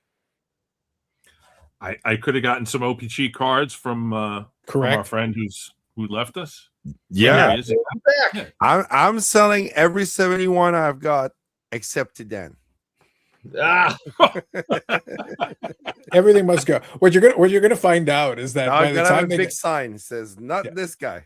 by the time they get to the expo, depending on how things go with Bobby and Yannick, they might be like, "Hey, we got these bikes if you want to buy them." And Eric's like, "Wait a minute, where did you get those?" where'd you get those? So everything should be better now because basically by reconfiguring my computer setup, my mic was going through my camera. Oh, Instead okay, of that this. makes sense. Yeah, no, the audio is much better now. Much Yeah. better. Seems good. Seems good. Perfect. That sounds good. Yeah, it's a whole new setup. Everything is That's- lately is It's fair. Look, we've encountered, for the most part, a lot of it has been very tricky. I always, after this time, this much time, Dan, I am always hesitant to play around with new equipment. Now, I've had this microphone here for a while. There are some other ones I play around with, but this one has been very good. So I've got the setup and everything already kind of the way that I want it. And I've looked at some other microphones and things, but I'm like, do I want to mess with it necessarily unless I feel like I have to, or unless I feel like it's going to add something? And I'm like, right now, this is all working beautifully, just as is. Yeah, I'm pretty happy with my setup too. The only thing is I could use another camera to do like close-ups of cards, but whatever. I do have another camera over here, actually, something like that. right over here. Basically, you just put your card there. This catches up. Yeah, one Nice. of those. I don't know. I don't feel like I need it. I have the camera, I just haven't set it up. Going back, by the way, chat, if there's anything you guys, folks, would like to talk about, folks and ladies, would like to Can talk you about, by all show- means. Are you in a position, Carlos, to show us that that thing about Golden and the John Cena card? I IG? can give you a little bit of a taste. I want to do a little more digging into it, but I can give you a little bit of a taste of what I've got. Basically, I downloaded some information here because right now I want to validate it myself. Obviously, I'm not going to take one Instagram set of stories, but it is starting to make the rounds and circulating. But let me show what I'm looking at right now. So I'll give you a little bit of a taste just to show you, because my next order of business is going to be to check everything, read through it, and do a little bit of validation. But I'll give you a taste of what I have here just to start. And if I can validate it properly, at least to my satisfaction, then I'll talk a little bit more about it here in the coming weeks. Okay, so here it is. So this is the John Cena WrestleMania patch autograph. This is from the Topps Royalty WWE. Now, the John Cena one, number one, this is the one that had the big bounties that people were going after in terms of this. Obviously, John Cena in terms of that, and also the WrestleMania patch, and this being this specific thing that Fanatics has started to do, was always going to be very much in demand. People were going to be after this one. Right now, there are actually 4 of these patches that are all being listed at Golden at the same time. 4 different people, but 4 of these patches, including the John Cena. Who was the one that went really high and like Carl Anthony Towns was involved in the So that was the Randy Orton. That was the one that was purchased by Orton, RBI right. Crew 7. Yeah. and that's not So- in Golden? No, he bought that one. So he bought it. I believe it was at Golden, but he purchased it previously. And that's So- right now so- at Ryan RBI Crew 7, who sets up at the National. That's in his personal collection. Like he Oh, right, actually right. collects a He's- lot of high-end Randy Ortons. He's the guy that's a big Orton guy. He's met Yes. him. He's done signings with him. That Yeah, kind of stuff. Yeah. So and he obviously is capable of paying $42,000 for it, and he was able to outbid Carl Anthony Towns. So Yeah. So he's serious. Like when you're paying $42,000 for it, you're not playing around. He's very much serious. So this one here, though, I'll read you what it says, and then like I said, I want to look more into it, but I want to find out a little bit more before I go further with it. The consignor of the John Cena WrestleMania patch is Paul Matraselva from Pennsylvania, but owned by his whatnot and IG name, the Mash Mark, or the MMA Shark. The MMA Shark, I think it is. Yeah. Now, allegedly, and I'm glad he included that. Again, I want to look into this some more. Allegedly, conversation with Golden about consignment first started on May the 4th, 3 days after release of Topps Royalty.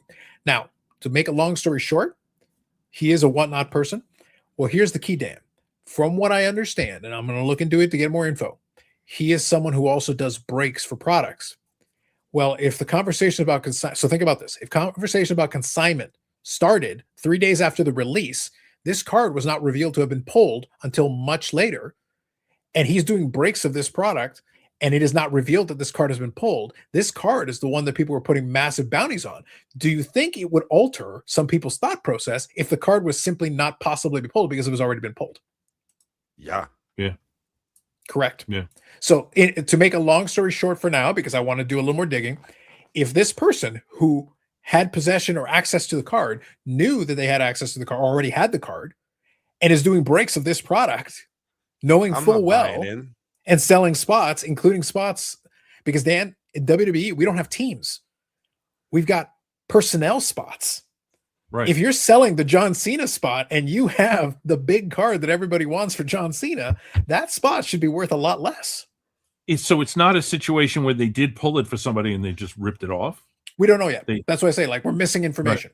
So Right. right now, currently, I need more information to deduce exactly. But at the surface level, the concern is that if you already knew that the card has been pulled, regardless of whether you already physically owned it or not, but then you're doing breaks for the product, knowing full well the card is out of circulation, that changes the math. Right. So that's why, so that's why it's right now. So right now, that's what's in flux. So right now, I want to do a little digging into it, find out what I can. But on the surface, that is a very serious accusation, because as soon as you do that, that means you have information that somebody else would want to know if they were going to buy into a break. That's a massive deal. So it's how far down that rabbit hole we go is going to be TBD. So I want to see what happens, but that would be very problematic, because then you kind of have inside info there, and you're kind of taking advantage of the situation with information the people buying in do not have. So the card was never there was never a bounty paid on it, right? It just kind of popped up. Not that we're aware of. Not that we're aware of. Yeah. So regardless of how this person came into possession of the card, that's why I say, like, either if they pulled it, it doesn't matter. If they bought it from somebody, it doesn't matter. If they know the card has been pulled and you're doing breaks based on the premise that this card is still possible to be pulled, that is still problematic, because you have inside information and you're not revealing or sharing that with the people who are giving you money.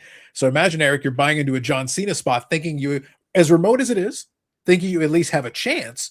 Well, it turns out your chance is zero, because the card is sitting right there on my desk, so to speak. You're buying the could be a little Reggie problematic. spot. That could be a little And the problematic. Reggie's already been picked up. Yes. Don't joke about that, Yannick. Scandalous. We don't. Good we doing, don't Coach joke Leo.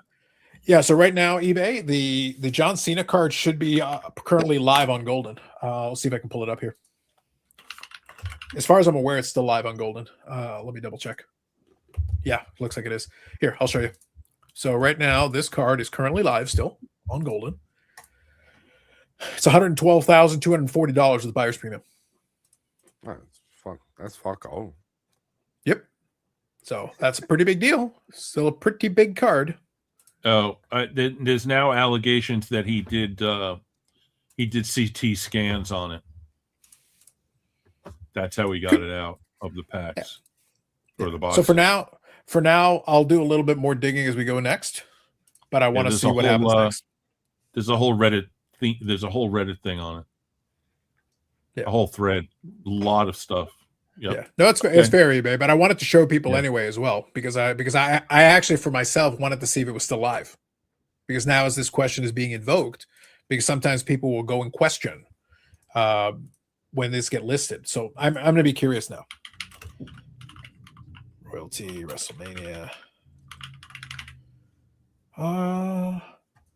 Yeah. So right now, like I said, there are 4 of those WrestleMania patches currently listed. The John Cena one. And then this one here is also one. This one is not related to that first issue, but this is the Rhea Ripley one, who is one of the popular female wrestlers. And right now that's $47,580 with the buyer's premium. So right now this would be number 2 behind the John Cena, and is currently ahead of the Randy Orton. Yeah, nothing in the Golden description about where it came from. It's currently at 92,000 or 112 with buyer's premium. Yep. So massive card. We'll keep an eye on it. But yeah, I'm going to be curious to see now that that's been thrown out there, and it's starting to get distribution from a couple of the wrestling folks that like to observe the high end. Eric, dare I say, scandalousness. Scandals. Just so we're clear. Rule number 3, right here, boys. Can you repeat it, Eric? Corruption is rife in the hobby. It's rule number 3. Of course, there's a video of Kenny holding it up and doing his The convict, thing. Kenny the convict. The Kenny thing. We like to call him Kenny the convict. Thank you. By we mean Eric. Kenny. We mean Eric over there. We're still waiting for him to set himself on fire. Yeah, that hasn't happened. That's very disappointing. Very troubling. Trouble times. I bet if he lit himself on fire, that would probably revitalize YouTube, Dan. It'd bring us back from the brink. It's Sahara out there. It's rough. So yeah, so that's basically what I was looking at minutes before we went live. Because there was a whole series of, so what I'll say, Dan, is for the particular Instagram account I followed, they posted maybe like 12 Instagram stories. And I was literally hitting download because I want to sit there and read through them chronologically and get all the pieces that they're trying to put together. And I'm sure other folks are going to chime in now that that's been posted and reposted now a couple of times. But I'll be curious to see what comes of it. Yeah, that post is actually in the Reddit thread, so you'll see that. Yeah, pop up. So that's why I say, like, it's interesting, but I need more information, and I just got a chance to start looking at it. But that'll be my next trick, just to get a chance to take a peek at it. Now that apparently YouTube is dead, it's over. We've hit the end. Now I got time. I guess I'll have to look into it myself. Oh, now you have all the Saturday videos that are going to come out, and then you get all the Sunday morning news videos. You could get through. It'll take you a good 5 minutes to get through Neo at 3x. Oh yeah, listen, the recap videos are getting a little sad. Like, they're just the news isn't what it once was. I got to go digging from some of this other stuff. Like, it's a little weak these days, man. A little weak. Well, I was watching a anime channel the other night called Mother's Basement or something. Is that what it was? Oh, so was that was the link I provided, isn't it? This is the one I suggested. Yeah, yes. It was a whole breakdown. Eric, you should be watching the animes. Yeah, it was a whole background into kind of the Logan Paul getting involved into the manga world with the whole comic thing. They don't want him there. Well, you know what? They don't want him in anime. They don't want him in manga. They don't want him in Pokemon. They don't want him in One Piece. So they don't want him in Japan for good reasons. YouTube picks up on that. This is something I want to watch. So overnight, my algorithm goes crazy, and now I have like 20 videos on my list of Logan Paul's a scam, Logan Paul's a fraud, Logan Paul is this and that. It's like, what else is new? Eric, do you think it's worthwhile for me to do the like almost quarterly tutorial on how to fix your algorithm? Like, I've actually shown people how to do this multiple times. I feel like it should be almost like a quarterly tradition. What do you think, Yannick? Should I teach the people how to fix their algorithm? Yeah, I don't even know how. So please. Okay. So Dan, I'm actually being serious. I can actually. There's a comment. The last comment that just came up reminds me that after I went, no, not the one after that. Oh, okay. After I watched the Mama's Basement or whatever it's called, I clicked on because I wanted to see if Jeremy Padawar was in the room when the G.I. Joe thing happened, and he wasn't. But I watched it again. I watched it from start to finish because it's very entertaining. Yeah, but they'll still be overlapping. They'll still be overlapping. Yeah, you got Duped to Greed will always be a meme that will live forever. Well, yeah. The part about it that I haven't watched much is afterwards. Steve Hart, is that his name? Yeah. Oh man, he's really panicking. It's like you can see the panic on his face. Meanwhile, Logan Paul is just like, whatever. It's just like Steve Hart is like, oh shit, my career just ended. But it's the hobby, so it didn't. Right. It's about to say no, it didn't. Yeah. Well, look, let's put it this way. Logan Paul, right. So quick comparison, just so we're all on the same page. Logan Paul, so I don't know how many people remember this. Obviously, Logan Paul is infamous for a lot of different things. But if you go back all the way to year old 2018, Logan Paul was in Japan and went to a forest that was famous for suicides and featured footage of a body of an apparent suicide victim in a YouTube video. Yes. So Logan Paul is, from what I recall and understand, still totally banned from Japan.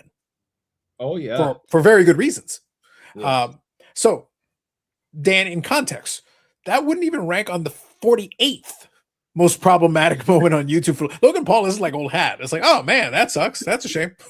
Like for him, it's like whatever. For Steve Harvey, he had his whole life flash before his eyes. But if he had been a little bit more savvy in the hobby, Eric, he would realize that this hobby doesn't care about anything. No.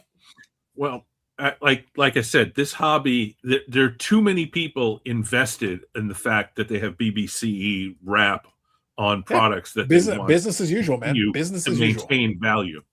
Yeah, so business as usual. Yeah, he can't become persona non grata. Too many people are invested in his continued credibility.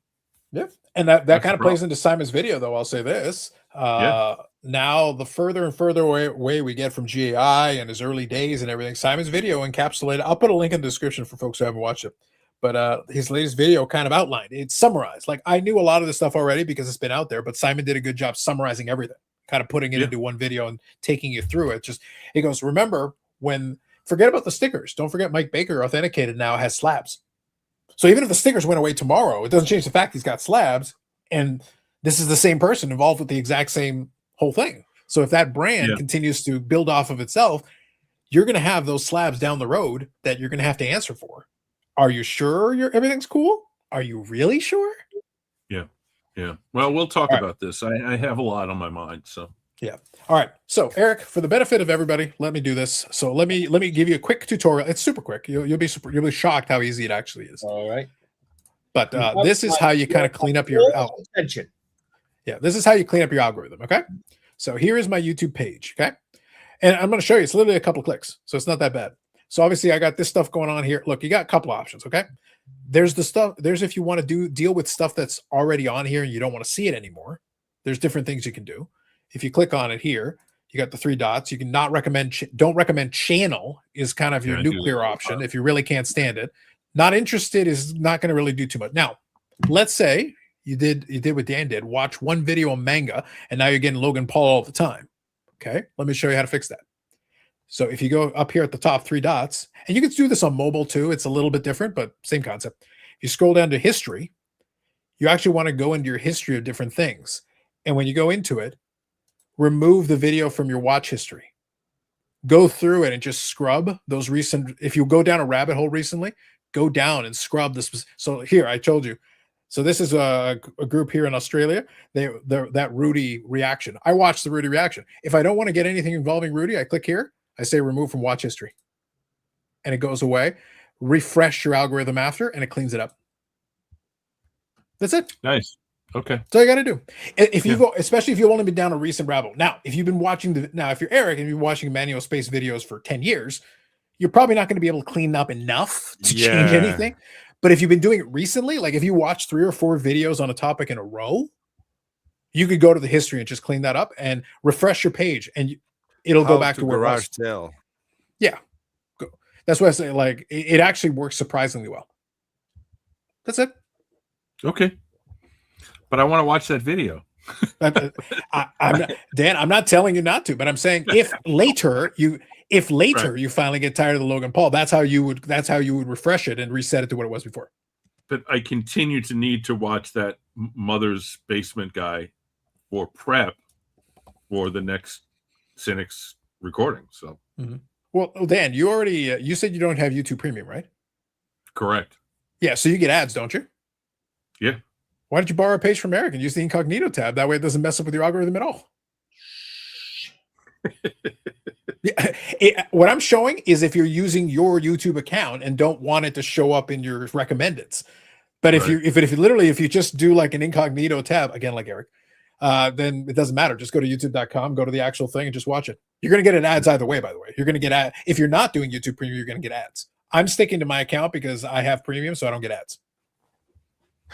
Your call, but I'm just offering that. There, Eric, that is my quarterly tutorial on how to clean up your history and adjust your algorithm on the fly. That seems pretty simple. It is extremely simple. Extremely Sometimes the algorithm is good. Sometimes you watch something and you're like, "Oh, that's interesting." But then you leave it alone. I'm saying if you go down a rabbit hole temporarily and you only are so say for example somebody wants to do a quick home fix and they go watch 5 videos in a row, but they don't want to watch a bunch of handyman videos, then do what I just showed you and it'll clean it up for you. Yep. Yeah. Okay. So there it is. Let it not be said, Dan, that I do not offer education on the show. There you go. Look, people just got helped. Yes. So hopefully that helps. Enjoy. Michael says, has anyone seen the terrible AI image on Steve Grad's latest video? Right-handed Ted Williams wearing a Yankees uniform. Yeah. So I'm going to reiterate, in the spirit of not being hypocritical, I use a bunch of AI thumbnails, but you have to feed it the correct prompts. You must be the more specific you are, the better. If you just kind of lazily go with the bare minimum, then AI is going to go look at whatever it decides that day, and it's going to give you whatever it wants. I've actually gotten some tremendously good results and some amazingly good results, but I've been extremely specific. My latest thumbnail is not AI at all. It's totally made by me, and it has been extraordinarily successful. That video is doing really, really well. It got into the algo somehow, and I'm at like 2,300 views, which is a lot for me. A lot of people are having reoccurring nightmares of Saigon. Yeah. Zach says, showing Eric how to scrub his history like he doesn't know. Oh, he knows. In Eric's tutorial would be 45 minutes long, and he'd show you how to hack into the root. Good comment. I've heard that BBC now opens Pokemon cases before authentication. They need to open every case before authentication. Adguard or you block Origin. See, Gold Hour. That's why none of the people you watch, your views aren't even counting for them. Such disrespect. This is why Carlos is regarded as a doctor. I do what I can. Doctor. I do what I can. Doctor. Look, somebody's got to be a hobby doctor around here. I've had some posers prancing around for decades claiming to be a doctor. That's true. Doctor. Mm-hmm. Doctor. So I will declare myself a doctor, Dan. Mm-hmm. If somebody can prance around for decades, I'm declaring myself. Before Cynics even existed, when we did that thing about shill bidding, and I made a joke about the fact that I have doctor at the end of my JD, and somebody took it seriously in the comments. I couldn't even make jokes back then. Mm-hmm. All right. Jokes aren't funny. Well, I used to get asked about that, and then whenever they ask, what are you a doctor of? Thugonomics. Yes. If you know, you know. If you know, you know. Now, as a hobby doctor, do you also hatch plans within the hobby? Eric, what do you think I would call almost every single bit? Like, honestly, Eric, honestly, can you seriously ask this question? I got lots of ideas. I got lots of ideas. Because I've heard that the very best hobby doctors hatch plans. Mm-hmm. And I didn't know if you were also a plan hatcher. Oh, Eric. No, that's a nice one. That's nice. Mr. Regent.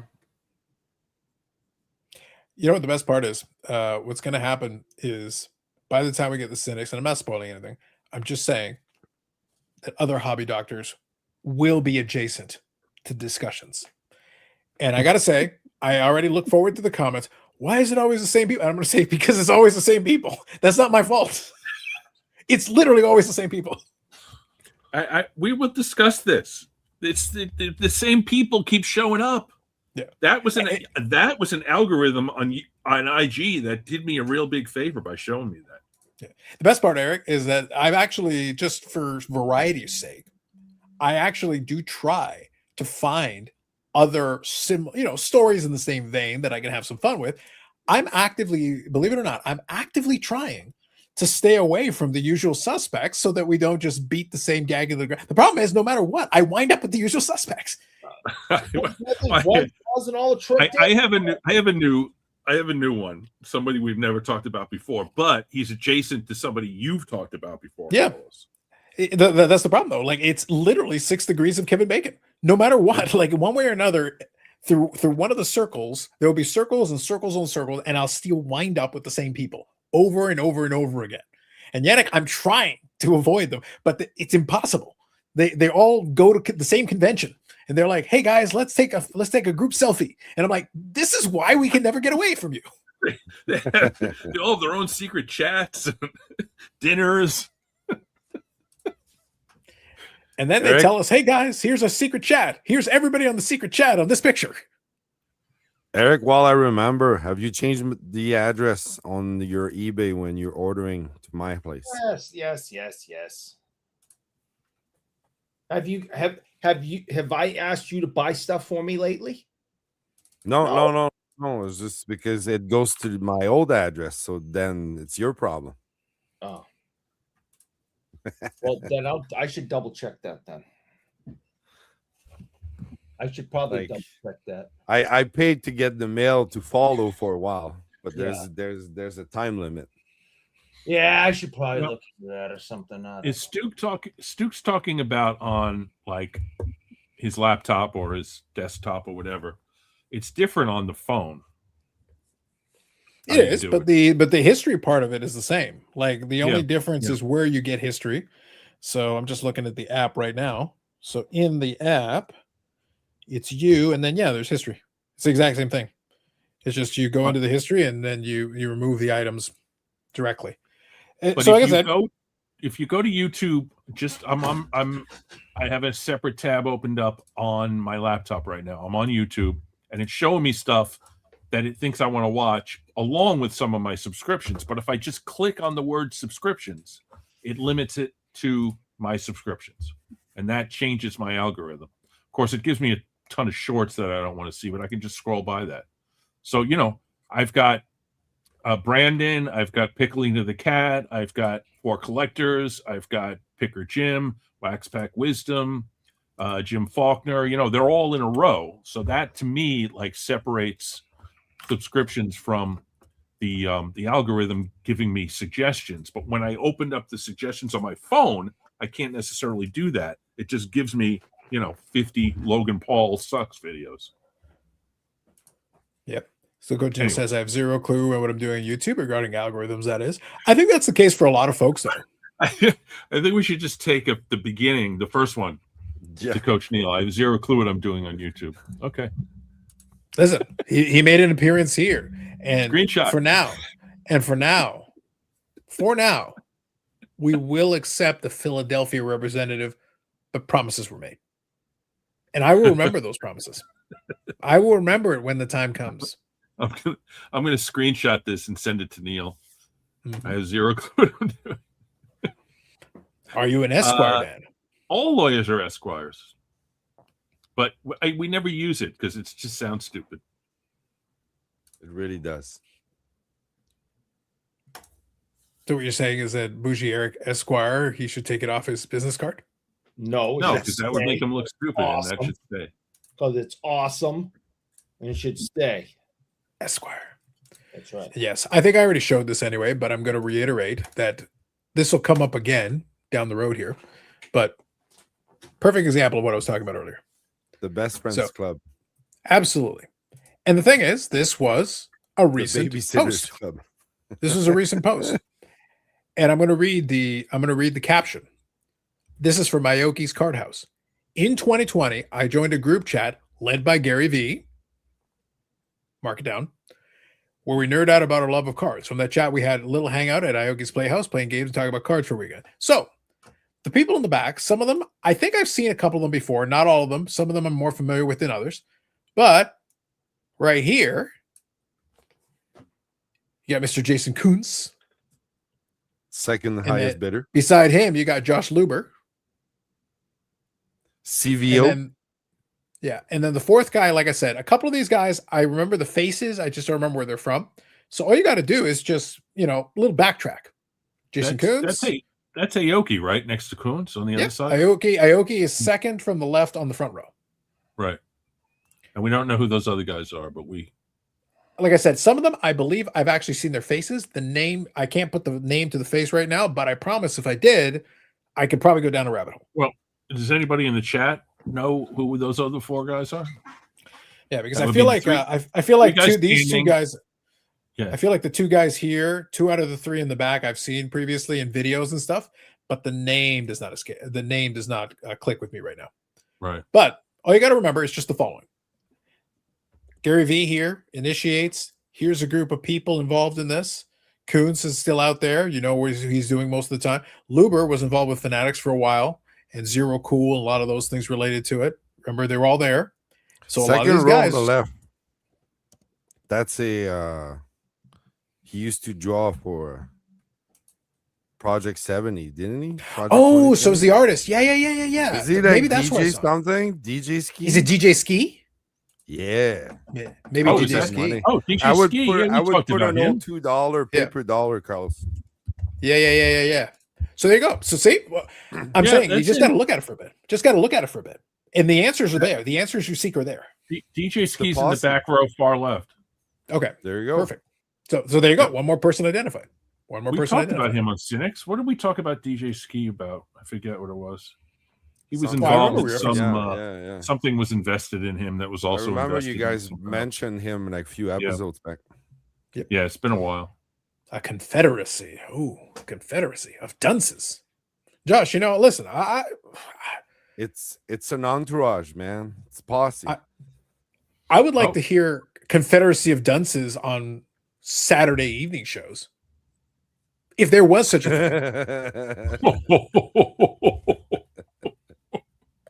that would be a great phrase to throw out.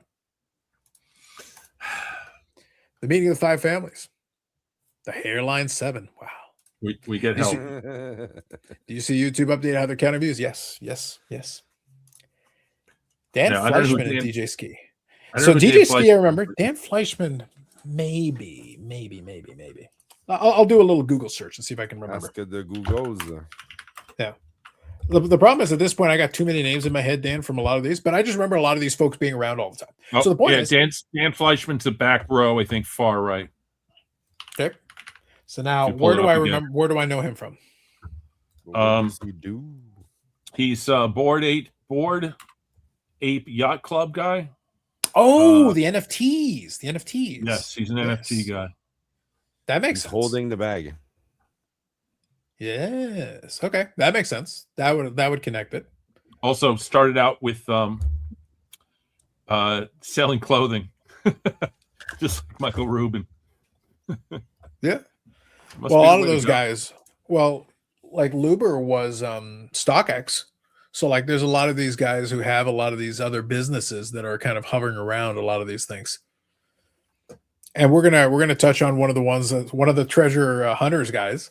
I was able to go in the archives and grab stuff from 6 years earlier, where Yeah. a couple of the members of it. So that'll come up. The treasure That'll be trove. discussed. Yes, that'll be discussed more. Ooh, And so then there's the treasure hunters yes. that has treasure trove, and then there's also trove, which is a different thing. Yes. Which will come up again also. Yeah. So again, Which- Eric, but you I'm guys should actively have trying. you should have a show called the Tickle Trunk. This is the point. This is the point. This is right. It's the hobby Illuminati. They're all part of it. So their names keep coming up. We can't help it. Can't help it. I would prefer if they were the. So I don't know if you remember the reference, Yannick. I would prefer if they were the Stonecutters. At least they have a cool song. Yes. Stonecutters would be so much better. If only they looked deep into their soul and assigned them a number on the order in which they joined. The Skulls, was it like a movie? They were like, I can't remember. Indeed, what it's Josh. called. Indeed. So I'm trying. Like I said earlier, I am actively trying to give you guys for a lot of these episodes. I'm trying to give you people that aren't the usual suspects, but I take a wrong turn at Albuquerque and we wind up in the exact same road that we were on before. Like I can't escape it. It's literally the Massachusetts Turnpike. It's inescapable. get out. It doesn't matter which direction we go, we wind up on the stupid turnpike. They pulled me back in. Well, Yannick, back in the day, because I have been to the Boston's. I have been to the Boston's years ago, and we had that problem. Every time Carlos Sr. took a turn, he wound up on the fucking turnpike. It didn't matter what we did until Yannick we were done our vacation and we were ready to go home, and he's trying to get on the turnpike. All of a sudden, he can't get on the fucking turnpike. Where's the turnpike? Can't get on it. Where's the stupid thing? Don't want to get on it. Gets on it. That's right. It's summer's vacation. No, I don't think Ben version. Baller. I don't think Ben Baller was in that picture. No, I don't believe so. I'd have to take a look again. Yeah, I don't think so. Well, actually, maybe. Let me see. What's the middle guy? Let me see. I got to look at a recent picture of Ben Baller. Let me see. Because there is the guy in the center. It doesn't look like him. Yeah. It would damn. I know it's too much to ask, but it would have been hilarious if Aoki had actually just tagged everybody. If he had just tagged everybody, so I could just click on it. That would could you do that? That'd be so much easier. But all we had to do was ask the chat, and we came up with 2 more names, so we're almost done anyway.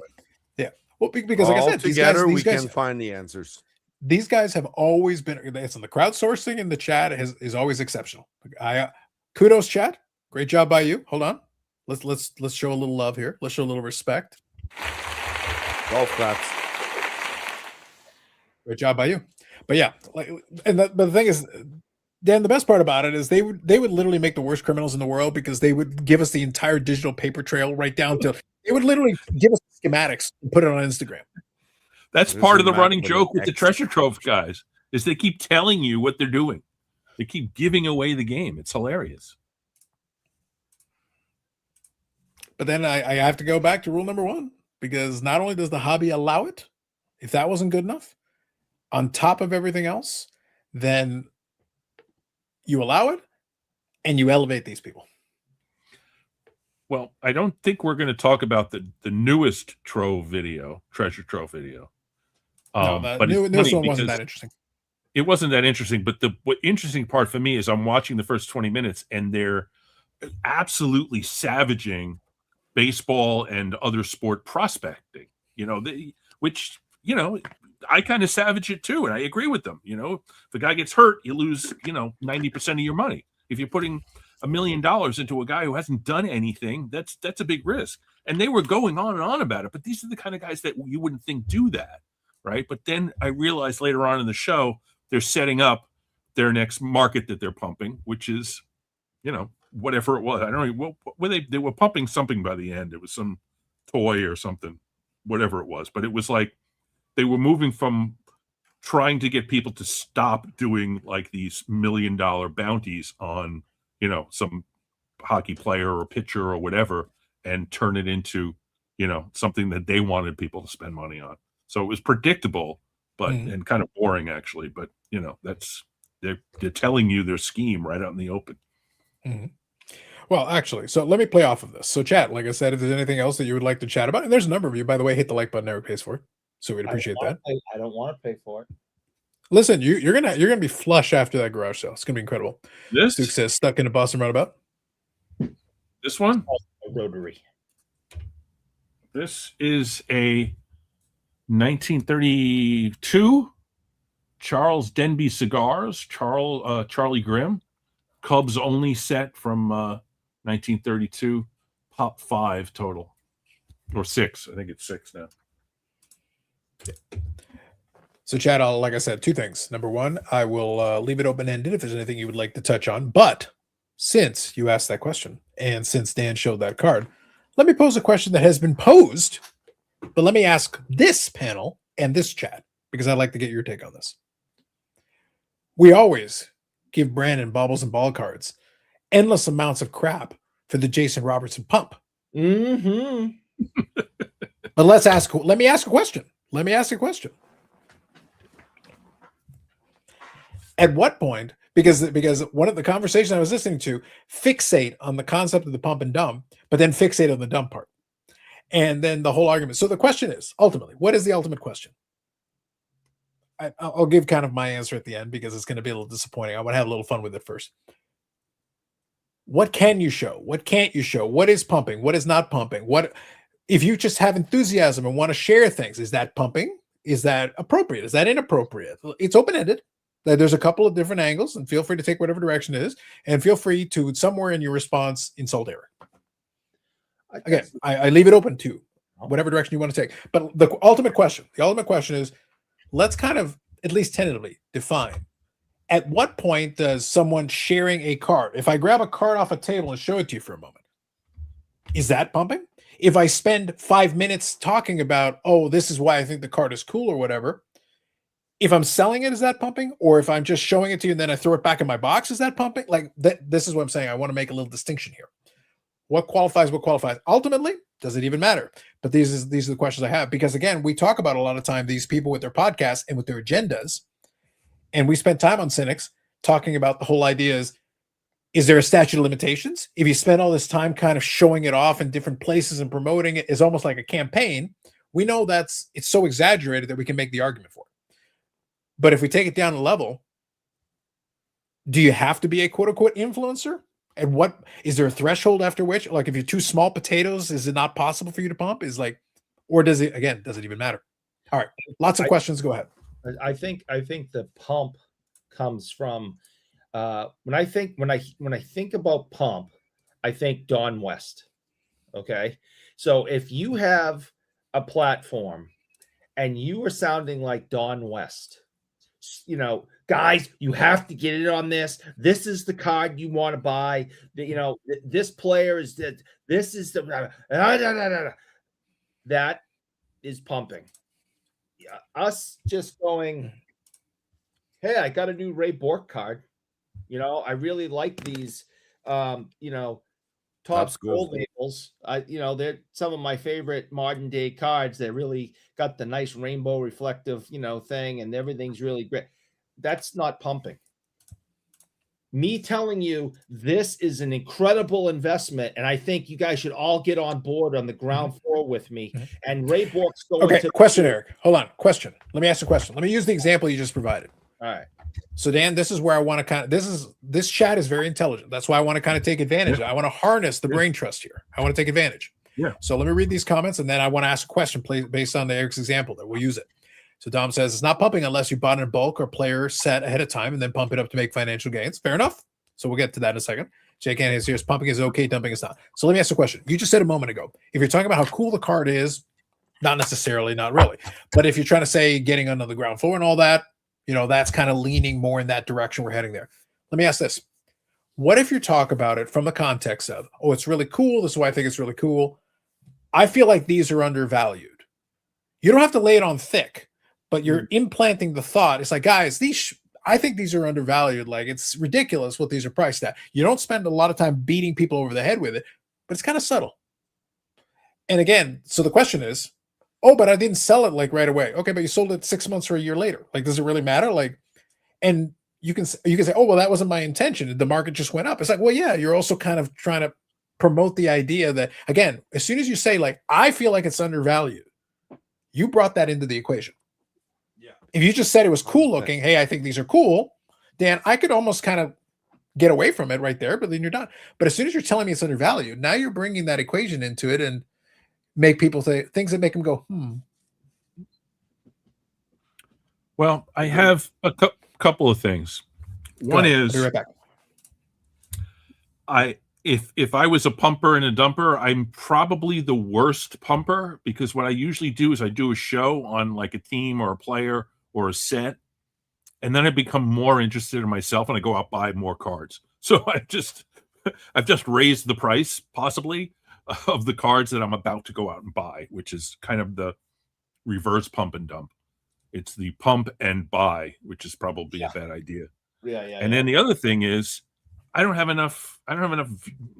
Anything that I talk about that I say I love this card or whatever, nobody's going out and buying those cards. There's no. I don't have an influence to be able to do that, so that doesn't even happen to me. But the other thing is, you talk about cards that I talk about are mostly guys that nobody cares about also, so that never happens. So I'm pretty safe just because of the nature of my channel of ever being accused of pumping and dumping, because those are the reasons. Yeah, so that's why I say I wanted to kind of, I feel like, Yannick, it's important to have a little bit of nuance to this. like I said, I'll share kind of my thought at the end of it. But if you've been listening to this long enough, you kind of know where I'm going to go with this. But I think it's more interesting, though, to let everybody take a stab at it, expand it a little bit, because I think there's some good comments here as well. Stuke says some players' cards have been pumped as underrated in the hobby too long, as they are now, where they should be in the hobby. Damir says, if you feel like it's undervalued as a collector, you should just be happy you bought it when you did, not then selling it down the line just because the market goes up. Now, kind of, I'll add something to this, though. So that reason I use that specific example, I can think a card is cool. Maybe I do think it's undervalued relative to what I see in other things in the marketplace. But then my first instinct is not to say that out loud. If I'm just talking about the card, I'm talking about the card. I'm not really worried about undervalued, overvalued. Like that's not part of the equation. That's not part of my description. As soon as you bring that in, consciously or subconsciously, then that's on your mind. You're looking at it. There is a value thought involved in it because it came out of your mouth when it really wasn't necessary to discuss the card. You could have discussed anything about the card, but why did that thought come out of your head? I've also, as I've talked about, I've sold cards that have gone up in so much value and added so much value or equity to my collection that I couldn't hold them anymore because there was so much money in them that I hadn't spent on it. And I don't pump those cards. I wasn't pumping the 1954 Jackie Robinson before I sold it. I just realized that it was triple the value in 3 years. So I sold it to make money to be able to buy more cards. And now I have no card money. So that's what happens. But the other way around is, what's the purpose of your channel? What's the purpose of your discussion? My discussions about certain sets or players or teams or games or whatever are because I just got a card in and I think it's a cool story to tell. I mean, that's the purpose of my channel. My purpose of my channel is never to talk about the business. I mean, the only time we ever talk about the business is on Cynics when we're making fun of it. It's like, we're not doing any pumping. So it's kind of like, what's the purpose of you being on YouTube? And for me, it's always been to tell stories about cards that I love, not to talk about how much they're worth. And, I did my SGC reveal the other day, and I talked about what I paid for stuff and how much it was worth now and whether the grays helped me or not. And I think that's a relevant conversation, but I'm not selling any of those cards. Actually, I did sell one card and I'll explain why, if you watch the video, you know why, but it wasn't a pump. I literally sold it the next day to somebody who said, how much you asking? I said, this much. And they said, fine. And now it's sold.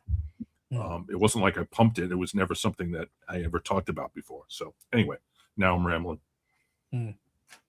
So any other thoughts on that, Eric? I'll read a couple of comments, but that's why I just wanted to pose it as an open question. I think it's a bit of a moving scale. I do find it entertaining. I'll just say I do find it entertaining.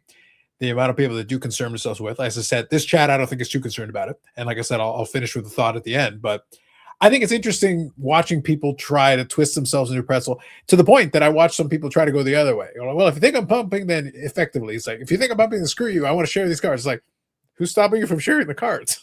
Yeah. Like, that's your business. But like, it's funny that there is such a concern about it. But then there are some folks that will throw some stuff in there that kind of like, okay, your phrasing makes me wonder. Mm-hmm. I still say Hobby Champs has got some good comments here.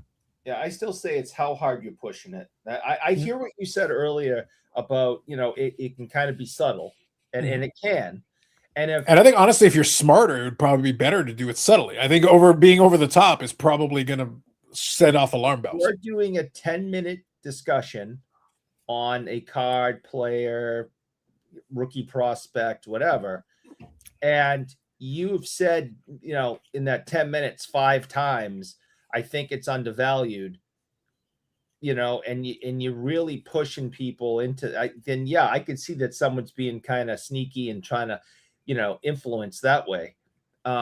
If we were just talking again, and I just was like, hey, I think these Topps gold label cards of Ray Bork are undervalued. I think they're beautiful and should be worth more. I can't believe I got this for $5. And I mean, shoot, I think this thing's like a $20 card. I'd pay $20 for this. Is great.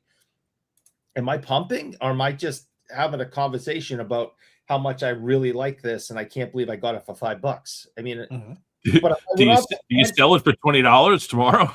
Yeah. Maybe. So I in my head, I just think when I hear about the pumping stuff, again, I keep going back to it. It's more of a Don West thing. Like it is there. Listen, Don West is a goat. If somebody does it like Don West, if they can find even a taste of that style, I'll allow it. Right. He's the goat of pumper and dumpers. But one of the things is that's one conversation. That's one conversation. One of the things we talked about on Cynics last week was that Carlos and I have been sending texts back and forth for months about the same thing being talked about, show after show after show by different people, all sort of related and all sort of friends and stuff, and they all talking about the same exact thing over and over and over again. And it got to be too much, and it got to be kind of like, what's going on? And then all of a sudden, boom, the market goes crazy, and you know what they were doing. And so that to me is kind of what it's an ongoing thing. If I talked about this Casey Stengel card every day for like a month, as did my friend on this channel, and suddenly this card goes double in value, people would start to think, hey, maybe we pumped it. And that so would Eric, be finish the thought. Finish the thought. I'll read a couple comments, but finish your thought. I know you were finishing. I understand what Dan's saying. I agree. I agree with what he's saying. If we had, I think it depends on.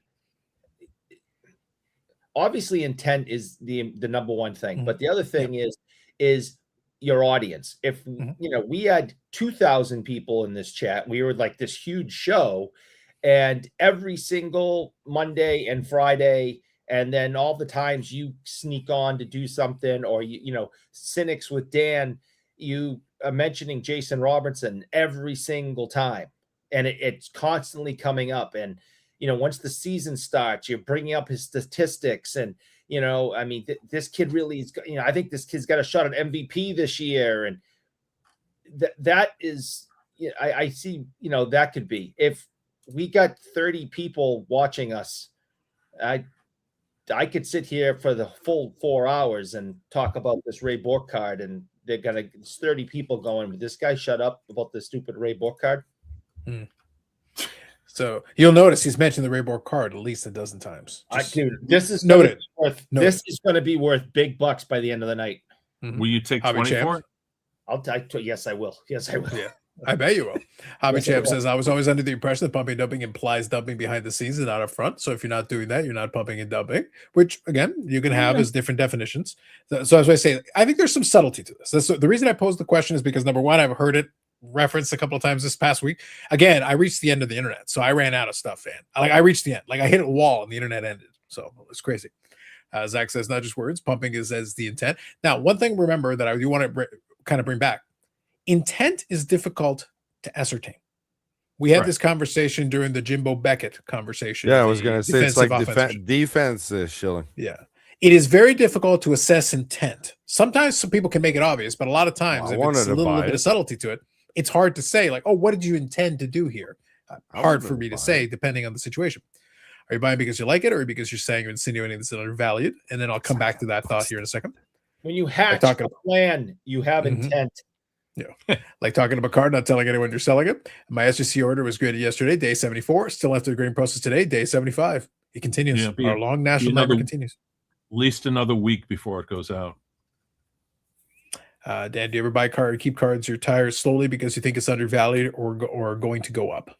I buy cards all the time that I think are undervalued. It's because I have more interest in guys that are interesting historically than most people do, even if they're not famous or Hall of Famers or whatever. So in that sense, I think Bobby Mercer cards are ridiculously underpriced. I buy them because he was my favorite player as a kid. I don't expect to ever sell them. So I'm buying stuff. I'm never buying stuff to sell unless it's stuff that's going into my inventory at a show, but I'm never pumping up my inventory at a show. Like, it is what it is. But what was the question? You pulled it off the screen. The question was, do you ever buy cards or keep cards solely because you think it's undervalued and going to go up? No, not really. Not really. I'm a collector. I don't sell anything. I could never ever be accused of being a pump or dumper because I don't ever dump. Oh, we'll find out when the golden 100 Reggie Lemon auction comes in the block. We'll see. Yeah, really. We'll see. I really should be a smarter collector and use. You should have stopped it smarter. Right. Just stop there. I should just stop there. A collector and use my collection to pay for my collection, but instead I just spend money and hoard, which is not the smartest thing to do. But that is what I do. Scandalous. Stuke says, if you're trying to raise value for your own monetary gain, it's pumping. If it's because you like the item and not focus on monetary gain, it's presenting, which is fair. Yeah. I'll come back to that here in a second. Yeah. Eric says, funny how some of the pumps start with one and then several others start talking about it to their benefit because they brought stuff. So this is also a thing. There is a cascading effect sometimes where somebody does it, if somebody else initiates it and you're piggybacking off of it. Eric does like piggyback rides. If you're piggybacking off of it, That's true. you have plausible deniability, Dan. Because I didn't start the fire. Thank you. Up of the week. Yeah, there you go. It'll all be Josh Rosen's. Only Josh Rosen. When that ship comes in, Dan, mega yacht. He's going to get that NBA. He's going to get into business. He's going to be more famous than when he played football. Hashtag the long con, Eric. Hashtag the long con. I've questioned it. I think you're up to something. I have the patience. The problem is people who have never held a card 6 months and turn their collection over and over and say they're a collector. That's fair, Keith. That's fair. Ghost of Keith. Ooh. Text me who you're talking about, Keith. Dom says you can inspire, influence people no matter the size of your audience. So there's also one thing I'll add, and I agree with Dom here. He's right in the sense that you can, and then I understand Eric's point. But if something is niche enough, it doesn't take much momentum to move the needle. Or something is a little bit more obscure, a little bit rarer, that's when you can really have some fun. Because if you're trying to move something that's commonly available and it trades all the time, you're going to need a massive audience to even move the needle, to even move it a little bit. But if it is something a little bit more obscure, it wouldn't take much. Because it's just word of mouth. You get the right thought in somebody's head, who then in turn speaks to other people, and you got a cascading effect down the road. Well, nobody's buying Benny Koff cards, so it hasn't worked for me. You just got to get you got to get into the right words, man. Get into the right. What if you spoke to the vintage voice of the hobby? Boom, quadruple overnight. I'd rather just speak to the voice of the hobby because we know that's coming. Mike here says, if you look up Pump and Dump in Webster's dictionary, it's a picture of Brandon with his favorite Dallas Stars card. Yeah. I agree. Apparently, we're having a lunar eclipse in Atlantic tonight. It will peak at 12:12. I'm guessing you'll be able to see it too. I think 93% coverage is expected. Good to know. Thank you for sharing. Won't be there because he doesn't like Atlanta. Yes, I believe pumping dumping is predicted. I believe pumping dumping is predicated on lack of disclosure for monetary gain. Disclosure erases the pump and dump. All right, fair. Disclosure helps with a lot of things.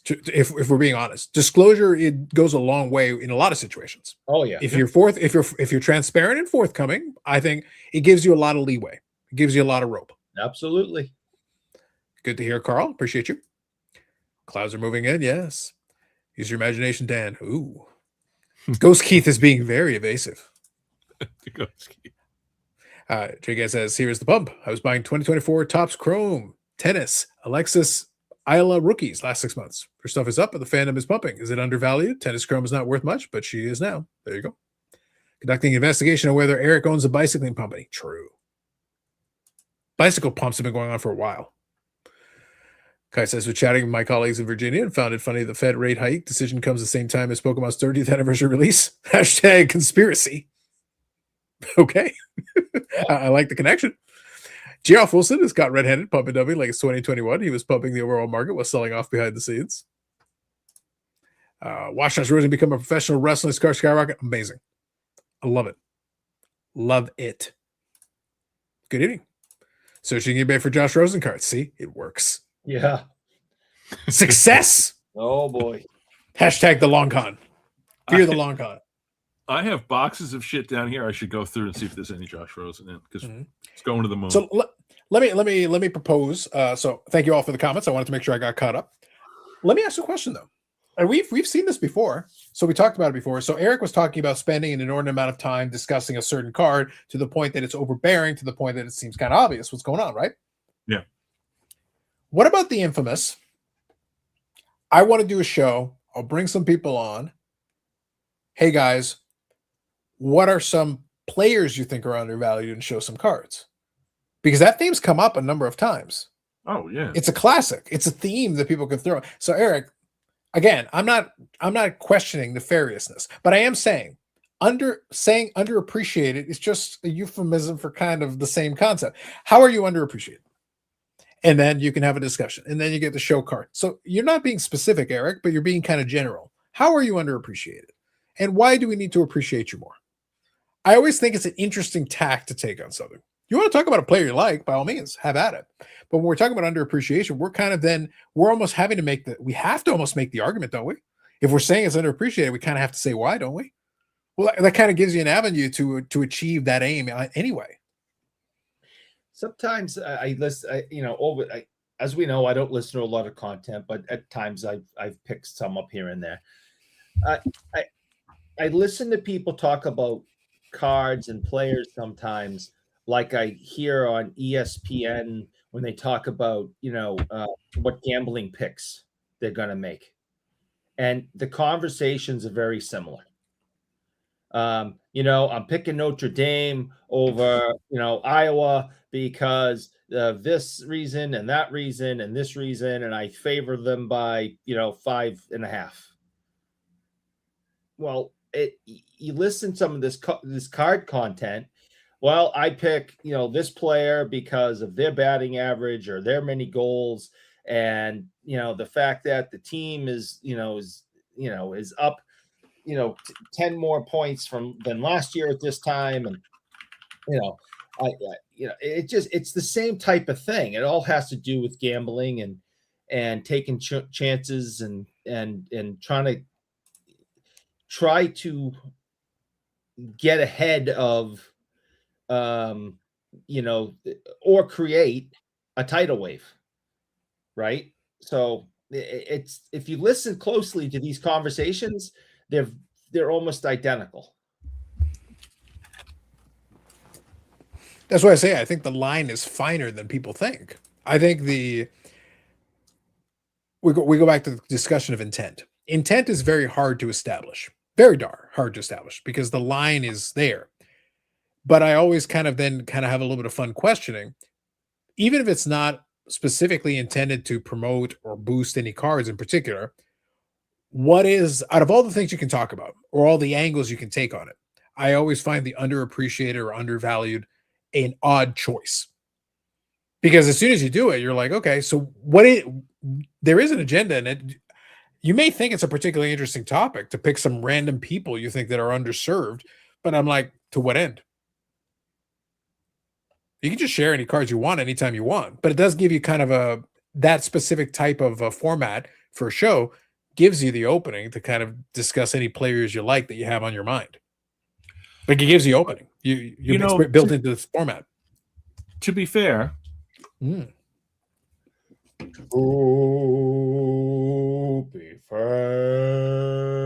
is the kind. Oh, he's still talking. All right. This is the kind of show that I used to be involved with on For Collectors. Like this is the kind of stuff we would come up with for the Wednesday show or maybe the live shows, because there's only so much you can talk about in the hobby.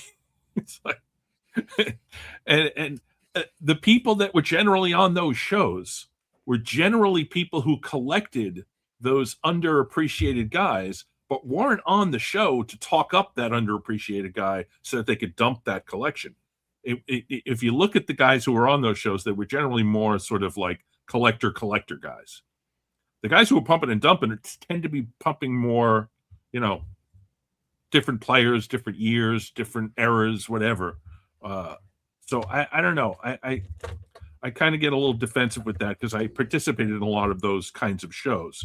Most underrated this, most underrated that, best year of this card, best year of that card. So I don't know. I feel like really not the best opportunity to pump and dump. And I think, like I said before, I think the pumping needs to be a little more systematic and a little more widespread amongst multiple channels.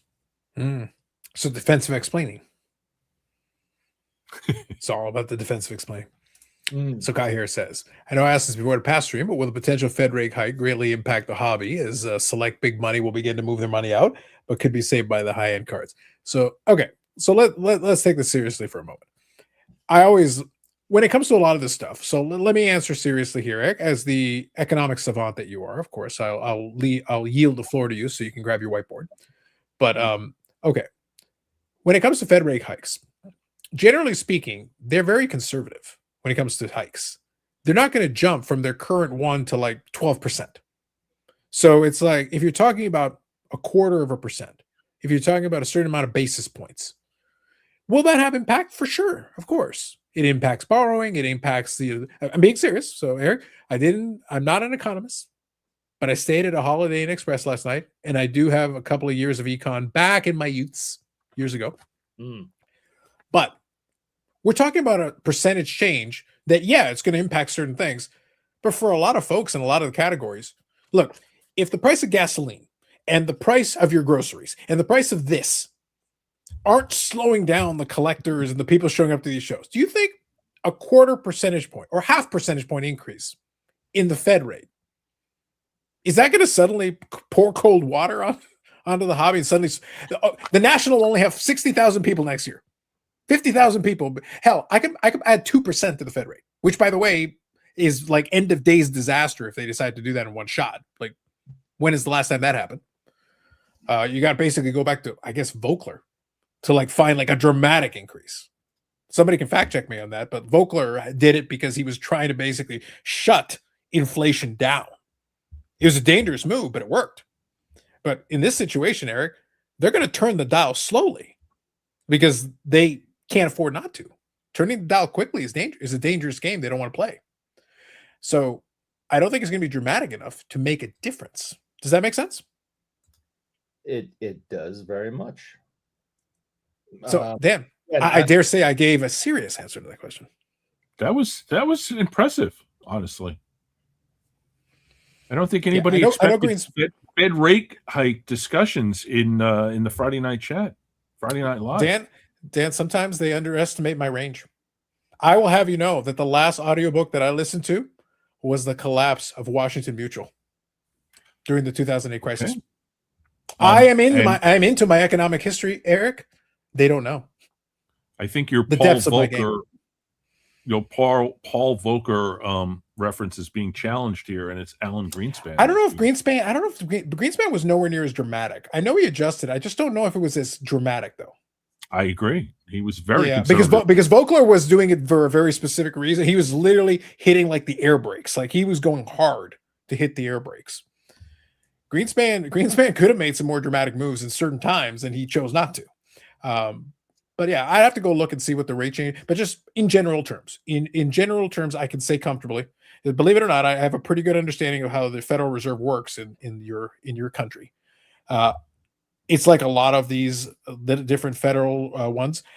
They will adjust, but they really want to do it a little at a time. If they have a choice, they would like to do a little time because they don't want to be responsible for making the dramatic change if they can avoid it.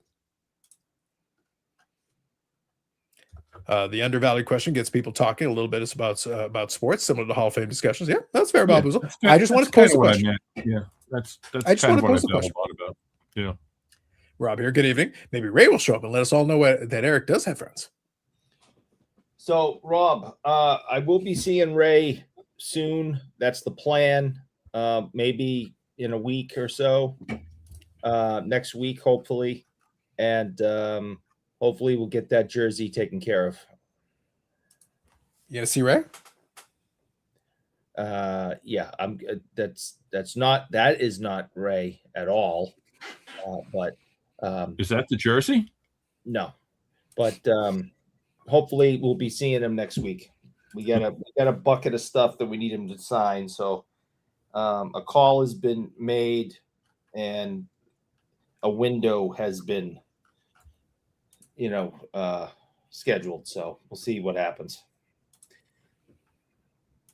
He's been pretty busy. He was just in Europe playing in Zdeno Chara's last skate hockey game. And then he flew back all night took the red eye and went to a signing on Sunday with Phil Esposito. So it was crazy. I'm watching it on Instagram that he's playing in a hockey game in Europe, and then the next day he's in like Dedham with Espo doing a joint signing. It's like, holy shit. That's a tough 48-hour span that guy had.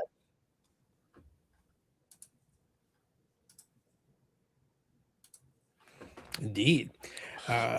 When the undervalued discussion veers into grading pop counts, I tend to zone out. That's fair. That's fair. Yeah, revising numbers, yes. But like we're talking about the actual Fed rate. Like there is adjustment to it, but you got to remember, they do tend to err on the conservative side. They will move things around, but remember, they don't want to play too hard because, again, they don't want to be the ones held responsible if they overcook it. It's like the analogy that I would use is it's like controlling the temperature on a burner. You can do things, but do you want to be the one that cranks up the burner too hard and you burn the thing, or you turn it down too and it stays cold? You're trying to find that balance. They just don't want to be blamed for it, and they know they will if they basically they're incentivized to sit pat and sit on their hands as much as humanly possible until they absolutely have to do something, and they prefer to do that if you gave them a choice. People's observation about the hobby are reminiscent of Yogi Berra's observation about a restaurant. Nobody goes there anymore. It's too crowded. Thank you, Carla. A yogiism is always appreciated. I agree, Bozel. The conversation highlighting player accolades and stories. It's an interesting way to revisit less talked about names, but it's all about pop counts and prices. There's an agenda. Thank you, Dom. Valid. Valid. It is indeed a fair take. Love the econ history. The market is definitely different from 21-22, but it's a different same time of rates hikes as well. Probably vintage will prosper the most. Yep, no worries. It was a valid question. I just thought it was interesting to kind of bring up the discussion.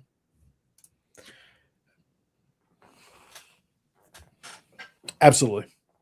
Bubba, let's go get them picnic baskets. Rick, I want you to look around. All the type 1s, gone. All the pre-war vintage, goodbye. Yogi Bear, you need to put it all in the picnic basket. All of it. Do it quickly before Mangini realizes it. This is your time. Okay. We've no, guys. No, this is not historically accurate. Appreciate you popping in. Have yourself a good one.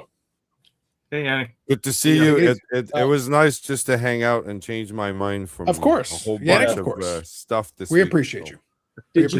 Did you see? I got to send you a message about something I'm looking at. You'll be interested. Perfect. Hey, dummy, did you see that Michelle and I called you? Yes, I did, but I'm terrible in the last 2-3 days with the phones. I just wanted to make sure that you knew that Michelle and I called you. Fuck you. Good night. I will call you I would call you back this weekend. But Carlos, thanks for having me. Dan, of course. Take it easy. The chat, everyone. See you next week. Take it easy. Have a good one.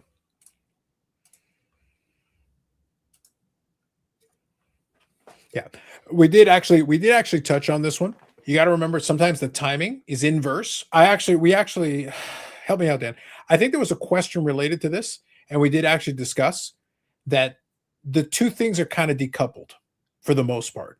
We actually went and looked at yeah. This was the whole thing with Gio on his live talking about a bunch of economic stuff that he was completely wrong about, and then me bringing the stats, and then him claiming that I was weird or something because I was bringing in. Oh, Dan, look, I can make the argument. Look, I there's some situations where I can make the argument that you're weird, but it's not for this.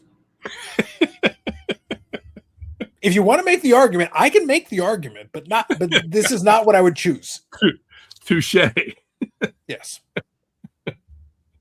Yeah. No. Yeah. No. So Gold Hour, just to be clear on this. So there, actually in that episode, I actually took it a step further, and that's why I say, like, look, Eric, it's one of those things where if I had more energy, and what's funny is that the IRP guys think that I already make too many damn videos, which is probably true. But you know what would be the smart thing, Eric? If I really wanted to make a go at YouTube, I should have a channel that's just economic shit because I like that stuff. Yeah. Believe me, like it would do way better than these channels. Way better. Way better. Trust me. And trust me, there's way more money in that if you want to do it. The bottom line is, though, awful. Anything has to be better than this. This is just horrible. Good point, Eric. Hit the like button. Eric pays for it. So anyway, what I was saying is that there was a connection at different times, but the connection is almost coincidental. So you gotta remember, like, everybody always looks at rate hikes, but I think people look at these things in a vacuum. It's the same way. So I'm being serious. It's the same way that when COVID was going on, everybody just assumed that it was all the money paid out for the stimulus that covered everything. And I go, but the problem is, like, I don't know about you guys. I won't speak for you. When I'm seeing stuff going for $10,000, $20,000, $30,000 more, I don't know how much stimulus you guys got, but like, I'll say in my thing, I was working the whole time. I saved money because there were certain things that I didn't have to do during that time, but I sure as hell didn't get a dime. I still stand by, Eric, that I got ripped off. Yeah. During this era of free money, I didn't get a dime. Not a dime. I don't recall getting a dime either, so I'm putting in a complaint. Now, it's an easy excuse, and it's kind of a lazy excuse. And there is, by the way, there were people that did use the money for that. Yes. Yeah. But I'm saying there was a limit to how much was out there for that. Now, in combination with other things, absolutely. And people choosing, as a market got superheated, to then also borrow money from other places, sell other things, and do all that. Yes. But it's not just one thing. It's a group of things. If we add up all the pieces, then there's a lot. I use a specific example, Dan. During the COVID period, I was still working at one of my jobs there, where I was in the office 5 days a week. My cost of commuting 5 days a week, using the train and the public transportation that I would use to get over to the office, was over $600 a month. That was the real number. Over $600 a month is what it cost me with all the stuff that I was doing. That's a lot. Well, that's $600 after taxes. Dan, that's $7,200 a year. Yeah. That was back in my pocket. That's after tax money. Eric, that's not an insignificant amount. If I offered you an extra $7,200 tax already covered, that's a lot of money. Yes. You can pay for things. There's stuff you can do. There was money that I know that I was saving because we were cooking every night. I was going to the grocery store. We were cooking every night. We weren't going out to restaurants all the time because the restaurants weren't open. Yes. But, you save money that way. But you know what? Right. The money that I was spending in the hobby back then, I was not spending that much money because I wasn't making a lot of money because the courts were closed, essentially. Yeah. I spent a lot more in the hobby in the last 2 years than I did from 20 to 22. Yeah. And I've also talked about this, like the COVID actually screwed up what I was doing in my collection at that point. It changed the nature of what I was collecting, in some ways better, in some ways worse. But it's like, it wasn't all free money. It wasn't just people got free money and then we just spent it all on cards. That's a really simplistic and lazy way of looking at it. There was a lot more going on. Yeah. But the bottom line here is, so just so that we're all on the same page, I'm not discounting it as a factor, because there was a factor to it. I am 100% agreeing with you that some people use the money to buy things with that. Absolutely. 100%. I'm not, Eric, I'm not even debating it. What I'm saying is that there were also additional other things. And if we just hyperfixate on one thing, we're actually ignoring the full picture. There was actually more stuff going on that everybody had to make their own choices. That's why, going back to that Fed rate thing, it's going to be a factor for some folks. But for other folks, it's going to be business as usual, because there are these other expenses too. Like I said a few minutes ago, the price of beef went up. The price of dairy went up. The price of this went up. The grocery bill, I have to eat. The grocery bill goes up. Well, that would affect me too, wouldn't it, Eric? So like, I can't just look at one thing in isolation and go like, oh man, that's going to completely mess up. If it's going to blow up your spot, then I kind of question, like, what are we doing here? Are you borrowing a bunch of money? Because of course that would impact you. If you're a business in certain situations, that would impact you. I agree with all of these things. But I'm saying, generally speaking, it's not just one thing. Usually it's a couple of different things. And right now the market is so ridiculously superheated. I'm still questioning where the money, I'm still thinking there's got to be a money tree out there. There's got to be. All right, listen, we have this conversation at work all the time, and we had it yesterday again, of if groceries are so expensive, gas prices are, around $4 a gallon around here. People can't afford X, Y, and Z. We're hearing it all the time. The economy's in trouble. A recession's on the way. We hear this stuff constantly, whether it's on the news, from politicians, from, just people, having a coffee chat. It's really difficult. They can't afford their day-to-day things. How in the world are people walking into sports world and spending $10,000, $5,000, $2,000 all the freaking time? They're not driving up in a limousine. They're not landing on the roof with their personal helicopter. Look, Eric, not everybody can pull off your move. All right. I understand that. But it's like, if we're in such major trouble with we can't afford groceries, we can't afford gas, we can't afford this, we can't afford that. Explain to me where all this freaking money is coming from. And people are walking in and spending hundreds and hundreds and hundreds on wax boxes and individual cards and graded cards. And I'm watching it every day. Money come over our counter. It's a good question, because my theory has always been, not a theory, I think it's ostensibly provable, is that the economy and the hobby are two very different things. And there's really very little correlation between the two. Mm-hmm. Yeah, I think there will be times where there will be a connection there, and you just have to kind of move around. There's some good responses. Go ahead. When's the hottest part of the junk wax era? 87, 88, right? 86, 87, 88. I got to be honest. I would almost be inclined to say 89, 90, because Upper Deck came around in 89. 89 was very strong. What's going on economically in 89, 90, and 91? There's the Bush recession that costs him the election. And then, James Carville, it's the economy, stupid. In reality, the boomiest time of the hobby pre-COVID is during an economic downturn. And I don't think the two correlate. I don't know why. I think you're asking very good questions, Eric.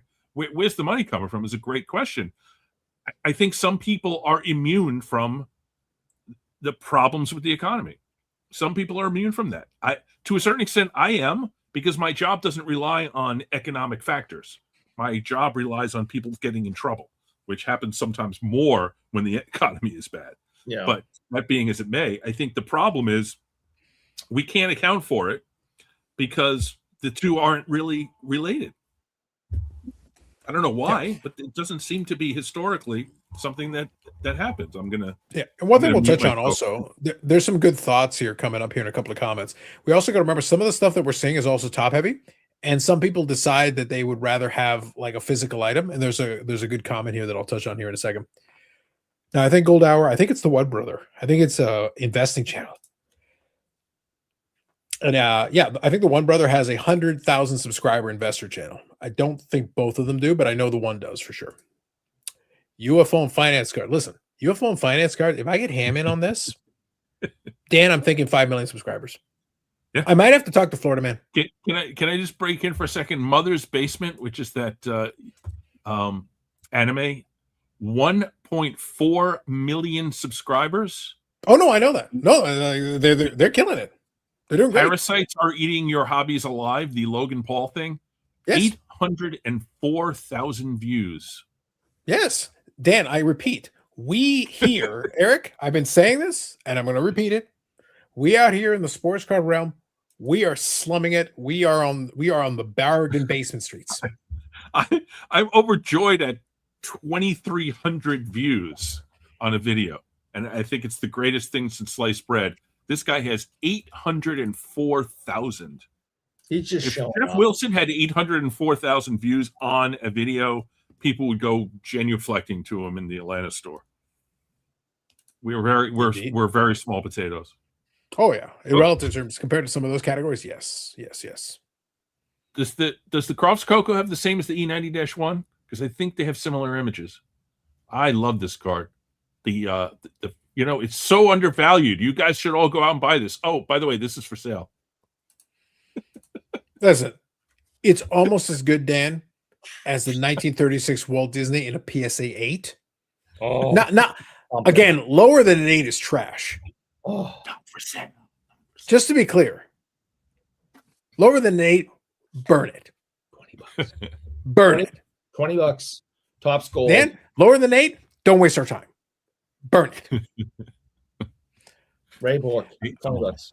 Jim here. Bankruptcies rose 12.2% in the last 30 days, spending money they don't have. That's why I say, like, some people won't realize some of it into a while. That's why I say, like, the Fed rate is not the part I'm going to be concerned about. There's other, so maybe this would be a good point here as well. We made it on Cynics.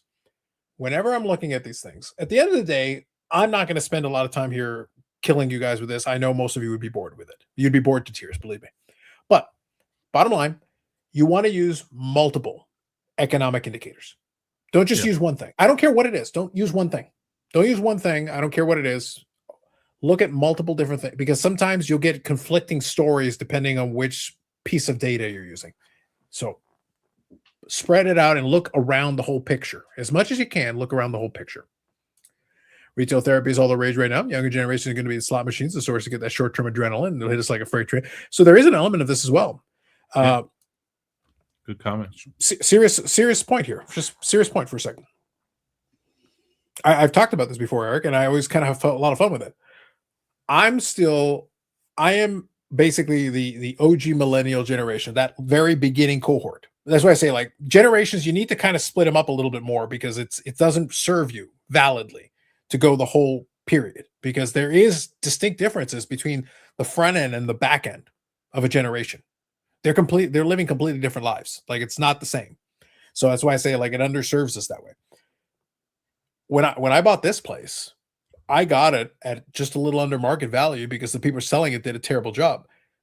Eric, I've done nothing, and I could sell this for 2.5 to 3 times what I bought it for.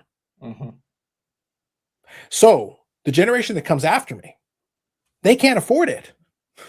Yeah. Because if they're working a similar job that I was when I bought this place, and I had at least a little bit of money to throw in as a deposit to get started, I didn't have a very big down payment. I had a little bit of a down payment, but tell it to the 20-somethings right now, what kind of a down payment do you think they're going to need for it to even matter? How much money do you think they need to put aside? Good luck with that. Yeah. They have my sympathies. Eric, I am not known as a man of compassion, but when it comes to this, they have my sympathies, because if I was in their shoes, you're screwed.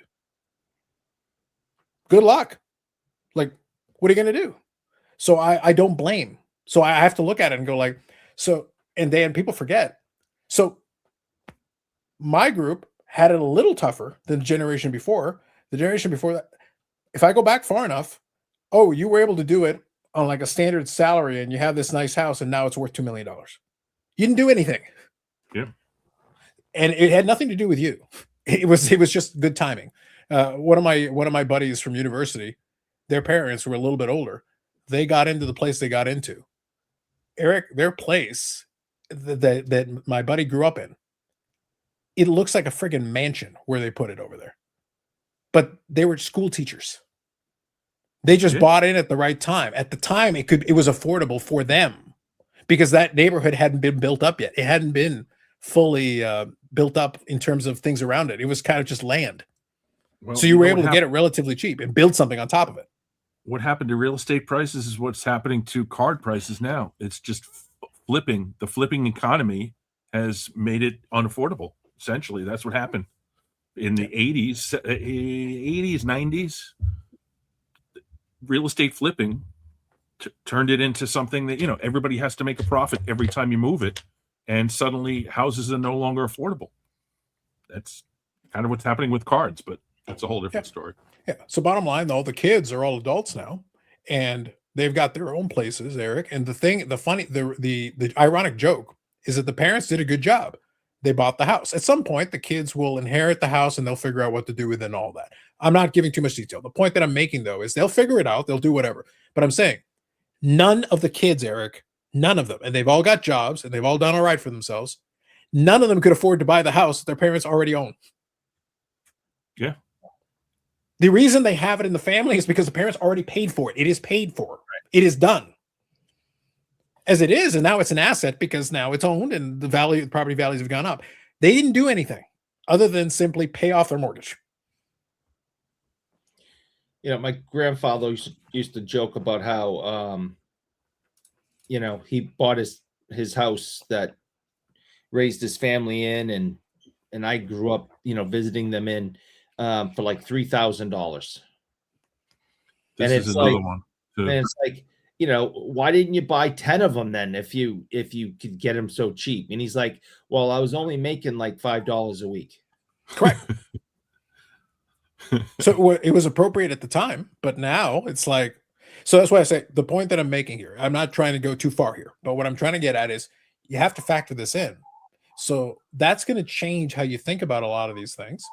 That's why I say, like, the main reason I haven't moved out of this spot is, number one, the neighborhood and everything works for me. And when it comes to, and I live just down the street from my parents, so if they need me for something, they can call me and I can walk over. I'm literally walking distance from them. I can literally walk over and give them a hand when they need something. So there's some value to that. But also, Eric, to be honest, if I sold it, and by the way, I could sell it profitably, but then I'd have to pay for another spot. I need a bunch of extra cash to make up, like, in order. I'm actually very comfortable where I am. I've got plenty of space for everything I need. But if I wanted to do better, well, Eric, how much more do you think it's going to cost me? Yeah. I got to go then manufacture that other money out of somewhere. So I am more fortunate than most because I'm just gaining equity as we go. Well, the Josh Rosen collection, when it booms, well, that's well at that point, Dan, Google it, kids. Once the Josh Rosen thing comes in, number one, mega yacht. Number one. Number two, hit the Googles. Casa Loma. You can hit the Googles. Casa Loma. That shall be the new HQ, Eric. Google it, kids. It's a tourist attraction. Carlos tells you to Google. It will infect your computer and destroy your algorithm. Do not listen to that man. I don't know. I don't know if Dan's undying love of Geo could handle this. I would enjoy. Look, I full disclosure, I would love to moderate an economics debate between Dan and Geo. That'd be amazing. I couldn't get a word in edgewise. I was on the same screen with Geo once on the professor's channel, and the professor didn't say a word. Geo was like nonstop talking on top of everyone else. Nobody could get a word in. It wasn't just me that couldn't get a word in. So that's part of the reason I don't like the guy anymore, is because, like, he's too much. So anyway. You just don't like people from Massachusetts. That's your problem. Yeah. Oh, you are massholes. That's valid. Yeah. You are massholes. That's valid. That's number two. Dom says the biggest shift in the market has been treating these cars like an asset class, created abundance of small business starting up at both credit card bills, but also write-offs. Yeah, that's fair. All can be factors. There's multiple factors. Yep. Credit cards, bye-bye until the car's maxed out. So look, serious coming. It's not just me picking. I'm gonna have a little fun with this, but it's actually not me picking. I'm saying this to make a point. The 1914 Joe Jackson, purchased from Floating Head. He didn't buy it in cash. He did, but he used Fund My Cards because he didn't have all the money at that moment, but he had card equity. That's fine. I'm not even judging it, but I'm pointing out, Dan, this is a way of basically creating basically an arrangement where you had somebody else spring the cash, get the deal done, and then you're using the collateral you have in the card equity that you already possess to basically pay it back. But you didn't purchase it outright. Well, I never had a problem with it. I don't know what he paid. I didn't say I had a problem with it, but I'm stating that this is a feature that it tells you that the prices have gotten so prohibitive that most people don't have the cash lying around to make the deal straight up. Well, and most people don't have $100,000 in cash sitting Correct. around anyway. Yeah, completely valid. But I agree. What's different about that is that card equity, which is all that it was, and he knew that he had it, was a lot different from a credit card, or there's a joke later on, the 401k thing. If you're leaning into something that's like when I buy a big card, if I'm taking money out of my bank account to do it, I've already got set aside how that money is coming back in. Or in the Munson case, I've already sold all the cards and the money is from cards. I'm not buying stuff. I'm not. I've never put a baseball card on a credit card. Agreed. So but Dan, if that service wasn't available, he would have had to, or he wouldn't have been able to bid, or he wouldn't have been able to buy it. And sometimes correct. You can't buy it. Right. And if that happens, Dan, then the price on that ultimate item is different because the winning bidder is gone. Good point. Yeah. That's all I'm saying. That is all I'm getting at. I'm saying we have mechanisms available that in a certain way push the market up higher than it would have been had they not been available. Going back the same way, Eric, just so we all go full circle on this. Part of the reason that the houses are so expensive is not because we all got richer. Because if you actually look what the average person's making, it's gone up, but not that much. Not compared to that. Yeah. The ratio of what the average person was making 40 years ago when they were buying a house, because they'll say, oh, my mortgage, was 12%, 15% or whatever. Yeah, but the difference between what you were making in a year and what the house cost, the percentage is completely different. Yeah. Now, 1 year's pay, 2 years pay, 5 years pay, can't buy your house. Can't buy it. So the ratio has changed. So we can borrow the money. The bank will be happy to give it to us for a fee. We'll pay interest on it. They'll be happy to pay it. So it allows me, Dan, and they've got exceedingly generous. My credit is very good. I can buy $1 million house if I want, Dan. My credit is such that I could buy $1 million house. I can't afford it. It would be foolish for me to do that, but I could. That's a whole different housing. But they would allow me to. crisis. The point is they would allow me to. Because my is- credit is such that they would allow me to do that, and they will happily take my money for the rest of my natural life. and that's what caused the problems. 2008 when the housing market crashed. There was people buying houses they couldn't afford. Yeah. So the key here is what I'm getting at is that bringing back the cards, all these factors play into an entire change of the dynamics. Where the money is coming from, how the money is coming in, because the person, the dealer, doesn't care if you're giving them cash, doesn't care if you're paying on a credit card, doesn't care if you took the money out of a line of credit. As long as they got paid, how would they know the difference? Why would they care? And there's another scenario where the auction company gives you an advance, Sure, on cards that you can then go buy a different card with. So, and it lets you bid more aggressively, Dan, on these Yeah. items. By being able to bid more aggressively, it allows the price to be higher than if I had forced you. So the house Yeah. analogy, the reason I gave it, what do you think house prices would be, Eric, if I said to you, you're not allowed to buy a house unless you can provide me no less than a 25% down payment, full stop. There is no other arrangement. You must be able to provide me a 25% down payment minimum. There are people who will still be able to buy. They don't care. Whatever. They have the money. No question. But a lot of other bidders who would have bid on the house don't have the 25%. So what happens to the house prices? They go down I would say they'd go down because most people can't afford it. that's right. And the same high interest, by this way, that same high mortgage rate that was the case in the 80s and the early 90s. Well, if your mortgage rate was 12, 15% or whatever, you think you can bid as much on the house if it's a 15% interest rate? No. Your offers have to be a lot lower because you have to be able to actually pay for it. So you have to adjust accordingly. And everybody else has to adjust accordingly too. Only the Erics of the world have enough money to just say, here, shut up and take my money and just throw it at them. Yeah, it's much better that way. So Dan, believe it or not, once again, see, this is what my problem is, Dan. Y'all drag me down an economic rabbit hole, Eric, and I gotta talk some sense here. I doesn't feel good. Twice I stared right at the camera and said, "Don't do this. Don't do this." Global warming is key. Why buy a house where you can just adversely possess it for very low cost? Yes, joke. Yeah. Don't forget the cited value of the house, the added value of the house, so they get property tax prices. Yes, very true. It's great to hear this when I've chatted with friends and now they're moving towards just renting apartments for the rest of their lives. They don't want to deal with the mortgage and the high interest. Yeah. So Not now you just have to make a that. legitimate decision. It's a The legitimate house decision. itself is a full-time job. Maintaining the house is a full-time job. It Oh, really yeah. is. Right, Eric? You're a house owner. You're a homeowner, right? Oh yeah. Yeah. Sucks. My brother has the same problem. I live in an apartment in New York City. I'm going to tell you a secret.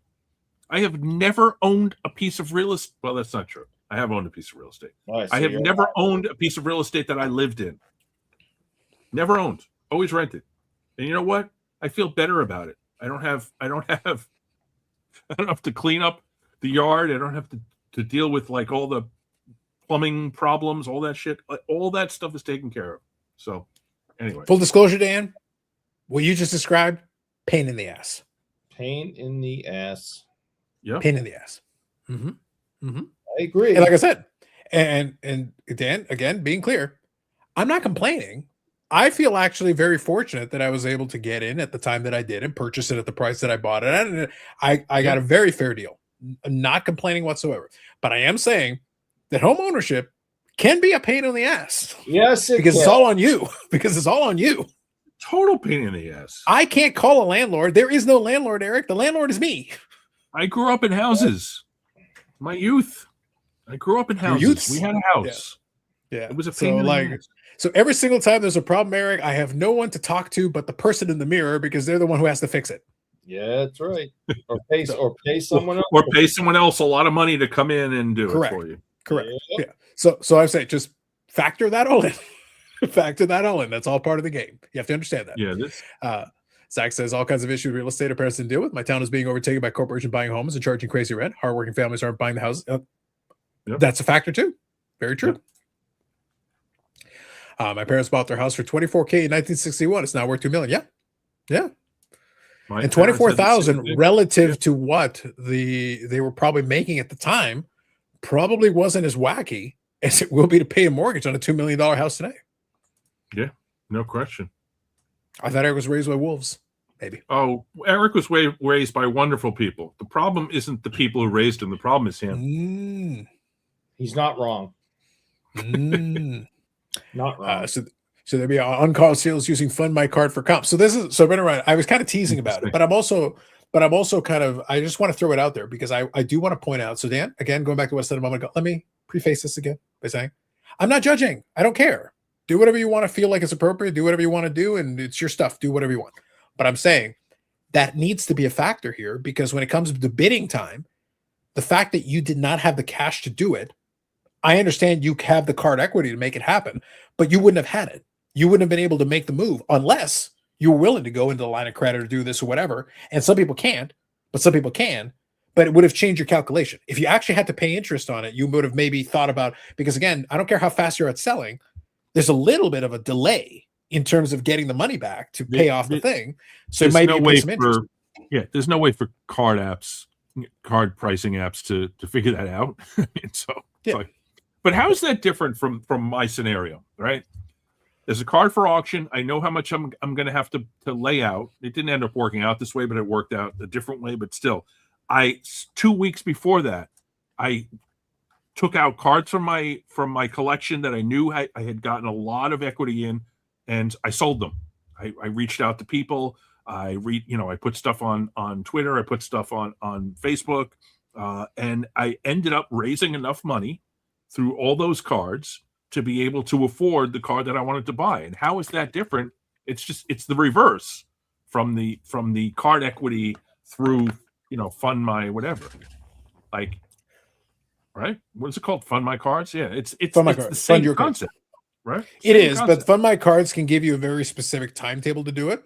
And depending on the situation. Like, again, going back to what I said a moment ago, I have more than sufficient credit to be able to buy some very expensive cards, but then I would have to make sure I paid myself back. And if I don't do it fast enough and I don't pay myself back fast enough, I would have to pay interest on that. Now, my interest rate is very reasonable because I have it. With a Fund My Cards, you can come up with a prearranged arrangement. You can say, hey, I need X amount of time. You buy it, then X amount of time you have to make up the difference. All right, let me send you these cards, sell them, do whatever you need to do, and we'll pay off the difference that way. Yeah. So it's a pre-made. Otherwise, you wouldn't have been in a position to bid if you did not have credit vehicles or all these other things. Right. It's just it makes it easier for you and it gives you more time. I had 2 weeks. And it also allows you, if with that additional time, Dan, it also offers the possibility that maybe if you choose to do so, you could be more aggressive with your bid. True. Because that additional time may give you the chance to grab more cards to pay off. And in fact, the story is that I didn't win the auction because it went for more. So I ended up getting the same card in an alternative version for less money because I had a backup plan. But the reality is that you're right. if I had fund my cards behind me, putting the money up, I probably would have been more aggressive in the auction. That is true. It's actually I've made your point for you. Yeah, it changes the bottom line here is I'm just saying it changes the factor. It changes your thought process because it allows you to be more aggressive potentially. The dynamics are definitely different. Yep. That is right. Sojits are up. Young peeps need to store their sealed Pokemon for investing. Damn it, Eric. I like Carlos, I'm with the. I know you like the Pokemans. Carlos, I'm with the HOA. Can you move your BMW off the street? Bob, I am insulted and offended. Everybody knows it's a fucking Lambo. And no, I am not moving it off the street. The Lambo stays. Yeah. Who needs a home when you can buy baseball cards? I know. That's what I'm saying. Exactly. Back to cards. Stop by Card Vault in San Francisco. Not much vintage and lots undervalued. Maybe overheard they were reselling product for breaks. Their dollar bids are not the best. Okay, place. Okay, interesting. What is AC/DC? Does it mean you can go both ways? Maybe. We'll ask Eric to test. It's different because you did the work to get the money and not use margins to acquire a card. Yeah, that's fair. See, Chris is willing to help you out. Well, there we go. I don't need money anymore. I have the card. It's right back over here. But now you know you have access to $14. That's huge. 14. There we go. And I could probably get 3 out of Mangini. So I'm 17. Ooh. Eric doesn't have one. You'll need to be more specific. No. Still don't know who that really. I don't know if what Ham sent me the other day was real or not. I didn't do more research. Are you sure you didn't do more research? Oh, I did not. You're like, hey, listen, I haven't done enough research. I need to do a little more research. No research was done. I don't know if that was really whatever the jelly bean is or not, but Miss Jellybean to you, sir, if you're nasty. Jelly bean, and I was like, well, that's lovely, and I just moved on with my life. Well, Eric, if it'll set your mind at ease, I happen to know that in fact it is Miss Jellybean that was there. That is really what you people are talking about, and somehow Miss Jellybean is involved in the card. Eric, listen, unlike your perverse alternate tabs, there is a video of her making the bounty offer, and she's wearing clothes. You creep. She has a face, Eric. Maybe if you had looked at her face, maybe you'd be able to tell these things, but obviously you're focused on other things. The picture that was sent to me was not focusing on her face. Oh, Eric, she still had a face in that photo. I think you're focusing is the issue, not the picture. Eyes are up here, Eric. Eyes are up here. I was very uncomfortable with what Mr. Ham sent. I'm sure you were. I'm not allowed to look at those things. My wife also, there be an Eric and Jellybean sticker teacher. There should be. Michelle says I'm not allowed to look at those things. It gives me ideas. Oh, I bet it gives you ideas. Oh, this is a family show, please. I'm not allowed to look at those things. I don't know. I don't, Dan, if past the midnight hour, we can call it a family show. And also, by the way, there was literally 30 minutes of dicks at the beginning of the last show. So I don't know. Is family show really what we want to go with? I don't know. Just trying to be respectful to our audience. Well, look, Dan, if nothing else, I believe we can all agree on this. This particular episode of the BIC Live, number 307, at the end of August, year of our Lord 2026, we got some very solid economic stock in here. I know. Very solid. Very solid. Yeah. So I feel like we did well. Is Bernie Federico a Hall of Famer? I believe he is. I think so. I think that's right. Okay. I'm trying to remember. I feel like there's a lot of Hall of Famers. But Brian Propp is not a Hall of Famer. I can say this now because he's now not live anymore, but there was an emergency live by the professor tonight. Why? Because they were talking about the whole thing we talked about, which is the guy who may have come across the Cena card illegally and then sent it up.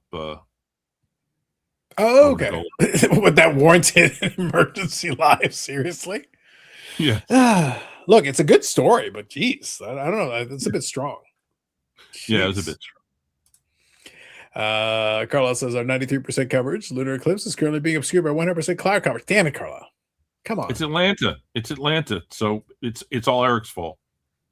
I don't live in Atlanta. How's that my fault? Always here, Carl. Always here. We're always here at midnight. Always here. Or thereafter. My family gathers for the holidays and sings Trick Daddy songs for the community. We appreciate that you're all about the community. That's important. There you go. Once it hits a certain time, it's not a family-friendly show. It started at the economics part. I know. Economics is obscene. Dan, I should give a warning. When we get into economics talk, that's deep. I think Bob Boozle should have some AI jokey stuff on his IG about all your economics talk. I know. Scandalous. So what's the story? Okay, so real quick, I'll give you a high level. So here's what we're going to do. We're going to wind down the next couple of minutes. We've surpassed the midnight hour. So I have a garage sale. I got to be up. I got to get up at like 6 o'clock tomorrow morning. Eric, why don't you do this? Why don't you stop pretending that you're sorting cards? Go and get some sleep to do your garage sale. I'll message you at 3 a.m. because you'll be awake, and then we make fun of you as God intended. So why don't you go and do that, and then I will wind everybody down and we'll talk to the chat. So go. All right, fine. As soon as I finish this you are not sorting cards, Eric. You've been sorting. It's been 5 years. You haven't sorted shit. What are you talking about? It's been 5 years. You could have sorted Rob Veris's inventory in 5 years. This lie's been going on for like 300 years. You're not wrong. I know. I got too much stuff. Dan, I am serious. Eric has been sorting cards for the majority of the last 5 years. How on earth is he not done? How far does the tickle trunk go? You've seen me sort cards on this show. I haven't sorted it all tonight because I'm done with it. At some point, you have to be done, Eric. I'm not done. I'm not done. Is it because you keep having? Is it because you keep getting concussions and forget what you already sorted? Like, what on earth are you still sorting? I'm not saying that's impossible. All right, Eric, I'm going to continue making fun of you, but go for now, so I can read the rest of these comments and go on with the rest of it. All right, good night, everybody. I'll let you know how the yard sale went, and garage sale, yard sale, whatever, and fight some Shriners. Wear a GoPro and make it happen. Let's go. All right, adios. All right, so I'll be champs. I'll quickly fill you in. So short version, and I'm still doing some digging myself. I don't want to irresponsibly give you too much wrong information. The word on the street is that the John Cena WrestleMania patch from WWE Dynasty, it is on Golden right now, so it's currently there. It's over 112,000 right now, I believe, give or take, and the card is on sale. But the word out there is that the consignor had been in negotiations with Golden not long after the product came out. WWE Royalty was the product. Now, the problem with this is that the person who's the consignor also does breaks, including for said product. That's an issue because if you already know the cards, you either have the card already or you know it's been pulled and you're doing breaks and taking slots for like a John Cena spot, knowing full well the big card's already been pulled. That's a bit of an issue. That's a crime, actually. That's actually fraud. So that is the short version of where this could go. I am going to do some more digging. I'm not satisfied. Like, I've got the basic lay of the land, but I want to do a little more digging myself just to kind of take a closer look and see what's out there. The internet's tough because sometimes people have theories. They'll throw stuff out there and it's like, I would like to do a little digging, but initially it wouldn't shock me. But initially I don't want to go beyond just taking it at face value until I've done a little more digging. There are some allegations of, what do you call it? When you put an X-ray on the box or whatever it's called. Oh, CT scanning. Yeah, the scanning of the box. There's allegations of that. So I don't know. I don't think it's a scenario where we pulled it on camera and hit it out or something. It's not that. It's not that. Oh, we didn't know. So we didn't know. So that's the problem is that the Cena appeared, but we don't have any like video of it getting pulled. No, it was there's a question. It was not pulled live, as far as we know. Correct. So that's why it's like we know it exists. So the question is, when and where, who pulled it, how did this person wind up with it, and there you go. That's the ultimate question. That's kind of how this, and then the rest of the pieces fall into play. The internet's weird though, because people will throw out different theories. It's like I'm going to need to do a little more than otherwise. Like an anonymous Instagram or whatever can just claim whatever they want. It was the aliens. I don't know. I need more. Well, you got a whole Reddit thread, which of course doesn't mean there's anything credible in there. You've got a whole professor stream, which again doesn't mean necessarily there's anything credible in there. There's stuff on Twitter, so you have your work set out for you. But the question is, how much of it is reliable or whatever? Is there going to be enough meat there to do a video? Hopefully. Yeah, that's always the part. That's the difficult part. Is that like, okay, people can say stuff. Who do I give credibility to? That's what I need to find out. So for the sake of responsibility, I just give you the high level. I'm going to see if I can figure out anything else. And then if I can figure out something else that I'm comfortable with, then I'll make a video and talk about it. Happy to do so, but I'm just not sure yet. Unicorn here says, Carlos, should you give advertising rights and revenues to this video to charity? Any particular reason why? I have no moral opposition, but at the same time, advertising rights and revenues of this video, the live stream, it's a little late now. I think you're overestimating how much money the live stream makes. And maybe if they want a Starbucks coffee, that might be about it. Side of the room, so getting lots of late winter shine. Okay. My therapist says sorting cards can be a defense mechanism, maybe. Boston sports are hurting Eric's mind. That would at least make sense. Is he getting yard sale revenue for Jelly Bean? Yes. Thank you, Laura. Good stuff. Thank you, everybody. Hankus Pankus indeed. So it's pull live. We don't know. That's a tough one.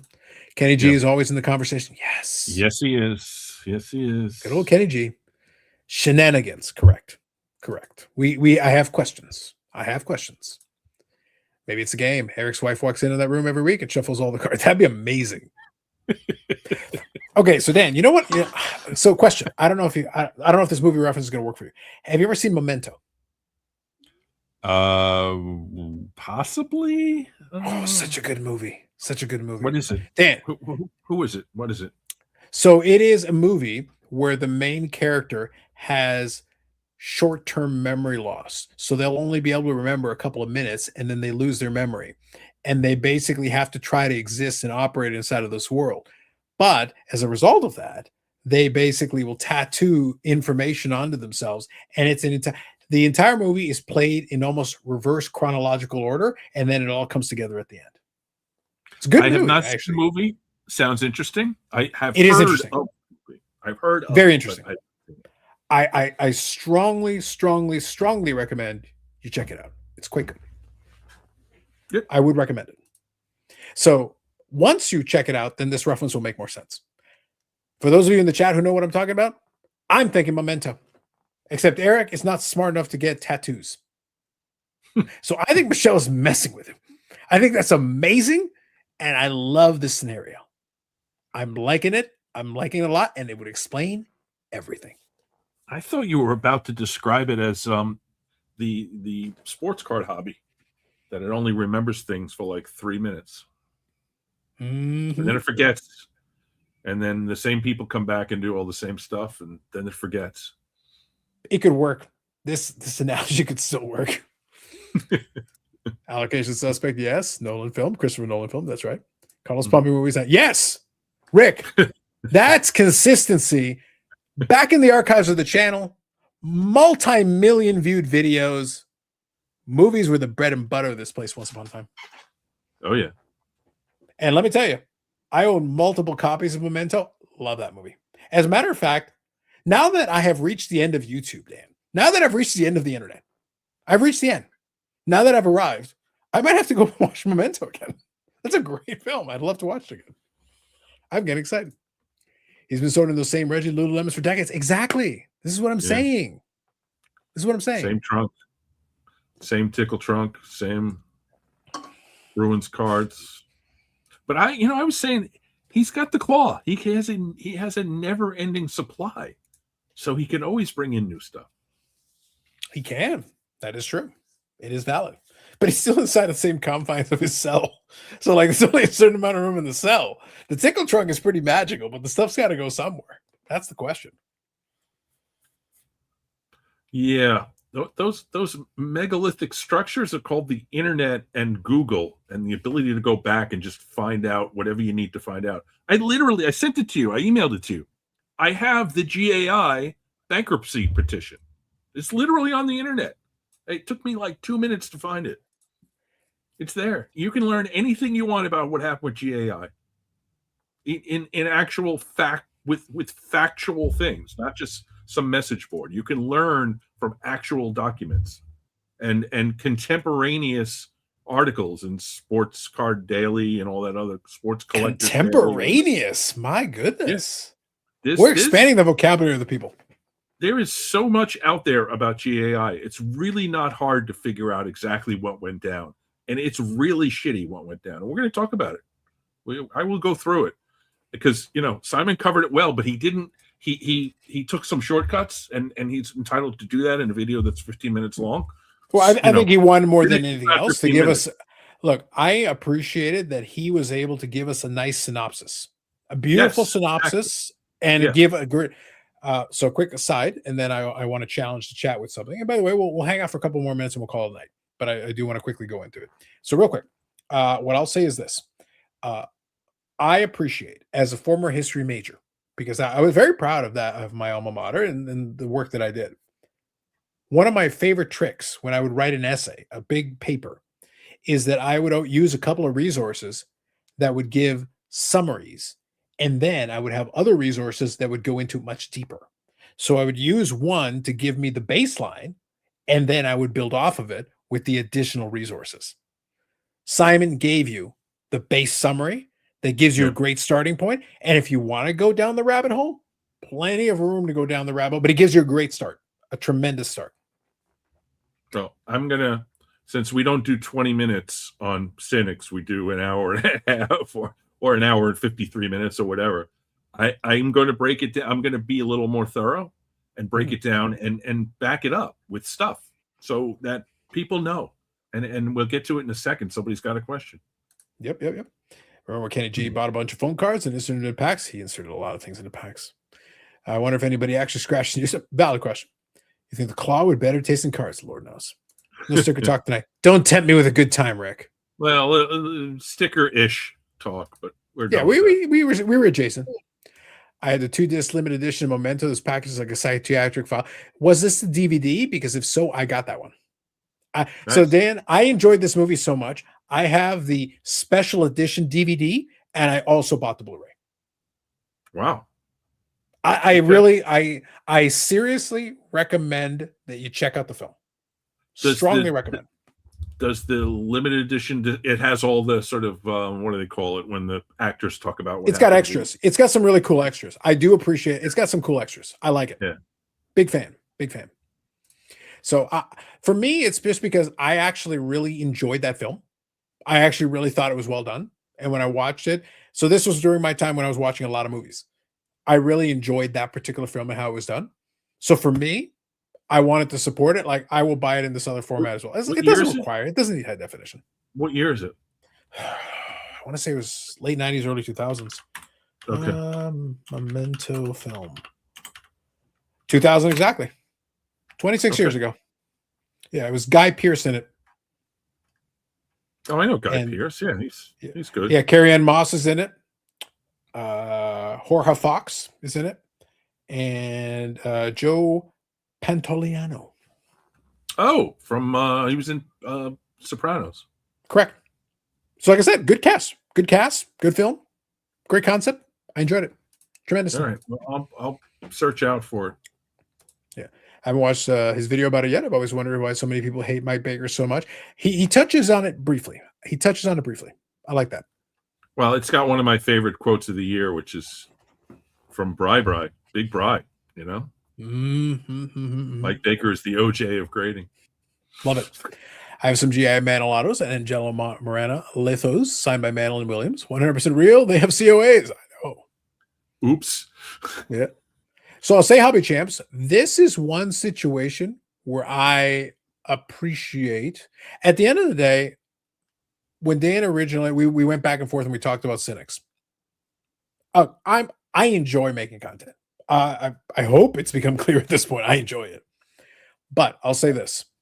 I think Cynics being bi-weekly is to our benefit because it gives us a little bit of time for me. I always find things, but sometimes it takes a little while for it to percolate. And I'll just give you guys a little behind the scenes here since we're later on in this particular live. Sometimes I have already an idea, but I let it percolate a little bit. I kind of sit on it and I kind of stew on it and think about the angle that I want to take or the pieces. So that's why I get to have some fun surprising Dan, because I will find I think it was Yank Me Steve, one of the commenters. And I was like, I love going down rabbit holes. It's way more fun. This is not meant as an insult. I enjoy YouTube. I enjoy sports card YouTube. But if all you're going to do me is show me cards, I respect it. I appreciate it. It's not going to engage me that much. There are some folks that I like, so I'll watch those videos and I'll hit the like button for them just to give support. But I can go look at cards anytime I want, Dan. I'm well researched enough. I've been down the roads, pre-war, vintage, anything you like. I've seen a lot of it. And even some of the obscure stuff I've done some digging into on my own time years ago. I like ideas. I like discussions. I like thoughts. And when I can go down that rabbit hole, that's way more interesting for me. Yeah. That's what I like to do on Cynics. I like to find that connection and then go, here, I'm just going to present you. And then, by the way, this person's involved. Here you go. Love that. Well, one of the things that I think is improved is that I'm doing things now like a week or more in advance, writing a whole thing out and then editing it, adding stuff, changing stuff. Or in the case of today, I just had a whole thing that I just got rid of. I just didn't like it. And I replaced it with something better. So it's like, as the week goes on, thoughts are coming to me and I'm actually organizing it in a way that I think by the time we get to the point where we're recording, I know exactly what I'm going to say about stuff. And that's really good. That's better than it was, let's say, in the early episodes, where a lot of it was kind of like, this is the topic, go off the cuff. Now it's all prepared to the point where I kind of know what I'm going to say. And I've tried stuff out a little bit. So I think that's helpful. And it pushed me down these rabbit holes. I'm laughing half the fucking week going through stuff that I know is going to be funny when it comes out. It's like today. And it literally happened today. I'm sitting in a sandwich shop eating my lunch laughing because I know how funny this is going to be when it plays out. And I haven't even shown Dan everything I got. I love the surprises. In that sense, the bi-weekly gives me more time to prepare. It gives me more time to like put on. I could do a weekly podcast, no problem. Literally, look at the runtime on these things. It's absurd. I can do it in my sleep, but if I have more time to prepare, I can do impromptu, on the spot, come up with a bunch of stuff. But if you give me some prep time, then it gets fun. Yeah. Geiger says, I like that logic for Carl's thought in writing essays. Need that for my future PhD research. I think that research and writing I lost that research and writing mind a while ago. Well, if you're doing PhD research, hey, good luck with that. I applaud it. I still want to tap into that. I enjoyed it. The only reason I didn't go any further in my historical studies is that I didn't want to teach. If I had wanted to go into teaching or writing material, I enjoyed history. I enjoyed philosophy too. I did a lot of philosophy. I don't know if I ever mentioned this to you, Dan. I've told the story, I think, here live before. I took so many different types of credits when I was in university. But one thing I didn't realize until the end, if I had done an audit on the credits that I took, originally when I was finishing up university, I had enough credits to graduate. I was good. I was done. And to be honest, I was a little bit burned out. I really didn't feel like doing anymore. But my parents did offer. They said, hey, if you want to go back for one more semester or whatever, or one more year, you can do it if you want to fill in anything else out. I didn't realize until after the fact, I actually had almost enough credits. I had a history major is what I finished with, but I actually had enough credits where I could have done a double minor in sociology and philosophy because I actually had most of the prerequisites. I just needed to close off a couple of things. Yeah. Took me 3 extra credits to get 2 different BAs. because I had done so much that was combined in the same thing. So I ended up with a degree in communications journalism, media, and also in English literature. She have a BA in English literature. And what's funny is it wouldn't have changed what I ended up doing as a career. It had nothing to do with it. Yeah. I just enjoyed it for what it was. I enjoyed it. Yeah, but that was my secret. That was the secret sauce to my essays.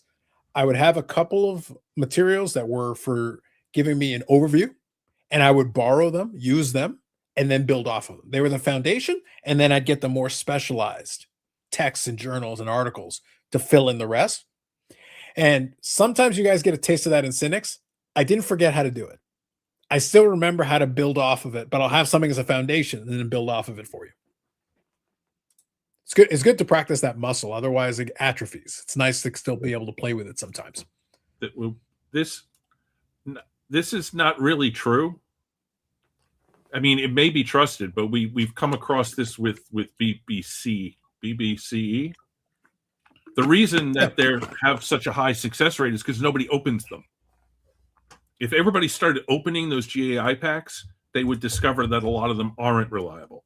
So that's the thing, is that's the problem with ungraded, sealed ungraded stuff in slabs, is that they're not open. You can't actually test the theory. Once they get open, that's the problem. Yeah. And that's going to be I don't think that's going to change. I think there's too much incentive. Just leave it closed and live in ignorance. Hope for the best. Well, it's also the way people collect that stuff. That's exactly. Like, but by the way, though, some of it's gotten so expensive. Like, a lot of those packs have surpassed the point where there is nothing you could pull inside of it that would be worth opening the pack. The pack is worth more than the contents, regardless. You get PSA 10s, it's still not worth the opening. And you're not going to get 10s, by the way. But even if you did, still not worth opening. Yeah, that was those 52 tops, that thing that sold in REA. Yeah. For like $1 million. It's not $1 million worth of cards in there because it wasn't high series. Yeah. And you got pretty much no shot of pulling anything that would ever make it work. So you keep it sealed because it's worth more sealed. Hobby Champs says Cardboard Cynics, one of my favorite pre-recorded hobby contents. You guys always bring it. Thank you, Hobby Champs. Appreciate you. Thank you. P-Matrix Carry On Mouse. Pre-Matrix Carry On Mouse. Facts. That's true. Okay. Cardboard Cynics keeps hobby fresh, bro. Appreciate you. Bro. I always appreciate you, bro. Something about not oversaturating content, make it feel special. Yeah, I think also like I mentioned a few minutes ago, the format does better if we have more time to let it percolate. We could do it more regularly, but then it would be a little bit more haphazard. It feels like it has more time. Like, look, and this isn't a knock. I'll finish this off. By the way, Chad, if you got any last thoughts, feel free to throw them in chat because we're going to wander down here in a moment. But just a last thought. And it isn't a knock. It is much easier to do the debate format where you just pick a general topic and let everybody run off the cuff and just, give their opinions or whatever. By the way, literally we do it on this show all the time because it works and it's fun. And also it gives people a chance to do different things and we engage with the chat and all that. That's fun. But if you get a chance to actually sit there and really think about something, stew on it and decide, hey, I want to talk about this and I got some time to prepare a little bit, pull some stuff together. Hey, not only can I tell you what I think, I can actually show you a clip. I can show you a picture. I can show you an article. Now I'm not just going off memory, like on the spot. We can talk about a lot of things. Maybe we'll get some stuff right. Maybe we'll get some stuff right. We did it earlier tonight with a couple of the baseball discussions. Yeah. I was going stats off the top of my head. I'm a little rusty, Dan, but I was pretty close on most of that stuff. Yeah, and I don't prep for this show. I prep for every video I do on my channel. How would you? How would you prep for this show?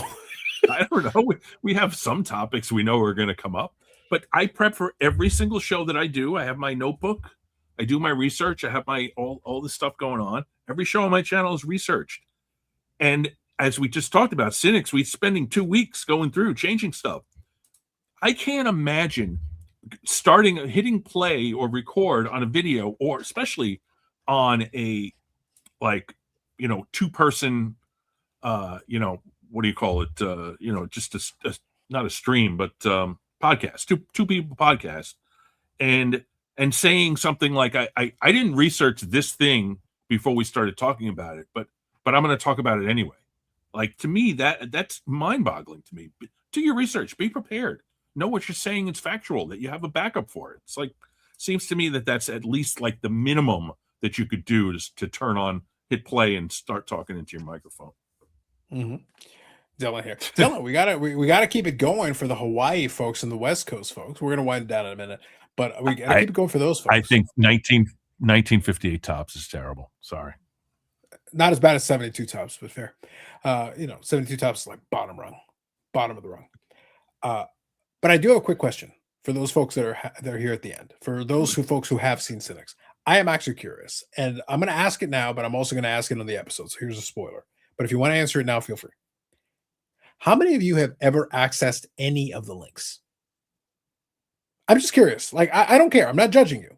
But like, we do try to include the links. We try to include some resources and things in there. Again, you don't have to watch it. We usually will summarize it. I'm just curious whoever clicks on it. It's just a question. I am just genuinely curious. Does anyone ever click any of the links, check any of them out, the articles or the videos or any of it? I'm still going to do it, but I'm always curious if anybody does. Well, Dylan, you think 1972 tops is not trash. So look, lack of education is your first issue. Well, the best baseball set of all time, and you and I can agree on this, is 1953 Bowman. Best set ever. Amazing. And you know why it doesn't need nameplates, Dan? Because educated people can look at pictures. They can appreciate imagery. Beautiful pictures. Also, they don't need useless words on the screen. Educated people have the physical ability to turn the card over where it tells you who the player is. The turning. Mm. The turning. Mm. All right. So never once. But you know what? We put the links in all the time because we've looked at the stuff. We've done the research, right? I like this answer. I like this answer. I'm going to assume, Dan, that most people will never do it. I still like putting it on there. It doesn't matter. I'll still put it on there because I feel it makes it more complete. It makes it more appropriate. But it is funny to me. When you watch a video, how often do you go into the description? And how often do you click on a link in the description? Be fair. I'm the wrong person to ask. If they've actually got, the problem is that most of the people that I check out never put anything in the description. Nothing of value. There's never anything there. If they've got something on there, then yeah. Because sometimes they'll throw something in there. Like, I actually would like to see the source material. Again, going back to the history major thing. I kind of want to look at the source material and kind of evaluate it based on the discussion. I do. I actually read descriptions. And a lot of times I will click links because I think it's interesting, especially if the video was well done. If the video was researched and it was well done, then there are going to be interesting links in the description. If the video was just some guy talking off the top of his head, there's nothing to put in the description. I'm not talking about any particular guy necessarily, but if there's something interesting in the video and I'm taken by it, I will go read the description, and yes, I will click on links. But it is rare. I will say it is rare. Mm-hmm. In general, I will rarely click a link in the description unless I actually want more info, which is fair. Yeah, that's true. I followed up with links in the past. That's fair. That's fair. I have never read a description or clicked a link. Oh my Dan, I am going to write so much slander. There will be so much slander going. You know what? You know what is not a real sport? You know what non-athletes are? Surfers. And I'm going to write a dissertation on the next Cardboard Cynics explaining why surfers are not real athletes. Matter of fact, they're pansies. Girly men. There's no reason to be ashamed of it. It's just, I will write an essay in the description specifically explaining this. We all consume content differently. That's what I'm saying. Remember to do it after the video. That's right. There you go. Thank you, Laura. Look, like I said, Dan, now I believe the appropriate thing to do is to write an essay explaining why surfers are not athletes. In fact, they're the kind of pansies that would think 72 tops is good. Trash.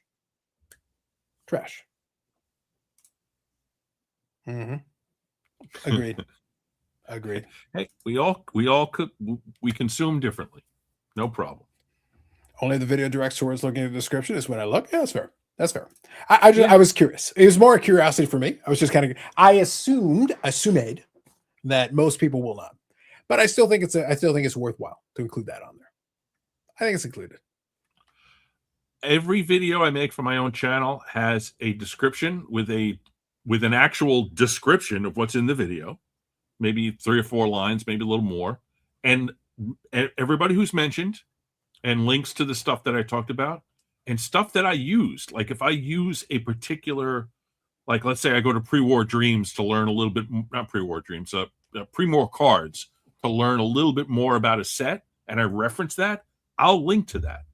So, or I'll link to, a cardboard, what was it called? The old cardboard or TCDB or something like that, and certainly something that I put up on the screen when I shared my screen. So a lot of what's in the description is me just sort of not plagiarizing. It's basically giving credit where credit is due. Yeah, that's fair. Guy says, Carlos, you're probably going to be a public enemy in California now, the surface statement, also Hawaii too. So nothing of value was lost.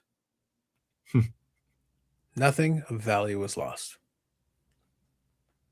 The only peoples that I know in California are Judases. In Hawaii? Psst. See, Eric talks about Guelph. Psh, Hawaii is not real. It's a figment of your imagination. Who's the surf guy? I know who you're talking about. The name is escaping me. I know who you're talking about, but now I can't remember. Maybe you write the title of my videos. Oh, I bet. Dan influenced me to get an Any Wakers card. The back says shot by Crazed Girl. That was the 55 Bowman, wasn't it? 55 Bowman, yeah. Yeah. My biggest thrill in baseball.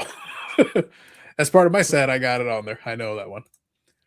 If everyone wants to follow up or looking up things, but yeah, it's there. It's there for the benefit of those who want to use it. I only asked the question because I was curious. For me, it's actually very interesting. So it's like, I always like, but I think it's worthwhile including that information. Again, most people will never use it, never touch it. That's why we summarize it and we'll show clips. But I am always curious if anybody decides to at least look at it. Rick says, I found the cards in the original GI slabs with the silver and gray labels to be legit. The cards in the holders with the whiter labels I wouldn't trust. Usually what happens, the GAI in the silver and gray labels is the original where they actually tried to be a grading company. And for the most part, type 1, the beginning of it is pretty good. It gets a little bit lazy as they go on.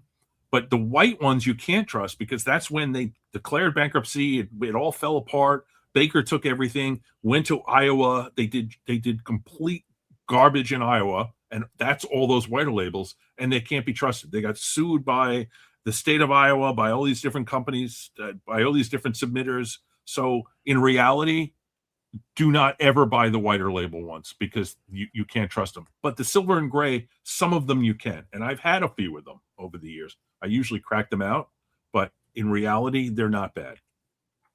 Sorry, I interrupted you. No, that's all right. So yeah, so you can. I would actually take it on a case by case basis. I've seen some silver ones that are trash, like everybody else. Like it's like everybody else. So I do think they tried harder. I do think you are going to find more good cards in it, but that's kind of the way. Look, the way this works is that no matter what grading company you pick it, there are going to be some good cards in those slabs. There's also going to be some bad cards in those slabs. The ratio is going to be based on how much or how little effort they actually put into it. That's the key. Because you're with some companies, the ratio is going to be like 99%. The greatest joke. We made the joke about BCCCCCG. I guarantee you, Dan, there are legitimately good cards in those holders because somebody didn't know any better and they actually had it put in the holder. But there's also 1,000 bad ones for any decent one. 1,000. I've never seen a vintage card graded correctly in a BCCCG. Never once. Yep. It's the way it usually works. But you will, if you follow this kind of rule of thumb, you will do better than most. I would still look at the card anyway. Use your eyes, use your judgment, but you will do better. Is esports more of a sport than surfing? That for Dylan's purposes, yes. For Dylan's purposes, sitting in a chair is more of a sport than surfing is. Exception. Bethany Hammond is the athlete. 4.5 hours. So that's what I'm saying. Like right now, you put in Heath Slater, Kelly Slater, Bob Slater, whatever the guy's name is. Like, honestly, he couldn't sit in a chair for 4 hours. He'd die. He'd burst into flames. Bethany Hammond is the athlete. So just my favorite thing about this whole thing. I always enjoy this, Dan. Whenever there's like all these different sports and things in there, somebody can be an athlete and do a non-sport. It's always the gag. I can have a lot of fun poking fun at it, like, oh, that's not a sport. That's why I always kill Eric with the cycling. It's like, no, Eric, cycling is what people does to train for a sport. That is not a sport. That is what somebody does to train for a sport. Now, I can add things to it. I can make it more entertaining. I can take the most athletic person in the world, Dan, and I can ask them to sit in a chair. They're still a great athlete, but they're sitting in a chair. That's not a sport. It doesn't make it a sport just because they're a great athlete. I hear the best grading companies, KSA? No doubt. No questions asked. Absolutely. A deep dive into the idea of universal grading scale standard with everyone's input would be fun. We'll work on it for the Patreon. Stay tuned. Fun is a relative term. All right, folks. That's it. We did it. Good job. Listen, great conversation with everybody again. Despite this ridiculousness about surfing being a sport. Absolute poppycock. I'm just putting a stop to it right now. Badger stats for career hits is incorrect. It doesn't include the hits he got off on Monroe. We'll make sure we add that in. Ouch. All right. Well done. So thank you to Yannick for popping in. Appreciate it. Thank you, Dan. Good to see him Appreciate again. you popping in as always. And Eric was here. No, that's it. Was That's he? all I got to say about that. When was he here? I don't remember him here. Well, he's working on year 7 of his sorting plan. I don't never remember ends. anything he said. I don't remember anything he said. I just heard the sound of shuffling cards. All the shuffling cards. Hit the like. I don't remember. I don't think tonight I've got too many links that I need to give you. I'm gonna see if I can figure it out. I'll think about it. You know what? Maybe I'll just send you a link to Memento. If you haven't seen it, legitimate movie recommendation. Why put links? Nobody's reading them. Apparently, That's true. Maybe that's the case. Ever. Well, look, you're gonna get my dissertation on why surfing is fake. Hawaii is a hoax, people. The moon landing is real. Hawaii is a hoax. This was a real revelation. This little question and answer with the links. It's a revelation. I'm gonna go full Moynihan. No, I'm going to go the other way. I'm going to leave entire slanderous dissertations on people. And I go, well, if you're not going to read it anyway, I'm going to include it. That's everything I did. Appreciate you, folks. Appreciate you. Leave an entire Google Doc link. Yes. Working on it. We'll do it. Appreciate it. Thank you, Laura. Thank you, Eric. All right. Perfect. Done. Beautiful. Appreciate you all. Hit the like button on the way out. Eric pays for it. Have yourself a great night. Enjoy the rest of your weekend. Take it easy. We'll catch you later.